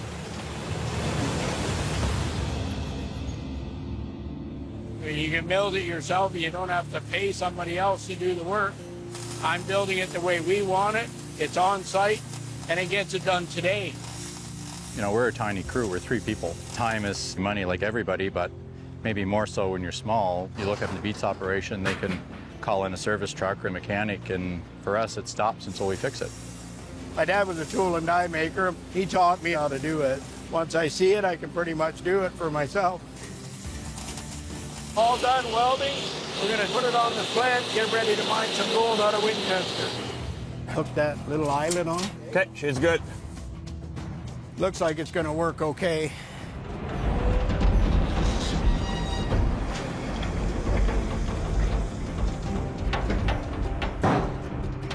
Well, now we gotta get dirt to the plant and get gold out of the sluice box. After a 12-hour delay, the Winchesters are finally ready to run pay. Let's have a look at the plant, because that's where the magic is gonna happen. And that's Winchester. Hopefully it'll do the trick, huh? So not sluicing it. Everything lined up, ready to go. It doesn't matter what you build, it don't matter what you do, the gold don't care. Run it, try it, get lots of it, so I get lots of it. Let's go sluice it, guys. Power her up.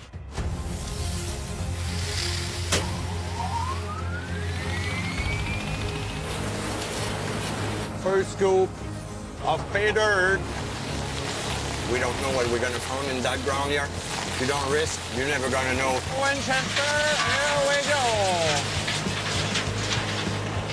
Clean gravel going out onto the tailings conveyor. Yeah, it's really exciting now. Now we got something to be excited over. They call this a curse cut, but if you believe in curses, then you're beat already. Everything looks perfect. Feeling pretty good. Soon we're gonna do that 20 hours a day. Looks like all of the calculations kind of worked out. The water's flowing, it's beautiful, the boxes are behaving properly. Hopefully it'll work out for them. Pretty determined, them. If everybody can make money, then you can do business. 2 days after firing up, it's time to see if the Winchester boys have broken the curse and delivered gold. Well, guys. Haha, you got the loot, do you? I got the loot. So how many hours did you sluice? 24? We ran for 25 hours straight. And Fine, huh? gives you some faith in the box. Yes, absolutely. Yeah. Oh, absolutely. Yeah. Absolutely. nice on the end of the day to see a little bit of gold. Oh, yeah. Tony's hoping the 25-hour run will deliver 7 ounces of gold. So, does somebody want to do some counting? 1 ounce, 2 ounce, 2.5, 3, 3.5, 4, 4.5, 5, 5.5, 6.125 ounces. 6 ounces in 25 hours.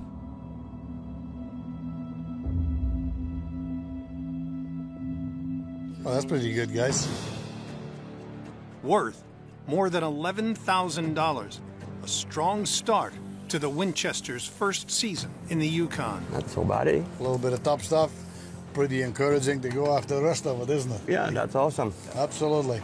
How much is that? 100 yards? Pushing just about half an ounce a yard. That's about as much as I get on the hill. Really? Those top gravels would have been lean anyway because they've been washed out for the last few years. We can do a little better on the yardage recovery, then we're definitely in the game. Good. Well, Monica, I seen it. We made some money today. Hey? Well, you did. Okay. Gold on tire. He says. Now he perks up. Gentlemen, I would say that was good. Nice Good to luck. see you again. Yeah, Thanks, good luck. Tony. I never see gold like that. I would see 6 ounces in a jar.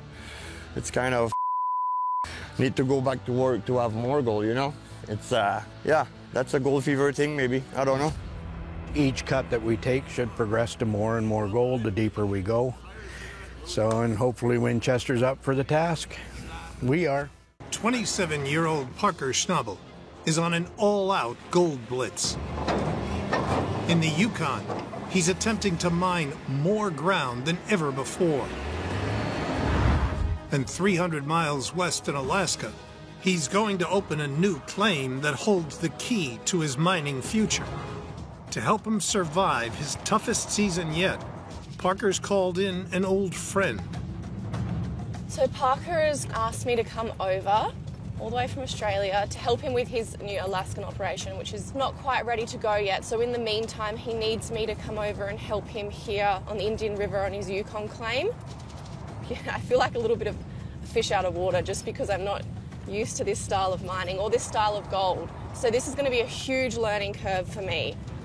I think Tyler will do fine. The biggest thing is just having some comfort with the people that are here to work and give it everything they've got, and we've got that in the crew, and Tyler's that way, so she'll fit in. Parker just threw me straight in the deep end. I cannot believe I survived that week. Tyler Mani has flown from Australia to help on the Schnabel crew. And over the past week, she's had a crash course in rock truck operating. I'm feeling so much more confident. I did not think I was going to make it at the start of the week, but I feel like I'm finally getting it. With his crew stretched attempting to mine out 90 acres before his water license expires at the end of the season, Parker needs recruits who can multitask. I'm just getting a little too sore for this right now. Even veteran gold room expert Chris Dumit is back in a loader. Hey, you know, we got Tyler here now. It looks like she's got a really good handle on the truck. So I may just see if she's ready to step up to a loader. Hey there, young lady, how are you? Good, how are you? Good, you got the rock truck figured out, eh? Got my head wrapped around it. Yeah. It took me a couple of days, but I'm feeling confident in it now. Good, good. Yep. Well, you ready to take the next step then, huh? Yes, I am. Do you mind giving me a quick rundown? Yeah. Alrighty. Yep. Drop the arm. This is the hydraulics. Yep. Okay. Left, right. Here's your forward and reverse. Oh, okay. Just take a buzz around. Don't overthink it. Okay, I'll try and keep calm. I'm a bit nervous.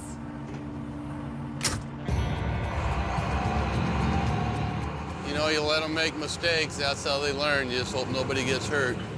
Never driven a loader like this before, but it's not too different. Over here. We're over here. I keep going to grab the wheel with my right hand, and then I remember I'm using these bloody hydraulics. Okay, Tyler, why don't you go grab a load of pay, and we'll walk you up that ramp. Make sure that you can do that comfortably. That's going to be the scary part. The thing I need to make sure I nail is getting a full bucket because that's very embarrassing if I don't do that.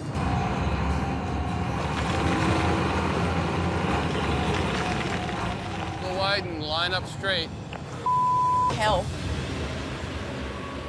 That is a steep ramp.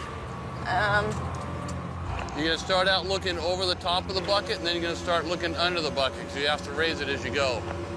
I'm just going to take this so slow. Oh my, this is steep. If I roll this loader, oh my. A little bit closer, a little bit closer.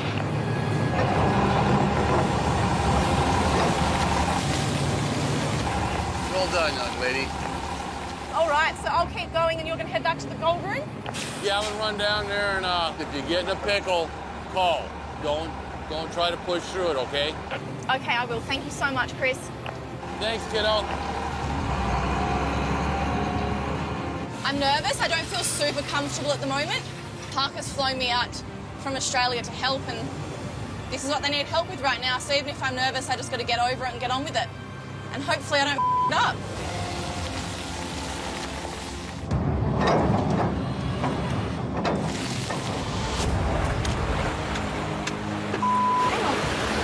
That doesn't look right.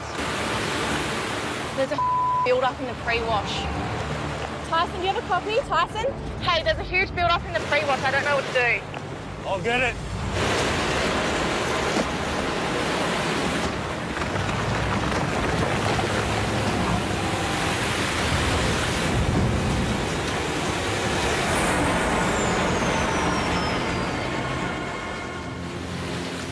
So what happens is big rocks like these slip through our grizzly bars and they plug up the pre-wash. At the airstrip, Big Red's shaker deck is shut down after a pileup in the pre-wash. Big Red's pre-wash is so small, it takes a couple of those for a jam-up to happen like that. So, something the guy has to keep an eye on.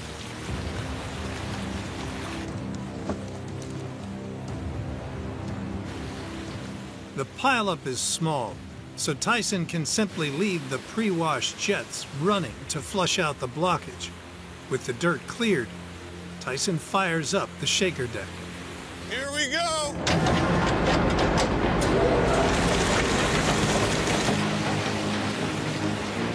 Tyler did a really good job at catching the pre-wash plugging up. We have a matter of seconds until the pre-wash is pretty much buried, Big Red's buried, and didn't even have to break out a shovel. Good save, Tyler. It definitely saved the day. That's what we need to do around here, have eyes everywhere. Good job. All right, Chris. How do we do? I'm going to pour it. You call it out, okay? Okay, cool. The keyhole cut has averaged 175 ounces a week. 70, 170, 185, 200. Oh my, 200 exactly. Well, that's because that's only part of it. Here is part B. That looks heavy, Doom it. Still holding on pretty tight. 100, 200, 210, 240, 248.95. 448.95. Yeah. A season's best, worth over $800,000. It gives us a season of 974.6, almost 1,000 ounces. Not bad, almost doubling our season total in a week. Yeah. Well, I can't wait to see what'll happen once we get two plants going. If this is what we're pulling in with one. We obviously hit some good ground. Indian River is hot and cold, right? And we may have hit a hot spot. Let's hope it holds out. All righty. Catch you Keep later. it going, you guys. Thanks, guys. Thanks, guys. See ya. Yeah, we smashed it and the gold proves that, so very good all round. Yeah, it's really nice to have Tyler here. You know, she's like a good friend, and she takes her jobs very seriously, and I trust her a lot.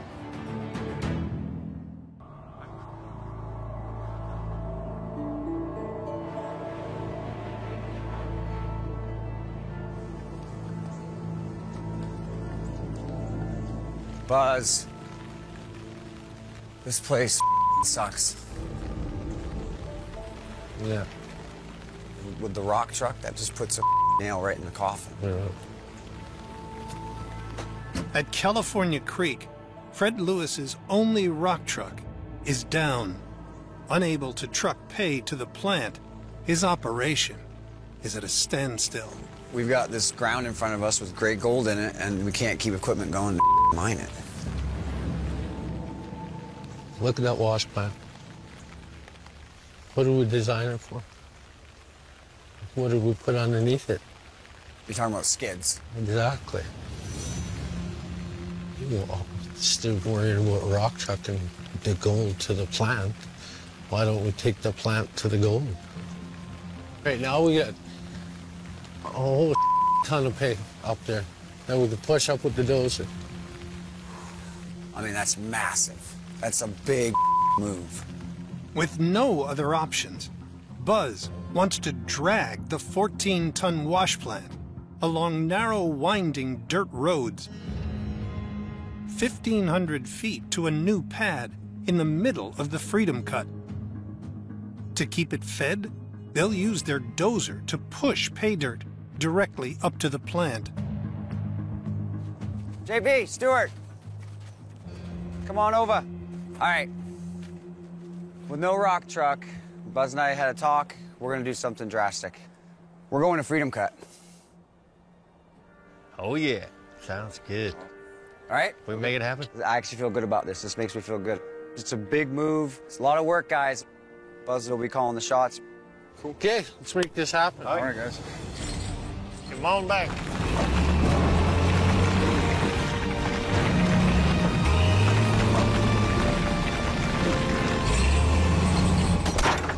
Oh, come on, Hook. All right, let's try again.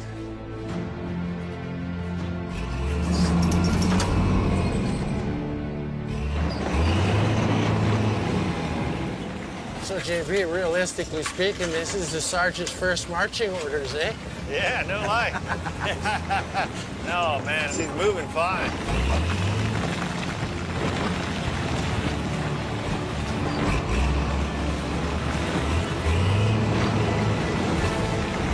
One of the sketchier parts of this trek, I think, JB. Buzz has hit a steep downhill hairpin bend with a 20-foot drop into the creek. One thing you definitely don't want is a runaway wash plant.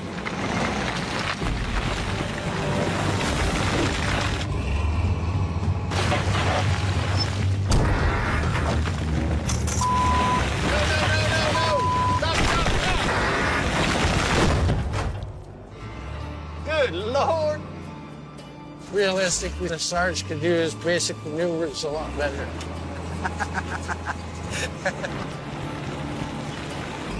Fred Lewis is making a bold move to save his season. Come around that sketchy corner, you know. Oh, yeah. We would have probably, yeah. Unable to truck pay dirt to the wash plant, his crew is hauling Sergeant Sluice to a mountain of gold-rich pay dirt stockpiled in the Freedom Cut. Sarge here can handle it well. We're just about there, eh? About 3 more feet or so, probably.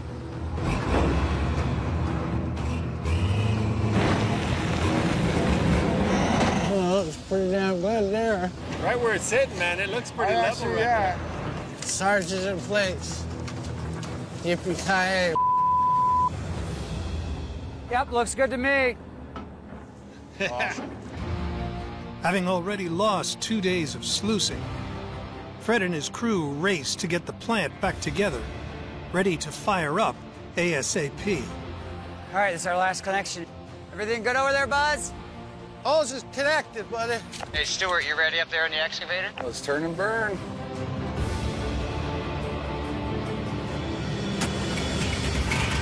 So right now we're a little bit nervous. I'm not gonna lie. There's a big gamble coming up here to the Freedom Cut. Old Sarge is finally home.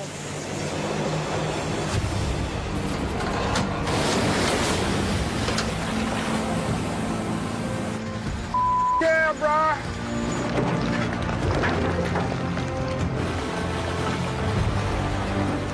Looks pretty good.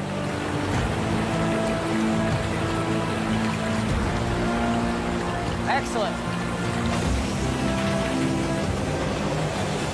It's perfect. There's no problems at all.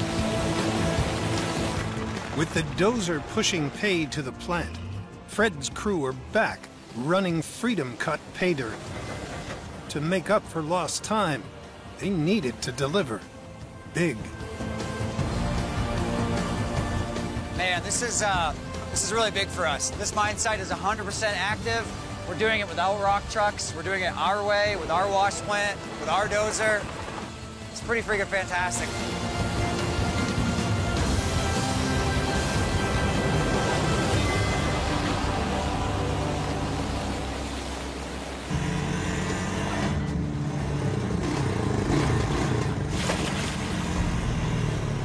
What's up, slacker?